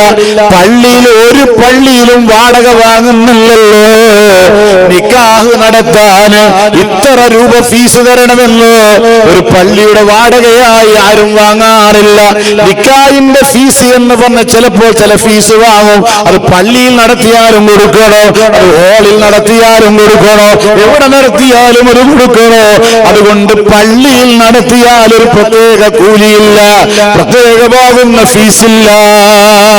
അതുകൊണ്ട് തന്നെ അതിന് വേണ്ടി നിങ്ങൾ വേറൊരു പന്തൽ കെട്ടണ്ട, നിങ്ങൾക്ക് പന്തലിന്റെ ചെലവില്ല. മാത്രമല്ല, ഉസ്താദുമാരെ കൂട്ടിക്കൊണ്ടുപോകുന്ന കാറിന്റെ പൈസ നിങ്ങൾക്ക് ലാഭമാണ്, എണ്ണ പൈസ ലാഭമാണ്. ഉസ്താദുമാർ പള്ളിയിൽ തന്നെ ഉണ്ടാകും. അതുകൊണ്ട് നടക്കട്ടെ നിക്കാഹുകള് പള്ളിയിലെന്നാണ് ഈ സമയത്ത് മദനീത്തങ്ങളെ സാക്ഷി നിർത്തി നിങ്ങളോട് എനിക്ക് പറയാനുള്ളൊരു വസിയത്ത്.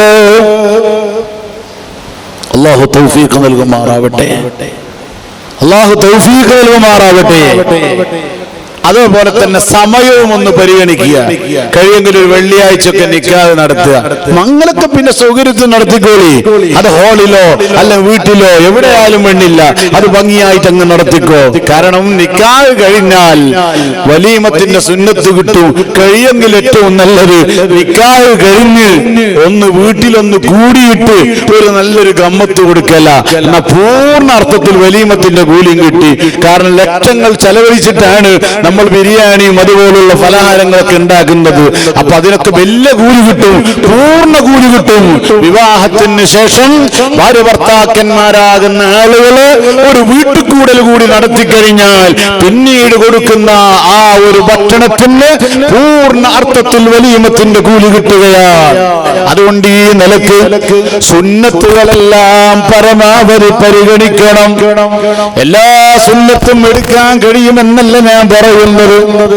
സാധിക്കുന്ന സുന്നത്തുകൾ എടുക്കണം. പള്ളിയിൽ വെച്ച് നിക്കാഹ് നടത്താൻ വല്ല പ്രയാസമില്ല. അതുകൊണ്ട് ഒരുപാട് ഉപകാരങ്ങളാണ്, ഒരുപാട് ഉപകാരങ്ങളാണ് അതുവഴി കിട്ടുന്നത്. ഒരുപാട് അനാവശ്യങ്ങൾ ഇല്ലാതെയാവും. അതുപോലെ നേരത്തെ പറഞ്ഞതുപോലെ തലമുടി മറക്കാതെ പെണ്ണുങ്ങൾ അവിടെ വരില്ല, മേനി മറക്കാതെ പെണ്ണുങ്ങൾ അവിടെ വരില്ല. അതുകൊണ്ട് പള്ളിയിലാകുമ്പോൾ അല്ലാഹുവിന്റെ റഹ്മത്തിന്റെ മലക്കുകൾ അവിടെ ഉണ്ടാകുമെന്നുറപ്പാട്. ആ നിലക്ക് പള്ളിയിൽ നിക്കാഹ് നടത്തുക, കഴിയുമെങ്കിൽ വെള്ളിയാഴ്ച നിക്കാഹ് നടത്തുക. ഇങ്ങനെ നിക്കാഹുമായി ബന്ധപ്പെട്ട സ്ഥലവുമായി ബന്ധപ്പെട്ട സമയവുമായി ബന്ധപ്പെട്ട സുന്നത്തുകളെല്ലാം ചെയ്ത് നേരത്തെ അല്ലാഹുവിന്റെ ഹബീബ് പറഞ്ഞതുപോലെ സ്വഭാവം തൃപ്തികരമായ, ദീൻ തൃപ്തികരമായ ഒരു പുതിയ ആപ്പിളയെ തെരഞ്ഞെടുക്കണോ. ഞാൻ നിങ്ങളോട് ഓർമ്മപ്പെടുത്തട്ടെ, വെറും ഒരു മുസ്ലിയാറായി എന്ന് മാത്രം നിങ്ങൾ കാണരുത്, ഒരു സഖാഫിയാണെന്ന് മാത്രം കാണരുത്. അല്ലാഹുവിന്റെ റസൂല് രണ്ട് കാര്യമാണ് അവിടെ പറഞ്ഞത്. ഒന്ന് സ്വഭാവമാണ്, ആദ്യം പറഞ്ഞത് സ്വഭാവമാണ്. കാരണം സ്വഭാവം ശരിയായില്ലെങ്കിൽ അത് വലിയ അപകടമാണ്. അതുകൊണ്ടൊരു ഗൾഫുകാരനാണെന്നൊറ്റ കാഴ്ചപ്പാടില് ഒരു പുതിയ ആപ്പിളിനെയും എടുക്കേണ്ടതില്ല. ഡിഗ്രി നേടിയ ഒരു പെണ്ണാണ് എന്ന നിലയിൽ മാത്രം ഒരു പെണ്ണിനെ കല്യാണം കഴിക്കേണ്ടതില്ല. അവിടെ ആദ്യമായി നാം നോക്കേണ്ടത് സ്വഭാവമാണ്. നിങ്ങളിൽ ഏറ്റവും ഖൈറായവർ കുടുംബത്തിന് ഖൈറായവരാണെന്ന് മുഹമ്മദ് റസൂലുള്ളാഹ്. അതുകൊണ്ട് ആ നിലക്കൊരു ഖൈറ് ചെയ്യാൻ പറ്റുന്നവനാണോ അവന്റെ സ്വഭാവം ഒന്ന് പഠിക്കണം. അവന്റെ കൂട്ടുകാരോടൊന്ന് ചോദിക്കണം, അവന്റെ നാട്ടുകാരോടൊന്ന് ചോദിക്കണം, അവന്റെ അകന്ന ബന്ധുക്കളോടൊന്ന് ചോദിക്കണം. അങ്ങനെ സ്വഭാവങ്ങളെ കുറിച്ചൊന്ന് മനസ്സിലാക്കണം. അതോടൊപ്പം ദീനും മനസ്സിലാക്കണം. ദീനൊന്നും നോക്കാറ് ആരാണ്, എനിക്ക് ഗോവയില് ഫാക്ടറി ഉണ്ട്, എനിക്ക് ബോംബെയില് ലോഡ്ജ് ഉണ്ട്, എനിക്ക് ഗൾഫിലും വലിയ സൂപ്പർ മാർക്കറ്റ് ഉണ്ട്, വേറൊന്നും ചിന്തിക്കാത്ത അവസ്ഥ. അതാണ് ഇന്ന് കൂടുതൽ കണ്ടുവരുന്നത്. അതുകൊണ്ട് തന്നെ വിവാഹ ജീവിതത്തിന്റെ ഏറ്റവും വലിയ ലക്ഷ്യമാകുന്ന സമാധാനം അവിടെ ഒന്നും നമുക്ക് ലഭിക്കാൻ സാധ്യതയില്ല. അല്ലാഹുവിന്റെ പരിശുദ്ധമാകുന്ന റസൂൽ സല്ലല്ലാഹു അലൈഹി വസല്ലം വളരെ പ്രാമുഖ്യത്തോടുകൂടെ പറഞ്ഞ സ്വഭാവം, അതുപോലെ ദീന്, ഇത് രണ്ടും നന്നായ ഒരു ജീവിത സഖിയെ നാം തെരഞ്ഞെടുക്കണം. അങ്ങനെ ജീവിതത്തിലൂടെ കുടുംബമായി വന്നാൽ ഞാൻ ഓർമ്മപ്പെടുത്തട്ടെ, ഈ കുടുംബ ബന്ധം നമ്മൾ മുറിക്കാൻ പാടില്ല. കുടുംബബന്ധം മുറിക്കുന്ന വല്ലാത്ത ഒരു ഏർപ്പാടിന് കൂടി വരികയാണ്.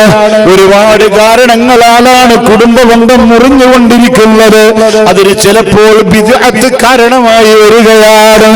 ഇതുവരെ നല്ല കുടുംബമാണ്, ഉപ്പയും ഉമ്മയും തമ്മിൽ ഒരു പ്രശ്നമില്ല, ഏട്ടത്തി അനുജത്തിമാർ തമ്മിൽ ഒരു കുഴപ്പമില്ല, എല്ലാവരും സന്തോഷത്തിലാ ജീവിച്ചു പോകുന്നത്, എല്ലാവരും നല്ല ഒക്കത്തിലാ ജീവിക്കുന്നത്, നല്ല റാഹത്താ.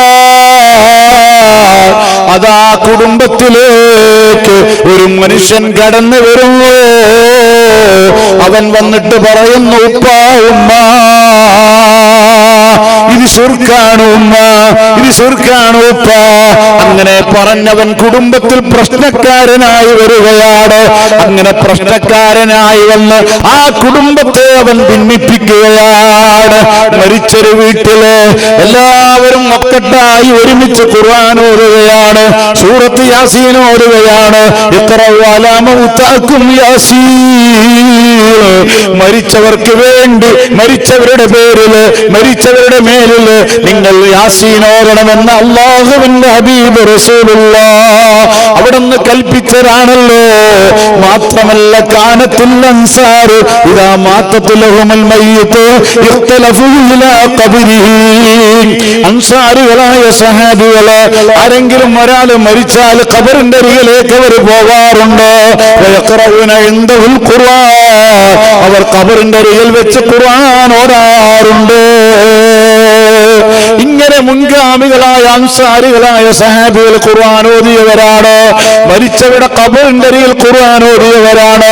അല്ലാഹു പറയുന്നു, അൻസാരികളായ സഹാബികളുമായ ആളുകള്, മുഹാജിറുകളായ ആളുകള്, സിദ്ദീഖീങ്ങളായ ആളുകള്, അവരെല്ലാം അല്ലാഹു പൊരുത്തപ്പെട്ടവരാണ്. അവരെല്ലാം അല്ലാഹു അനുഗ്രഹിച്ചവരാണ്. അവർ ഹിദായത്ത് സിദ്ധിച്ചവരാണ്. ആരാണോ ഹിദായത്ത് സിദ്ധിച്ചവർ, ആരാണോ അല്ലാഹു പൊരുത്തപ്പെട്ടവർ, ആരാണോ അല്ലാഹു അനുഗ്രഹിച്ചവർ, അവരുടെ മാർഗം ഏതാണോ അതാണ് സിറാത്തുൽ മുസ്തഖീം. ഒരു ഹദീസിൽ അല്ലാഹുവിന്റെ റസൂൽ പറയുന്നു, അസ്സിറാത്തു ഹുവൽ ഇസ്ലാം. ആ സിറാത്തുൽ മുസ്തഖീമാണ് ഇസ്ലാം. അപ്പോൾ ഇസ്ലാം എന്ന് പറയുന്നത് അല്ലാഹു പൊരുത്തപ്പെട്ടവരുടെ മാർഗമാണ്. അല്ലാഹു പൊരുത്തപ്പെട്ടവരാകുന്ന അൻസാരികളായ സഹാബികള് ഖബറിന്റെ അരികിൽ ഖുർആൻ ഓതുന്നവരാണ്. മരിച്ച മയ്യത്തിന് വേണ്ടി ഖുർആൻ ഓതുന്നവരാണ്. അൻസാരികൾ മുതൽക്ക് മുഹാജിറുകൾ മുതൽക്ക് സഹാബികൾ, താബിഈങ്ങൾ, താബിഈങ്ങളായിട്ട് അതേ എന്റെ പ്രിയപ്പെട്ടവരെ, ഒരു നൂറ്റാണ്ട് മുമ്പ് വരെ മുസ്ലിം ഉമ്മത്ത് മൊത്തത്തിൽ ഖുർആൻ ഓതിയവരാണ്. മരിച്ചവർക്ക് വേണ്ടി ദുആ ചെയ്തവരാണ്. മരിച്ചവർക്ക് വേണ്ടി സദഖ ചെയ്തവരാണ്. ബഹുമാനപ്പെട്ട സഅദ് റളിയല്ലാഹു അൻഹുവിന്റെ ചരിത്രം നമുക്കറിയാമല്ലോ. ഉമ്മ മരണപ്പെട്ടു പോയി. മരിക്കുമ്പോൾ മകൻ അവിടെയില്ല. അല്ലാഹുവിന്റെ ഹബീബിന്റെ അരികിലേക്ക് വന്നു. ഹബീബിനോട് പറഞ്ഞു, യാ റസൂലല്ലാഹ്, എന്റെ ഉമ്മ വഫാത്തായി പോയി. ഞാൻ ഉണ്ടായിട്ടില്ല സ്ഥലത്ത്. എന്റെ ഉമ്മാക്ക് വേണ്ടി ഞാൻ വല്ലതും സദഖ ചെയ്താൽ ഉപകരിക്കുമോ? അല്ലാഹുവിന്റെ ഹബീബ് പറഞ്ഞു, ഉപകരിക്കൂ. അപ്പോൾ ബഹുമാനപ്പെട്ടവർ പറഞ്ഞു, ഒരു തോട്ടം കാണിച്ചിട്ട് പറഞ്ഞു, ആ തോട്ടം എന്റെ ഉമ്മാക്ക് വേണ്ടി ഞാനിതാ ഹദിയ ചെയ്തിരിക്കുള്ളൂ. എന്നിട്ട് ആ തോട്ടത്തിൽ മഹാനവറുകള് ഒരു നല്ലൊരു കിണർ കുടിക്കുകയാണ്. എന്നിട്ട് പറയുന്ന, ഹദാലി ഉമ്മി സഅദ്, ഇത് സഅദിന്റെ ഉമ്മാക്കുള്ളതാണ്. ഇങ്ങനെ മുസ്ലിം ലോകത്തുള്ള മുഴുവൻ ആളുകളോ നിരാക്ഷേപം ചെയ്തു പോരുന്ന കാര്യമാണ് ഖുർആൻ ഓതുന്നത്. മരിച്ചവർക്ക് വേണ്ടി ഹദിയ ചെയ്യുന്നത്, മരിച്ചവർക്ക് വേണ്ടി ഭക്ഷണം കൊടുക്കുന്നത്. അല്ലാഹുവിന്റെ ഹബീബ് റസൂലുള്ളാഹ് ഖദീജ ബീവിക്ക് വേണ്ടി ഭക്ഷണം കൊടുത്ത ചരിത്രം നമുക്കറിയാം. ഇങ്ങനെ നൂറ്റാണ്ടുകൾ പഴക്കമുള്ള പാരമ്പര്യമുള്ള മുസ്ലിം ഉമ്മത്തിൽ ആരും ഒരിക്കലും ചോദ്യം ചെയ്തിട്ടില്ലാത്ത ഒരു കാര്യം ഉപ്പയും ഉമ്മയും മക്കളും സഹോദരിമാരും സഹോദരന്മാരുമാകുന്ന കുടുംബം നടത്തുമ്പോൾ ആ കുടുംബത്തിന്റെ ഇടയിലേക്ക് വന്നിട്ട് കുടുംബബന്ധം മുറിക്കാനായി ഒരാൾ പറയുകയാണ്, അത് പാടില്ല, അത് തപ്പാണ്, അത് ശരിയല്ല, അത് ശിർക്കാണ്, അത് കുഫറാണ്. ഇങ്ങനെ എത്ര കുടുംബബന്ധമാ മുറിഞ്ഞു പോയത്. എത്ര നല്ല ഒക്കട്ടുള്ള കുടുംബമാ ഫിർഖത്തായി പോയത്. ജ്യേഷ്ഠാനുജന്മാർക്ക് പരസ്പരം കണ്ടുകൂടാതായി, ഉപ്പാന മക്കൾക്ക് കണ്ടുകൂടാതെയായി, മക്കൾക്ക് ഉപ്പാനെ കണ്ടുകൂടാതെയായി. അങ്ങനെ സന്തോഷത്തിൽ ജീവിച്ച പല കുടുംബത്തിലും കയറി വന്ന് ഇത്തരം ആളുകൾ ഫിർഖത്തുണ്ടാക്കിക്കൊണ്ടിരിക്കുകയാണ്. അതോടൊപ്പം തന്നെ കണ്ടില്ലേ നിങ്ങള്, അല്ലാഹു പൊരുത്തപ്പെട്ടവരെയും അല്ലാഹു അനുഗ്രഹിച്ചവരെയും ഖുർആൻ പറയുമ്പോൾ അംബിയായിനെ പറഞ്ഞ ഉടനെ അല്ലാഹു പറഞ്ഞ മറ്റൊരാളാണ് സിദ്ദീഖീങ്ങള്. ആ സിദ്ദീഖീങ്ങളുടെ നേതാവാണ് സയ്യിദുനാ അബൂബക്കർ സിദ്ദീഖ്. സിദ്ദീഖ് റളിയല്ലാഹു അൻഹുവിന്റെ വഫാത്തിനോടടുക്കുമ്പോൾ അവിടുന്ന് സഹാബത്തിനോട് പറഞ്ഞ പ്രധാന വസിയ്യത്ത്, ഞാൻ മരിച്ചാൽ എന്റെ മയ്യത്ത് കുളിപ്പിച്ച് കഫൻ ചെയ്ത് നിസ്കരിച്ചിട്ട് അതാ എനിക്ക് വേണ്ടി ഒരുക്കിയ ഖബറില്ലേ, ആ ഖബറിലേക്ക് പെട്ടെന്ന് കൊണ്ടുപോയി കിടത്താൻ പാടില്ല. അല്ലാഹുവിന്റെ ഹബീബിന്റെ ചാരത്താണല്ലോ ആ ഖബറുള്ളത്. നിങ്ങൾ എന്തു ചെയ്യണം? ആ ഖബറുള്ള ആ ബിൽഡിങ്ങിന്റെ ഗേറ്റിന്റെ അരികിൽ എന്റെ മയ്യത്ത് കൊണ്ടുവെക്കണം, ജനാദ കൊണ്ടുവെക്കണം. എന്നിട്ട് അല്ലാഹുവിന്റെ ഹബീബിനോട് സമ്മതം ചോദിക്കണം. സമ്മതം കിട്ടിയാൽ മാത്രം അതിന്റെ ഊഹത്തേക്ക് കൊണ്ടുപോകണം, അല്ലെങ്കിൽ എന്നെ ജന്നത്തുൽ ബഖീൽ മറവ് ചെയ്യണമെന്ന് സിദ്ദീഖുൽ അക്ബർ തങ്ങളാ പറയുന്നത്. അപ്പൊ മരണപ്പെട്ടു പോയ ആളുകളോട് കാര്യങ്ങൾ പറഞ്ഞാല് അത് കേൾക്കുമെന്നുള്ള വിശ്വാസമാണ് സിദ്ദീഖ് റളിയല്ലാഹു അൻഹുവിന്റെ വിശ്വാസം. ആ വിശ്വാസപ്രകാരം മഹാൻ പറഞ്ഞപ്പോൾ ഒരു സഹാബിയും അതിനെ എതിർത്തില്ലെന്ന് മാത്രമല്ല, ആ സഹാബികള് അവര് പറഞ്ഞതുപോലെ ജനാദ കൊണ്ടുവച്ചിട്ട് റസൂലുള്ളാഹിനെ വിളിച്ചവർ പറഞ്ഞ അതാ അബൂബക്കറും അബൂബക്കർ വാതിക്കലുണ്ട്, നബിയെ യസ്തഅ്സിനുക, തങ്ങളോട് സമ്മതം ചോദിക്കുന്നുണ്ട്. തങ്ങളെ സമ്മതമുണ്ടെങ്കിൽ ഇവിടെ കടത്താനാണ് പറഞ്ഞത്, ഇവിടെ മറവ് ചെയ്യാനാ പറഞ്ഞത്. സമ്മതമില്ലെങ്കിൽ ജന്നത്തുൽ ബഖീൽ മറവ് ചെയ്യാനാ പറഞ്ഞത് എന്ന് സഹാബത്ത് റസൂലുള്ളാഹിനോട് വിളിച്ചു പറയുള്ളൂ.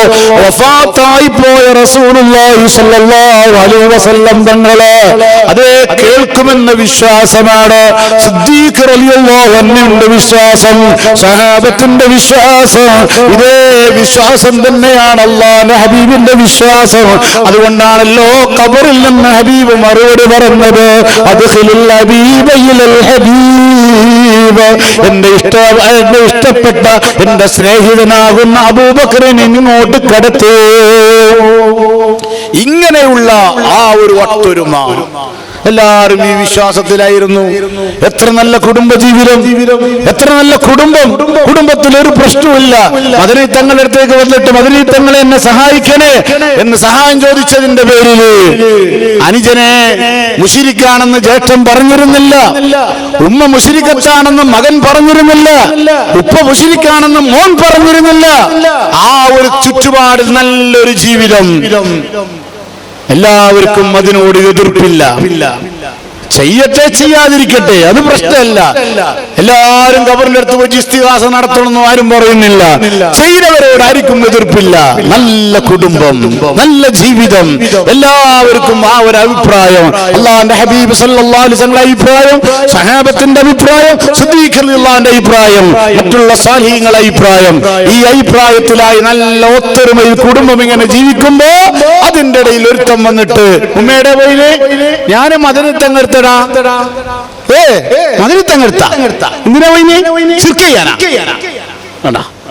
കുഴപ്പമില്ല, വീട്ടിൽ കുഴപ്പമായി, വീട്ടിൽ പ്രശ്നമായി. നിങ്ങൾ ആലോചിക്കണം, എന്തിനെയാണ് ഇവൻ ചോദ്യം ചെയ്യുന്നത്? മദനി തങ്ങളെടുത്ത് പോയിട്ട് ഇസ്തിഗാസ നടത്തിയതിനെ ഇവൻ ചോദ്യം ചെയ്യുന്നു. ആ കാര്യമാണെങ്കിലോ ലോക മുസ്ലിങ്ങൾ നടത്തിയതാ. ഇമാം സുബ്കി തങ്ങൾ പറയുന്നത് ഇബ്നു തൈമിയ വരുന്നത് വരെ ഒരാളും അതിനെ എതിർത്തിട്ടില്ല എന്നാണ്. വലം യുൻകിറു അഹദുൻ, കഴിഞ്ഞുപോയ ഒരാളും അതിനെ എതിർത്തിട്ടില്ല ഇബ്നു തൈമിയ വരുന്നത് വരെ എന്നാണ്. അങ്ങനെ നൂറ്റാണ്ടുകളായി മുസ്ലിം ഉമ്മത്ത് ഒരു അഭിപ്രായ വ്യത്യാസവുമില്ലാതെ ചെയ്തു പോരുന്ന കാര്യങ്ങള്, ആ കാര്യങ്ങൾ ചെയ്തതിന്റെ പേരിൽ ആ കുടുംബത്തിൽ കടന്നു വന്ന് ആ കുടുംബത്തിൽ വലിയ ഫിർഖത്തുണ്ടാക്കുന്നു. ഇതുപോലെ വേറെ പലരുമുണ്ട്, പല കാര്യങ്ങളെ പേരിൽ ഫിർഖത്തുണ്ടാക്കുന്നവർ. കുടുംബജീവിതത്തിൽ വലിയ ഫിർഖത്തുണ്ടാക്കുന്ന ചില കാരണവന്മാരുണ്ട്. മരുമകളെ കല്യാണം കഴിയുന്നത് വരെ നല്ല ബന്ധമാണ്.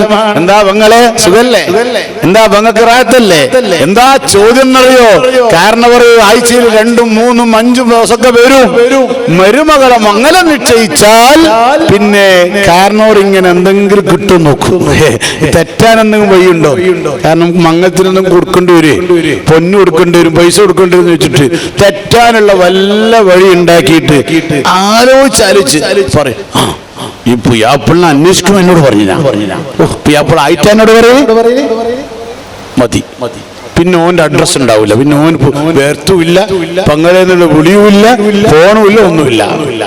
കല്യാണമെല്ലാം കഴിഞ്ഞ് കുറച്ചങ്ങോട്ട് പോയാല് മല്ലനുണ്ടാവും കാരണവർ വരുന്നത് ഇതിന്റെ പങ്കാളിന്ന് ചോദിച്ചിട്ട്. കാരണം ഈ മംഗളത്തിന് എന്തെങ്കിലും കുറച്ച് കൊടുക്കേണ്ടി വരുമോ എന്ന് പേടിച്ചിട്ട് അത് ഒഴിവായി കിട്ടാൻ വേണ്ടിയിട്ട് ഒരു ഫിർഖത്ത് ഉണ്ടാക്കുന്ന ചില ആളുകൾ.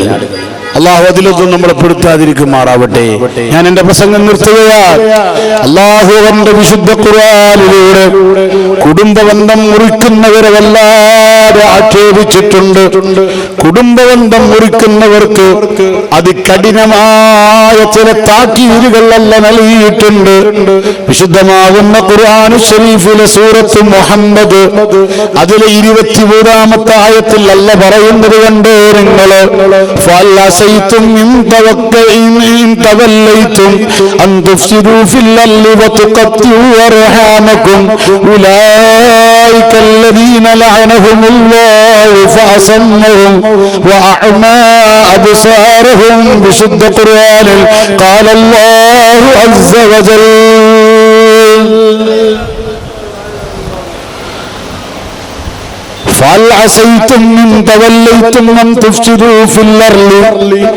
നിങ്ങൾ ഇവിടുന്ന് പിരിഞ്ഞു പോയാൽ നിങ്ങൾ ഭൂമിയിൽ ഫസാദ് ഉണ്ടാക്കുകയാണ്. അതിനോടാണോ നിങ്ങൾക്ക് താല്പര്യം? അങ്ങനെ ഫസാദ് ഉണ്ടാക്കാൻ വലിയ കാരണമായ കുടുംബബന്ധം മുറിക്കുക എന്ന ഏർപ്പാട് നിങ്ങൾ ചെയ്യുകയാണോ? എന്നിട്ട് അല്ലാഹു പറയുന്നു അത്തരം ആളുകളെ അല്ലദീന ലഅനഹുമുല്ലാഹ്, അല്ലാഹു അവരെ ശപിച്ചവരാണ്. ഫഅസമ്മഹും, അല്ലാഹു തആല അവരെ ചെവിടുവെട്ടന്മാരാക്കിയിട്ടുണ്ട്. വഅഅമാ അബ്സാറഹും, അവരുടെ കണ്ണുകളെ അല്ലാഹു കുരുടാക്കി മാറ്റിയിട്ടുണ്ട്. പിന്നെ ആര് പറഞ്ഞാലും അവർക്ക് നന്നാവാൻ മനസ്സ് വരില്ല. എത്ര ഉപദേശിച്ചാലും എത്ര മസലഹത്തിന് വിളിച്ചാലും അവർ പിന്നെ നന്നാവാനുണ്ടാവില്ല. കാരണം അവർക്ക് കുടുംബബന്ധം മുറിക്കുക എന്നുള്ളത് വലിയൊരു ഇഷ്ടമാണ്. ജ്യേഷ്ഠത്തിയോട് പിണങ്ങുക, അനുജത്തിയോട് പിണങ്ങുക, അങ്ങനെ പിണങ്ങിയുള്ള ജീവിതമാണ് അവർക്ക് താല്പര്യമുള്ളത്. ഇങ്ങനത്തെ ആളുകള് പിന്നെ ആര് പറഞ്ഞാലും നന്നാവില്ല. ഉസ്താദ് വിളിപ്പിച്ചു 2 കുടുംബത്തെയും. ആദ്യം ജ്യേഷ്ഠത്തിനെ വിളിപ്പിച്ചു, ജ്യേഷ്ഠത്തിന്റെ മക്കളെ വിളിപ്പിച്ചു. അവരോട് കാര്യങ്ങളൊക്കെ പറഞ്ഞപ്പോ ജ്യേഷ്ഠത്തി പറയാണ്, ഉസ്താദെ കേട്ടിന വിഷയം, നമ്മളെ നന്നാക്കാൻ നിങ്ങൾ മെനക്കണ്ട, നമ്മ നന്നാവൂല. മരിച്ചാൽ എന്റെ മയ്യത്ത് പോലും അവളെ കാണിക്കാൻ പറ്റൂല. ഞാൻ എന്റെ മക്കളോട് വസിയത്ത് ചെയ്തിട്ടുണ്ട്. മറ്റേ ടീമിനെ ഉസ്താദ് വിളിച്ചു. അപ്പോൾ അവരും പറഞ്ഞു ഇതുപോലെ തന്നെ, മരിച്ച എന്റെ മയ്യത്ത് വരെ കാണിച്ചു കൊടുക്കണ്ടാവും. കണ്ണ് കുരുടായി, ചെവിട് പൊട്ടായിപ്പോയി. കാരണം കുടുംബബന്ധം മുറിക്കുന്ന ആളുകൾക്ക് അള്ളാന്റെ ശാപമുണ്ടെന്ന് ഖുർആനാ പറയുന്നത്. അള്ളാഹു അവരെ ശപിച്ചിരിക്കുന്നു. അള്ളാഹു ശപിച്ചു കഴിഞ്ഞാൽ പിന്നെ സംഭവിക്കുന്നത് എന്താ? അള്ളാന്റെ ലാനത്ത് കിട്ടിയാ പിന്നെ ആര് ഉപദേശിച്ചിട്ട് പിന്നെ കാര്യമൊന്നും ഉണ്ടാവില്ല. അതുകൊണ്ട് ആ ലഅനത്തൊക്കെ കിട്ടുന്നതിന് മുമ്പ് വേർപിരിഞ്ഞ കുടുംബ ബന്ധങ്ങളൊക്കെ നന്നാവാൻ വേണ്ടി ശ്രമിക്കണം. അല്ലെങ്കിൽ പിന്നെ നമ്മൾ തെറ്റി അങ്ങ് പോകും. ഒരു ഹജ്ജിന് പോകുമ്പോൾ വരെ യാത്ര പറയാൻ വരെ പോവാത്ത ആളുകളുണ്ട്. ഈ പ്രാവശ്യമൊക്കെ ഹജ്ജിന് പോയ കൂട്ടത്തിലൊക്കെ ചില ആളുകള് സ്വന്തം സഹോദരിയോട് യാത്ര പറഞ്ഞിട്ടില്ല, സ്വന്തം ഉമ്മയോട് യാത്ര പറഞ്ഞിട്ടില്ല. എന്തേ? അവർ തെറ്റി നിൽക്കുകയാ. അതുകൊണ്ട് ഞാൻ ഒരിക്കലും അവരെടുത്തു പോവില്ല. ഞാനല്ലേ ഹജ്ജിന് പോകുന്നത്, ഞാനല്ലേ വലിയ ആള്, അതുകൊണ്ട് വേണമെങ്കിൽ ഓർ ഇങ്ങോട്ട് വരട്ടേന്നാ. അങ്ങനെയല്ല. ഹജ്ജിന് പോകുന്ന ആളുകളാണ് അവർ മറ്റുള്ളവരെ സമീപിക്കേണ്ടത്, അവരരികിലേക്ക് പോവേണ്ടത്, അവരോട് യാത്ര പറയേണ്ടത്, അവരെ നമ്മൾ യാത്ര അയക്കുകയും വേണം. ഇങ്ങനെ ഞാൻ പറഞ്ഞു വരുന്നൊരു ഹജ്ജിന് പോകുന്ന സമയത്ത് പോലും പരസ്പരം കാണാനും മിണ്ടാനും സാധിക്കാത്ത രീതിയിൽ അകന്നുപോയി ഈ കുടുംബബന്ധം മുഴുവൻ. അങ്ങനെ കുടുംബബന്ധം മുറിക്കുന്ന ആളുകളുടെ അല്ലാഹുവിന്റെ തഖീറാ ഉലൈക الذين لعنهم الله, അവർ അല്ലാഹു ശപിച്ചിരിക്കുന്നു. അല്ലാഹു അല്ലാഹു ശപിച്ച കാരണത്താൽ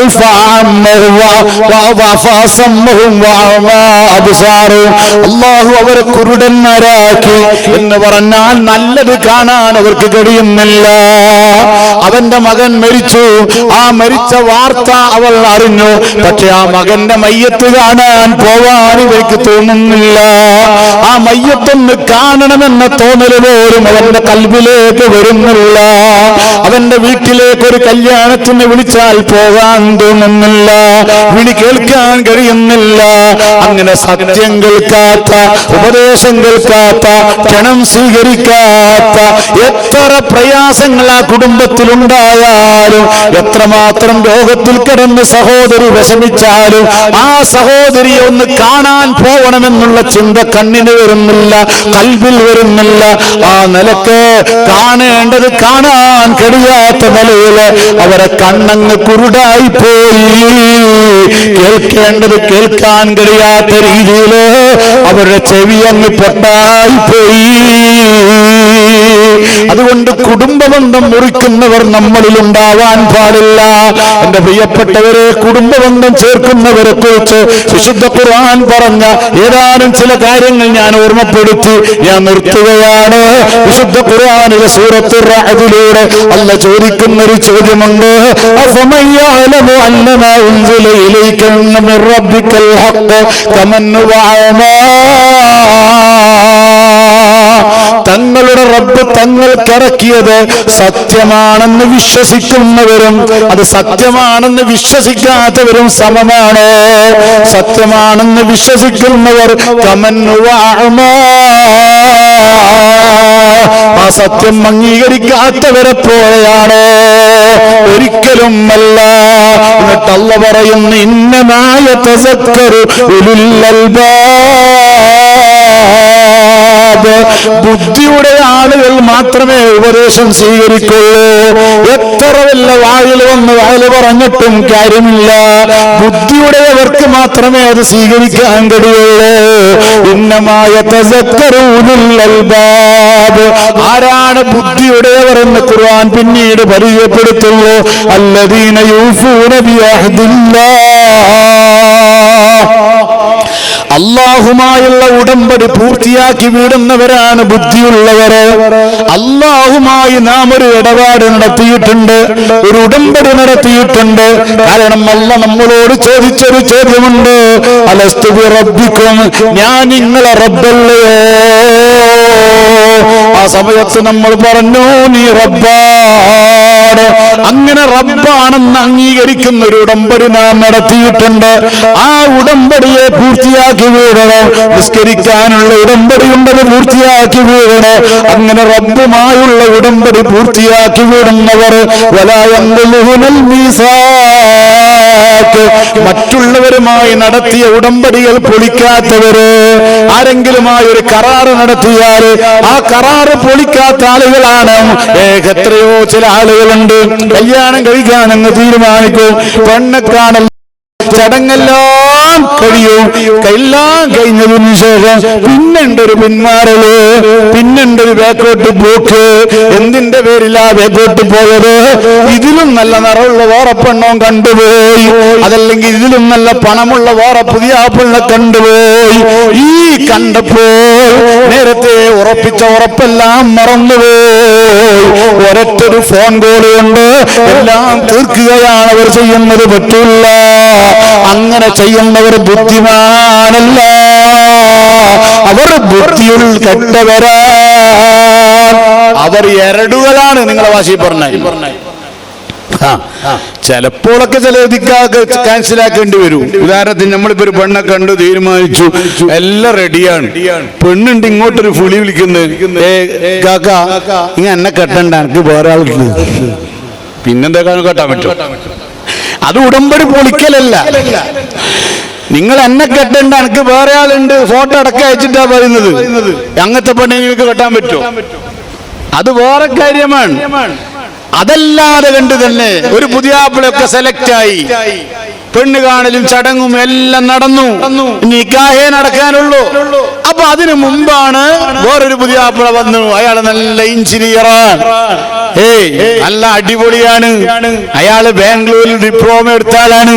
അങ്ങനൊക്കെ കുറെ കോഴ്സും മറ്റെല്ലാം കേൾക്കുമ്പോ മെല്ലന് ബെഞ്ഞിട്ട് മെല്ലനൊരു പച്ച പൊള്ളും പറയും, മോക്കെന്തോ ഇഷ്ടമില്ല എന്നാ തോന്നുന്ന കൊണ്ട് തൽക്കാലം വേണ്ടാന്ന്. മോൾ അറിഞ്ഞിട്ട് പോലും ഉണ്ടാവില്ല ചിലപ്പോൾ. മാത്രല്ല ചില പെണ്ണുകള് മോളെ പേരിൽ ആരോപണം വരെ പറയും അക്കാരണത്തിന് വേണ്ടിയിട്ട് പുതിയാപ്പിള്ള മാറ്റി കിട്ടാൻ. എന്താ പറയേ, എന്റെ മോക്ക് വേറെ ആരോ ആയിട്ട് ലവ് ഉണ്ട്, അതുകൊണ്ട് നിങ്ങളെ വേണ്ട.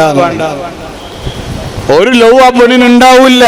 ഇതെങ്ങനെങ്കിലും ഒന്ന് പൊളിഞ്ഞു കിട്ടണം. ഞാൻ അടിപൊളി പുതിയാപ്പിള വേറെ വന്നിട്ടുണ്ട്. അങ്ങനെ ചെയ്യുന്ന ആളുകൾ ബുദ്ധിമാന്മാരല്ല, അവർ എരടുകളാണ്. ബുദ്ധിമാന്മാരായ ആളുകൾ ആരാണ്? അല്ലദീ വലയം ഖുലൂനൽ മീസാഖ്, ഉടമ്പടി പൊളിക്കാത്തവരാണ്. പിന്നീടല്ല മൂന്നാമത് പറയുന്നത് വല്ലദീന യസ്ലൂന മാ അമറല്ലാഹു ബിഹി യുസലാ, അല്ലാഹു ചേർക്കാൻ കൽപ്പിച്ചതിനെ ചേർക്കുന്നവരാണ് ബുദ്ധിമാന്മാർ. അല്ലാഹു ചേർക്കാൻ കൽപ്പിച്ച ഏറ്റവും പ്രധാനപ്പെട്ട ഒന്നാണ് സിലത്തുർ റഹ്മ, കുടുംബബന്ധം എന്ന് പറയുന്നത്. മൻ വസല വസലഹുല്ലാഹ്, മൻ ഖതഅ ഖതഅഹുല്ലാഹ്. കുടുംബബന്ധം ചേർത്തവനുമായുള്ള ബന്ധം അല്ലാഹു ചേർക്കുമെന്ന് മുഹമ്മദ് റസൂലുള്ളാഹ്. കുടുംബബന്ധം മുറിച്ചവനുമായുള്ള ബന്ധം അല്ലാഹു മുറിക്കുമെന്ന് മുഹമ്മദ് റസൂലുള്ളാഹ്. മൻ കാന യുമിനു ബിൽ യൗമിൽ ആഖിർ, അല്ലെങ്കിലും ഒരാള് അല്ലാഹുവിലും അന്ത്യദിനത്തിലും വിശ്വസിക്കുന്നുവെങ്കിൽ ഫല്യസിൽ റഹ്മ, അവൻ കുടുംബബന്ധം ചേർക്കട്ടെ എന്ന് മുഹമ്മദ് റസൂലുള്ളാഹ്. അപ്പൊ അല്ലാഹു തആല ഏറ്റവും കൂടുതലായി ചേർക്കാൻ പറഞ്ഞ ഒന്നാണ് കുടുംബബന്ധം. ആ കുടുംബബന്ധം ചേർക്കുന്ന ആളുകൾ ആരാണോ അവരാണ് മുഅ്മിനീങ്ങളായ ആളുകൾ. വയഖ്ശൗന റബ്ബഹും, നാലാമത് അല്ലാഹു പറയുന്നു അവർ അല്ലാഹുവിനെ പേടിക്കുന്നവരാണ്, അല്ലാഹുവിനെ കുറിച്ച് ഭയമുള്ളവരാണ്. ഏത് പാതിരാത്രിയുടെ കൂരിരുട്ടിലായാലും എത്ര നല്ല നിലക്കുള്ള സുഖത്തിന് അനുവാദം ലഭിച്ചാലും അവസരം ലഭിച്ചാലും അല്ലാഹുവിനെ കുറിച്ചുള്ള ഭയത്തിന്റെ പേരില് തെറ്റിൽ നിന്ന് മാറി നിൽക്കുന്നവരാണ്. ബഹുമാനപ്പെട്ട ഇമാം ഗസാലി തങ്ങള് ഒരു ചെറിയൊരു സംഭവം പറഞ്ഞ് ഞാൻ ഇടയ്ക്കൊന്ന് ഓർമ്മപ്പെടുത്തുകയാണ്. ഒരു ചെറുപ്പക്കാരന്റെ കഥയാണ് അവിടെ നിന്ന് പറയുന്നത്. അദ്ദേഹത്തിന്റെ നാട്ടിലുള്ള ഒരു പെൺകുട്ടിയോട് വലിയ സ്നേഹം വന്നുപോയി. ആ പെൺകുട്ടിയുമായുള്ള ശാരീരിക ബന്ധത്തിൽ ഏർപ്പെടണമെന്നുള്ള വല്ലാത്ത ആഗ്രഹം വന്നുപോയി. പാതിരാത്രിയുടെ കൂരിരുട്ടില് ആ പെണ്ണ് തന്റെ പ്രാഥമിക ആവശ്യ നിർവഹണത്തിന് വേണ്ടി വീട്ടിൽ നിന്ന് പുറത്തിറങ്ങി ദൂരത്തേക്ക് പോയപ്പോൾ ആ പെണ്ണിന്റെ പിന്നാലെ പോയി. പെണ്ണിനോട് തന്റെ ആഗ്രഹങ്ങൾ പറഞ്ഞു. ആ സമയത്ത് ആ പെണ്ണ് ഇദ്ദേഹത്തോടൊരു കാര്യം ചോദിക്കുകയാണ്. ഈ പരിസരങ്ങളിലുള്ള വീടുകളിലൊക്കെ ജനങ്ങളൊക്കെ ഉറങ്ങിയോ എന്നൊന്ന് നോക്കണേ. അദ്ദേഹം വേഗം പോകുന്നു, വീടുകളൊക്കെ പരിശോധിക്കുന്നു. എല്ലാ വീട്ടിലും എല്ലാവരും ഉറങ്ങിയിട്ടുണ്ട്. അദ്ദേഹം വലിയ സന്തോഷത്തോടെ വരികയാണ്. എന്റെ ആഗ്രഹം ഇന്ന് പൂർത്തിയാവുകയാണ്. വർഷങ്ങളായി ഞാൻ കാത്തിരിക്കുന്നത് ലഭിക്കാൻ പോവുകയാണല്ലോ. ആ പെണ്ണിന്റെ ശരീരം ഒന്ന് സ്പർശിക്കാനുള്ള, അവളുമായുള്ള ഒരു ബന്ധത്തിനുള്ള ഒരവസരം എനിക്ക് കിട്ടുമല്ലോ എന്ന സന്തോഷത്തോടെ പെണ്ണിന്റെ അരികിലേക്ക് പോയപ്പോൾ പെണ്ണ് ചോദിച്ചൊരു ചോദ്യമാണ്. എന്താണ് ചോദ്യമെന്നറിയോ? നാട്ടുകാരും വീട്ടുകാരും എല്ലാം ഉറങ്ങിയോ? അദ്ദേഹം പറഞ്ഞു ഉറങ്ങി. മാതാ തഖൂലു ഫില്ലാഹ്, നീ അല്ലാഹുവിനെ കുറിച്ച് എന്താ പറയുന്നത്? അവൻ ഉറങ്ങുന്നവനാണോ? അവൻ ഉണർന്നവനാണോ? അദ്ദേഹത്തിന്റെ മറുപടി അള്ളാഹ്ക്ക് ഉറക്കമില്ല, തൂങ്ങി ഉറക്കം പോലുമില്ല. ആ സമയത്താണ് പെണ്ണ് പറയുന്നത്, ആളുകളെല്ലാം ഉറങ്ങിയാലും വീടുകളിൽ ലൈറ്റുകളെല്ലാം അണച്ചാലും അതേ ലൈറ്റില്ലാതെ കാണുന്ന ഏത് പാതിരാത്രിയും എന്തും അറിയുന്ന എന്തും കാണുന്ന എന്റെ റബ്ബ് കാണുമല്ലോ. ഇതങ്ങ് പറയുമ്പോഴേക്ക് ആ മനുഷ്യനിക്ക് റബ്ബിനെ കുറിച്ചുള്ള ഭയമങ്ങ് വന്നുപോയി. വർഷങ്ങളായുള്ള കാത്തിരിപ്പ് പൂവണിയാനുള്ള നിമിഷങ്ങൾ മാത്രം ബാക്കിയുള്ളപ്പോൾ അദ്ദേഹം തെറ്റിൽ നിന്ന് പിന്തിരിയുകയാണ്. അവരാണ് ബുദ്ധിമാന്മാർ. അല്ല പറയുന്നു, റബ്ബഹും, അവർ റബ്ബിനെ പേടിക്കുന്നവരാണ്.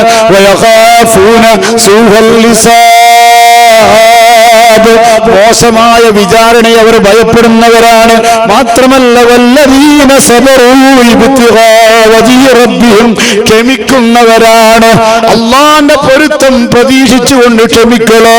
എന്റെ ഉമ്മമാരെ ഞാൻ നിങ്ങളോട് പ്രത്യേകം ഓർമ്മപ്പെടുത്തുകയാണ്. അൽഫാമിന്റെ കാലമാണ്, മന്തിയുടെ കാലമാണ്, ചുട്ടകോടിയുടെ കാലമാണ്. ഇങ്ങനെ ഏതെല്ലാം നിലക്കുള്ള ഭക്ഷണങ്ങളാണോ ആ ഭക്ഷണത്തിലേക്കെല്ലാം ശരീരം ഇങ്ങനെ ആഗ്രഹിക്കുന്നൊരു കാലമാണ്. അതുകൊണ്ട് തന്നെ ഇന്നത്തെ കാലഘട്ടത്തില് ഉപ്പമാര് കുടുങ്ങിക്കിടക്കുകയാണ്, കാക്കമാര് വിഷമിക്കുകയാണ്. കാരണം വീട്ടിൽ നിന്ന് എപ്പോഴും മക്കളെ കൊണ്ട് ഉമ്മ പറയിപ്പിക്കുന്നു, അനുജത്തിമാരെ കൊണ്ട് ജട്ടത്തിമാര് പറയിപ്പിക്കുന്നു, അമ്മയ്ക്ക് അൽഫാം അടിക്കാൻ പോവാം, പുറത്തു പോവാം. ഇതിനാ അൽഫാം തിന്ന് ഉപ്പാനോട് പറയും. അങ്ങനെ ഉപ്പാനെ ചൂടാക്കി എല്ലാ മക്കളും കൂടി ഉപ്പാനടുത്ത് പോയി വീണ് ഉപ്പാനും കൂട്ടിയിട്ട് ഇങ്ങനെ പോവാ. പാവം എന്ത് ചെയ്യും? തിന്നുന്നടുത്തെത്തുമ്പോ നമുക്കൊന്നും ബോധമില്ല. പണത്തിന്റെ ബോധം അവിടെ ഇല്ല, സാമ്പത്തിക പ്രയാസം നമുക്ക് ഇവിടെ ബോധമില്ല. പറയുമ്പോ പറയും അപ്പുറത്തെ പേർക്ക് ഇന്നലെ പോയി, ഇപ്പുറത്തെ പേർക്ക് മിന്നാന്ന് പോയി, നിങ്ങൾക്കായിട്ട് എന്താ കൂട്ടിക്കൊണ്ട് പോയി കൂടെ. അല്ലാഹുവിന്റെ ഹബീബ് നമ്മളോടാ പറയുന്നത്,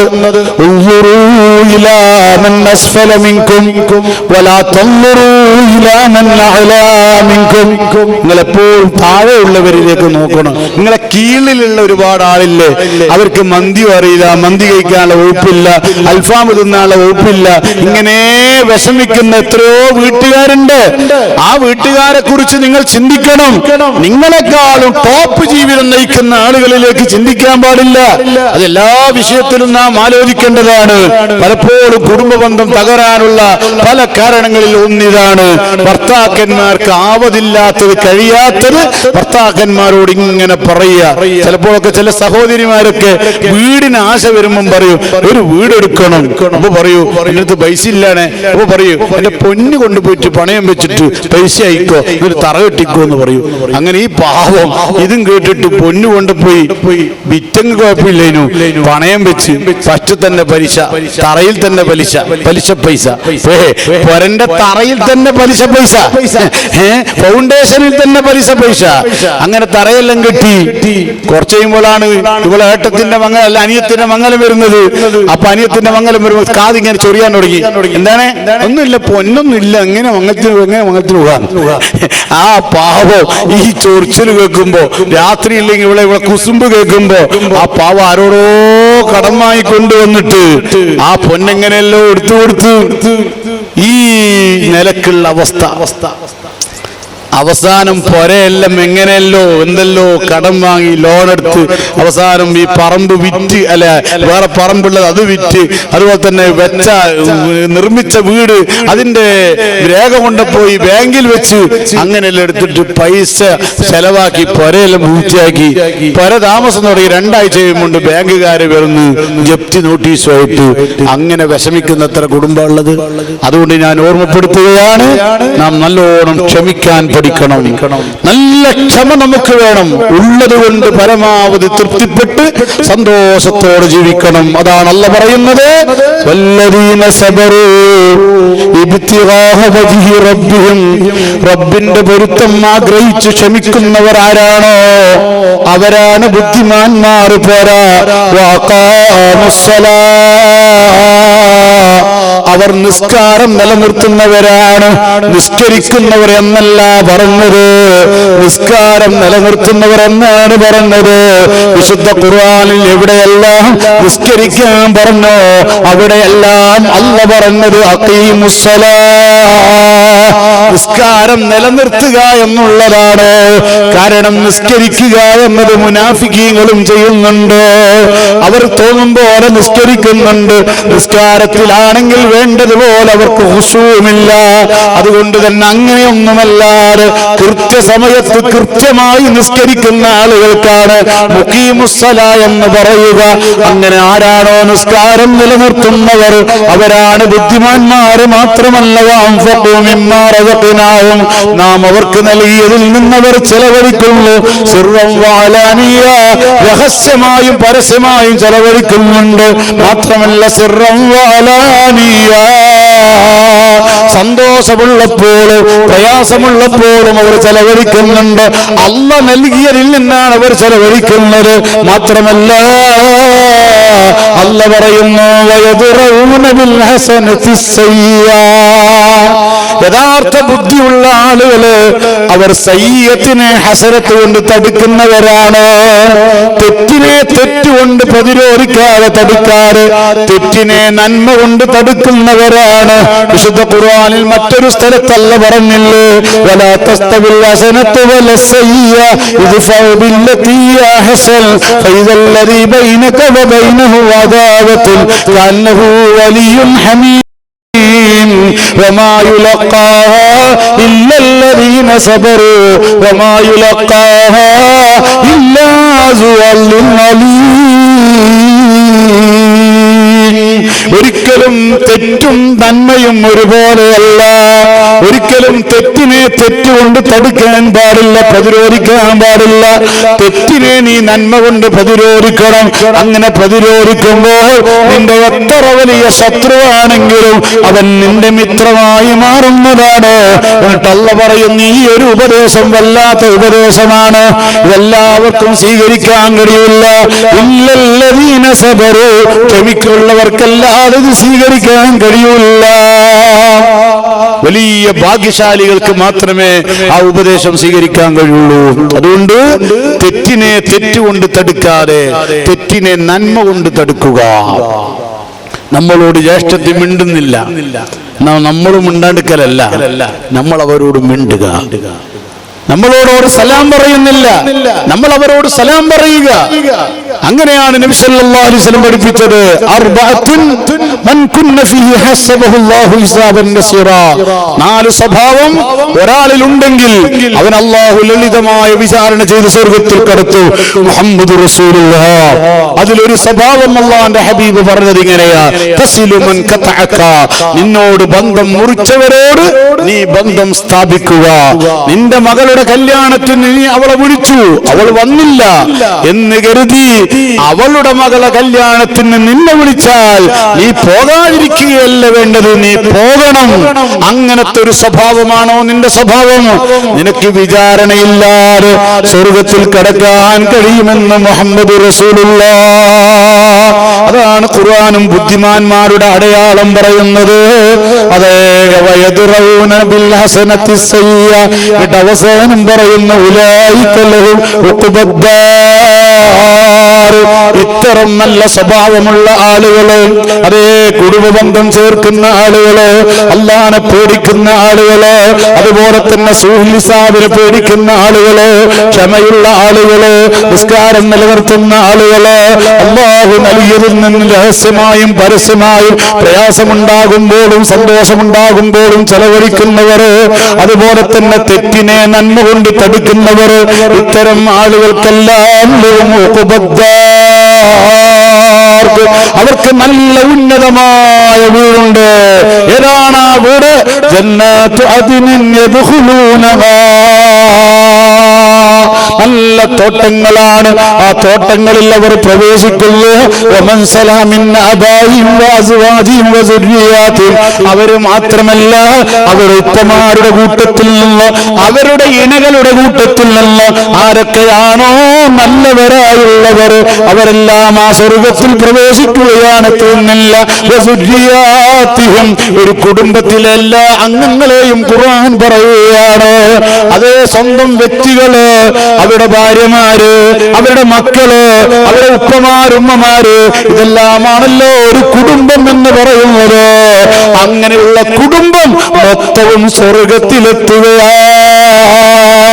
ആ കുടുംബത്തിന് ഈ സ്വഭാവങ്ങളൊക്കെ വേണ്ടതുണ്ട്. അതിൽ വളരെ പ്രധാനപ്പെട്ട സ്വഭാവമാണ് കുടുംബബന്ധം ചേർക്കുക എന്ന് പറയുന്ന സ്വഭാവം. അല്ലാഹു ജല്ല ജലാല് മുറിഞ്ഞുപോയ എല്ലാ ബന്ധങ്ങളും ചേർക്കാൻ നമുക്ക് തൗഫീഖ് നൽകുമാറാകട്ടെ. നമ്മുടെ സദസ്സ് അല്ലാഹ് ഖബൂൽ ചെയ്യട്ടെ. എല്ലാ തെറ്റുകുറ്റങ്ങളും അല്ലാഹ് നമുക്ക് പുറത്തു തരട്ടെ. ദുആയിലേക്ക് കടക്കുകയാണ്. ഒരുപാട് ആളുകൾ ഈ മഹത്തായ സിയാറത്തിന് വരുന്ന ആളുകൾ പല ആവശ്യങ്ങൾക്കും വേണ്ടി വരുന്നവരുണ്ട്.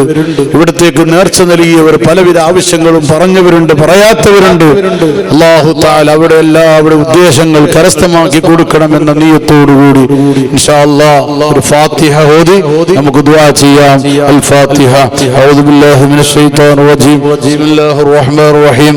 അൽഹംദുലില്ലാഹി റബ്ബിൽ ആലമീൻ الرحمن الرحيم مالك يوم الدين إياك نعبد وإياك نستعين اهدنا الصراط المستقيم صراط الذين أنعمت عليهم غير المغضوب عليهم ولا الضالين آمين. الحمد لله رب العالمين. اللهم صل على سيدنا محمد وعلى آل سيدنا ومولانا محمد. رحمن رحيم ما يا الله നിങ്ങളെ സ്വീകരിക്കണേ അല്ലാഹ്. ഈ മജ്‌ലിസ് ഖബൂലാക്കണേ അല്ലാഹ്. പറഞ്ഞതും കേട്ടതും നീ ഖബൂലാക്കണേ അല്ലാഹ്. അല്ലാഹുവേ, നിന്റെ മഹലായ ഫദ്ല് കൊണ്ട് പാപികളും സാധുക്കളുമായ ഞങ്ങളെ നീ ഏറ്റെടുക്കണേ അല്ലാഹ്. ഞങ്ങളെ കുടുംബം നീ ഏറ്റെടുക്കണേ അല്ലാഹ്. ഞങ്ങളെ ദർസ് നീ ഏറ്റെടുക്കണേ അല്ലാഹ്. ഞങ്ങളെ സ്ഥാപനങ്ങൾ നീ ഏറ്റെടുക്കണേ അല്ലാഹ്.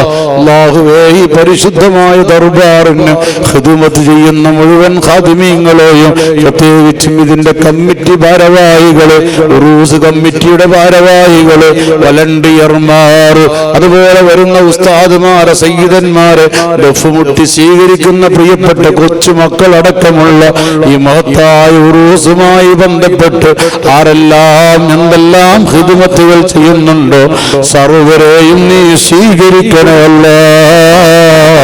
എല്ലാ സദുദ്ദേശങ്ങളും പൂർത്തിയാക്കി കൊടുക്കണേ അല്ലാഹ്. ശരീരത്തിന് ആഫിയത്ത് താ അല്ലാഹ്. മനസ്സിന് റാഹത്ത് താ അല്ലാഹ്. ജീവിതത്തിൽ ഇസ്സത്ത് താ അല്ലാഹ്. കുടുംബത്തിൽ ഒത്തൊരുമ താ അല്ലാഹ്. മക്കളിൽ സലാഹിയത്ത് താ അല്ലാഹ്. ജോലിയിൽ ബറക്കത്ത് താ അല്ലാഹ്. ദർസിൽ ഖബൂലിയത്ത് താ അല്ലാഹ്. മക്കളെ കൊണ്ട്, മുതഅല്ലിമീങ്ങളെ കൊണ്ട്, ഭാര്യമാരെ കൊണ്ട്, ഭർത്താക്കളെ കൊണ്ട് കണ്ണ് കുളിർമയാക്കണേ അല്ലാഹ്. കണ്ണ് കുളിർമയാക്കണേ അല്ലാഹ്. മാരകമായ രോഗത്തിൽ നിന്ന് കാവൽ നൽകണേ അല്ലാഹ്. മാരകമായ രോഗത്തിൽ നിന്ന് കാവൽ നൽകണേ അല്ലാഹ്. യാ അല്ലാഹ്, കരള് മാറ്റി വെക്കേണ്ട ഒരവസ്ഥയിലേക്ക് ഞങ്ങളെ നീ എത്തിക്കല്ലേ അല്ല. കിഡ്നി മാറ്റി വെക്കേണ്ട ഒരു കേടിലേക്ക് ഞങ്ങളെ നീ എത്തിക്കല്ലേ അല്ല. ഞങ്ങളെ തലയോട് കീറി മുറിക്കേണ്ട ഒരവസ്ഥയിലേക്ക് ഞങ്ങളെ നീ എത്തിക്കല്ലേ അല്ല. യാ അല്ലാഹ്, ഭാര്യയുമായി കോഴിക്കോട് മെഡിക്കൽ കോളേജിലുള്ള ഒരു ചെറുപ്പക്കാരൻ വരുമ്പോൾ ഫോൺ വിളിച്ച് പ്രത്യേകം ദ്വാരക്കാൻ പറഞ്ഞിട്ടുണ്ട്. അദ്ദേഹത്തിന്റെ ഭാര്യയ്ക്ക് തലക്കൊരു വലിയൊരു ഓപ്പറേഷൻ വേണമെന്നാ ഡോക്ടർമാർ പറയുന്നത്. അല്ലാഹ്, ഓപ്പറേഷൻ ഇല്ലാതെ ശിഫയാക്കാൻ കഴിയുന്നവനാണ് നീ. ഈ ശിഫ നൽകണമല്ല. അതുപോലെ ഞങ്ങളെ കുടുംബത്തിൽ പലരും ഹോസ്പിറ്റലുകളിലുണ്ട് അല്ല. നീ പെട്ടെന്നുള്ള ശിഫ നൽകി ഡിസ്ചാർജ് നൽകണേ അല്ല. നീ പ്രയാസപ്പെടുത്തല്ലേ അല്ല. നീ പ്രയാസപ്പെടുത്തല്ലേ അല്ല. നീ വിഷമിപ്പിക്കല്ലേ അല്ല. ഞങ്ങൾ ഞങ്ങൾക്കെല്ലാം നീ ആഫിയത്ത് തരണേ അല്ലാ. ഞങ്ങളാക്കി മാറ്റിയ ഞങ്ങൾ അഭിവന്ദരായ ഗുരുവര്യന്മാര് പലരും ഖബറിലാണ്. അവരെ ഖബർ വിശാലമാക്കി കൊടുക്കണേ അല്ലാ. ഞങ്ങൾക്കൊരുപാട് കാലം നേതൃത്വം നൽകിയ ഞങ്ങളുടെ എല്ലാമായിരുന്ന മഹാനായ താജുൽ ഉലമാ സയ്യിദ് അബ്ദുർറഹ്മാൻ ബുഖാരി തങ്ങൾ പടച്ചവനെ അവിടുത്തെ റൂമിലേക്കൊന്ന് കയറുമ്പോ ആ സയ്യിദുനാന്റെ ചാരത്ത് പോയി ഇരിക്കുന്ന രംഗങ്ങളൊക്കെ ഓർമ്മ വരികയാണ്. അവിടുന്ന് പലപ്പോഴും പറയുന്ന തമാശ ഓർമ്മ വരികയാണ്. അവിടുന്ന് ഗൗരവത്തോടെ പറയുന്ന ചില കാര്യങ്ങൾ ഓർമ്മ വരികയാണ്. അവിടുത്തെ ഉപദേശങ്ങളെല്ലാം ഓർമ്മ വരികയാണ്. ആ ശൈഖുനായുടെ ദറജല് ഏറ്റിക്കൊടുക്കണേ അല്ലാ. അവിടുത്തെ പിൻഗാമിയായി നിങ്ങളിലേക്ക് നീ തന്ന മഹാനായ കൂറത്ത് സാരാതിരങ്ങൾ അല്ലാഹുവേ ദറജ ഉയർത്തി കൊടുക്കണേ അല്ലാ. അവർക്ക് ശേഷം ഞങ്ങൾക്ക് ഈ നാട്ടിലേക്ക് എല്ലാ നിലയിലും ഈ നാട്ടിനെ നയിക്കാൻ ഞങ്ങൾക്ക് നീ തന്ന ഞങ്ങൾ അഭിവന്ദരായ സുൽത്താനുൽ ഉലമക്ക് ആഫിയത്ത് നൽകണമല്ലോ. അതുപോലെ തന്നെ ഇവിടെയുള്ള ഉസ്താദുമാര് അല്ലാഹുവേ മരണപ്പെട്ടു പോയ ഉസ്താദുമാർക്കൊക്കെയും ദറജ ഉയർത്തി കൊടുക്കണമല്ല. ജീവിച്ചിരിക്കുന്ന ഉസ്താദുമാര് രോഗികളുണ്ട്, ശിഫ നൽകണമല്ല. ഈ ശിഫ നൽകണമല്ല. ഇതിന്റെ ഖാദിമീങ്ങളായി രാവും പകലും അധ്വാനിക്കുന്ന അഭിവന്ദരായ അനീഫ് ഹാജി അടക്കമുള്ള ശിഹാബുദ്ദീൻ സഖാഫി അടക്കമുള്ള ഈ ഖറിയക്ക് നേതൃത്വം നൽകുന്ന ഇതിന് വേണ്ടി പ്രവർത്തിക്കുന്ന എല്ലാവരെയും നിനക്കറിയാമല്ലോ അല്ലാ. എല്ലാവർക്കും നീ ആഫിയത്ത് നൽകണേ അല്ലോ. എല്ലാത്തിലും ഉപരി ഈ ഉറൂസുമായി ബന്ധപ്പെട്ട് ചാടി ഓടി നടക്കുന്ന വളണ്ടിയർമാര് അല്ലാഹുവേ അവരെ സേവനം എത്ര വലുതാ. എത്രയാ അവർ ഒരു ദിവസം നടക്കുന്നത്, എത്ര ആളുകളെയാണ് അവർ ആനയിച്ചു കൊണ്ടുപോകുന്നത്.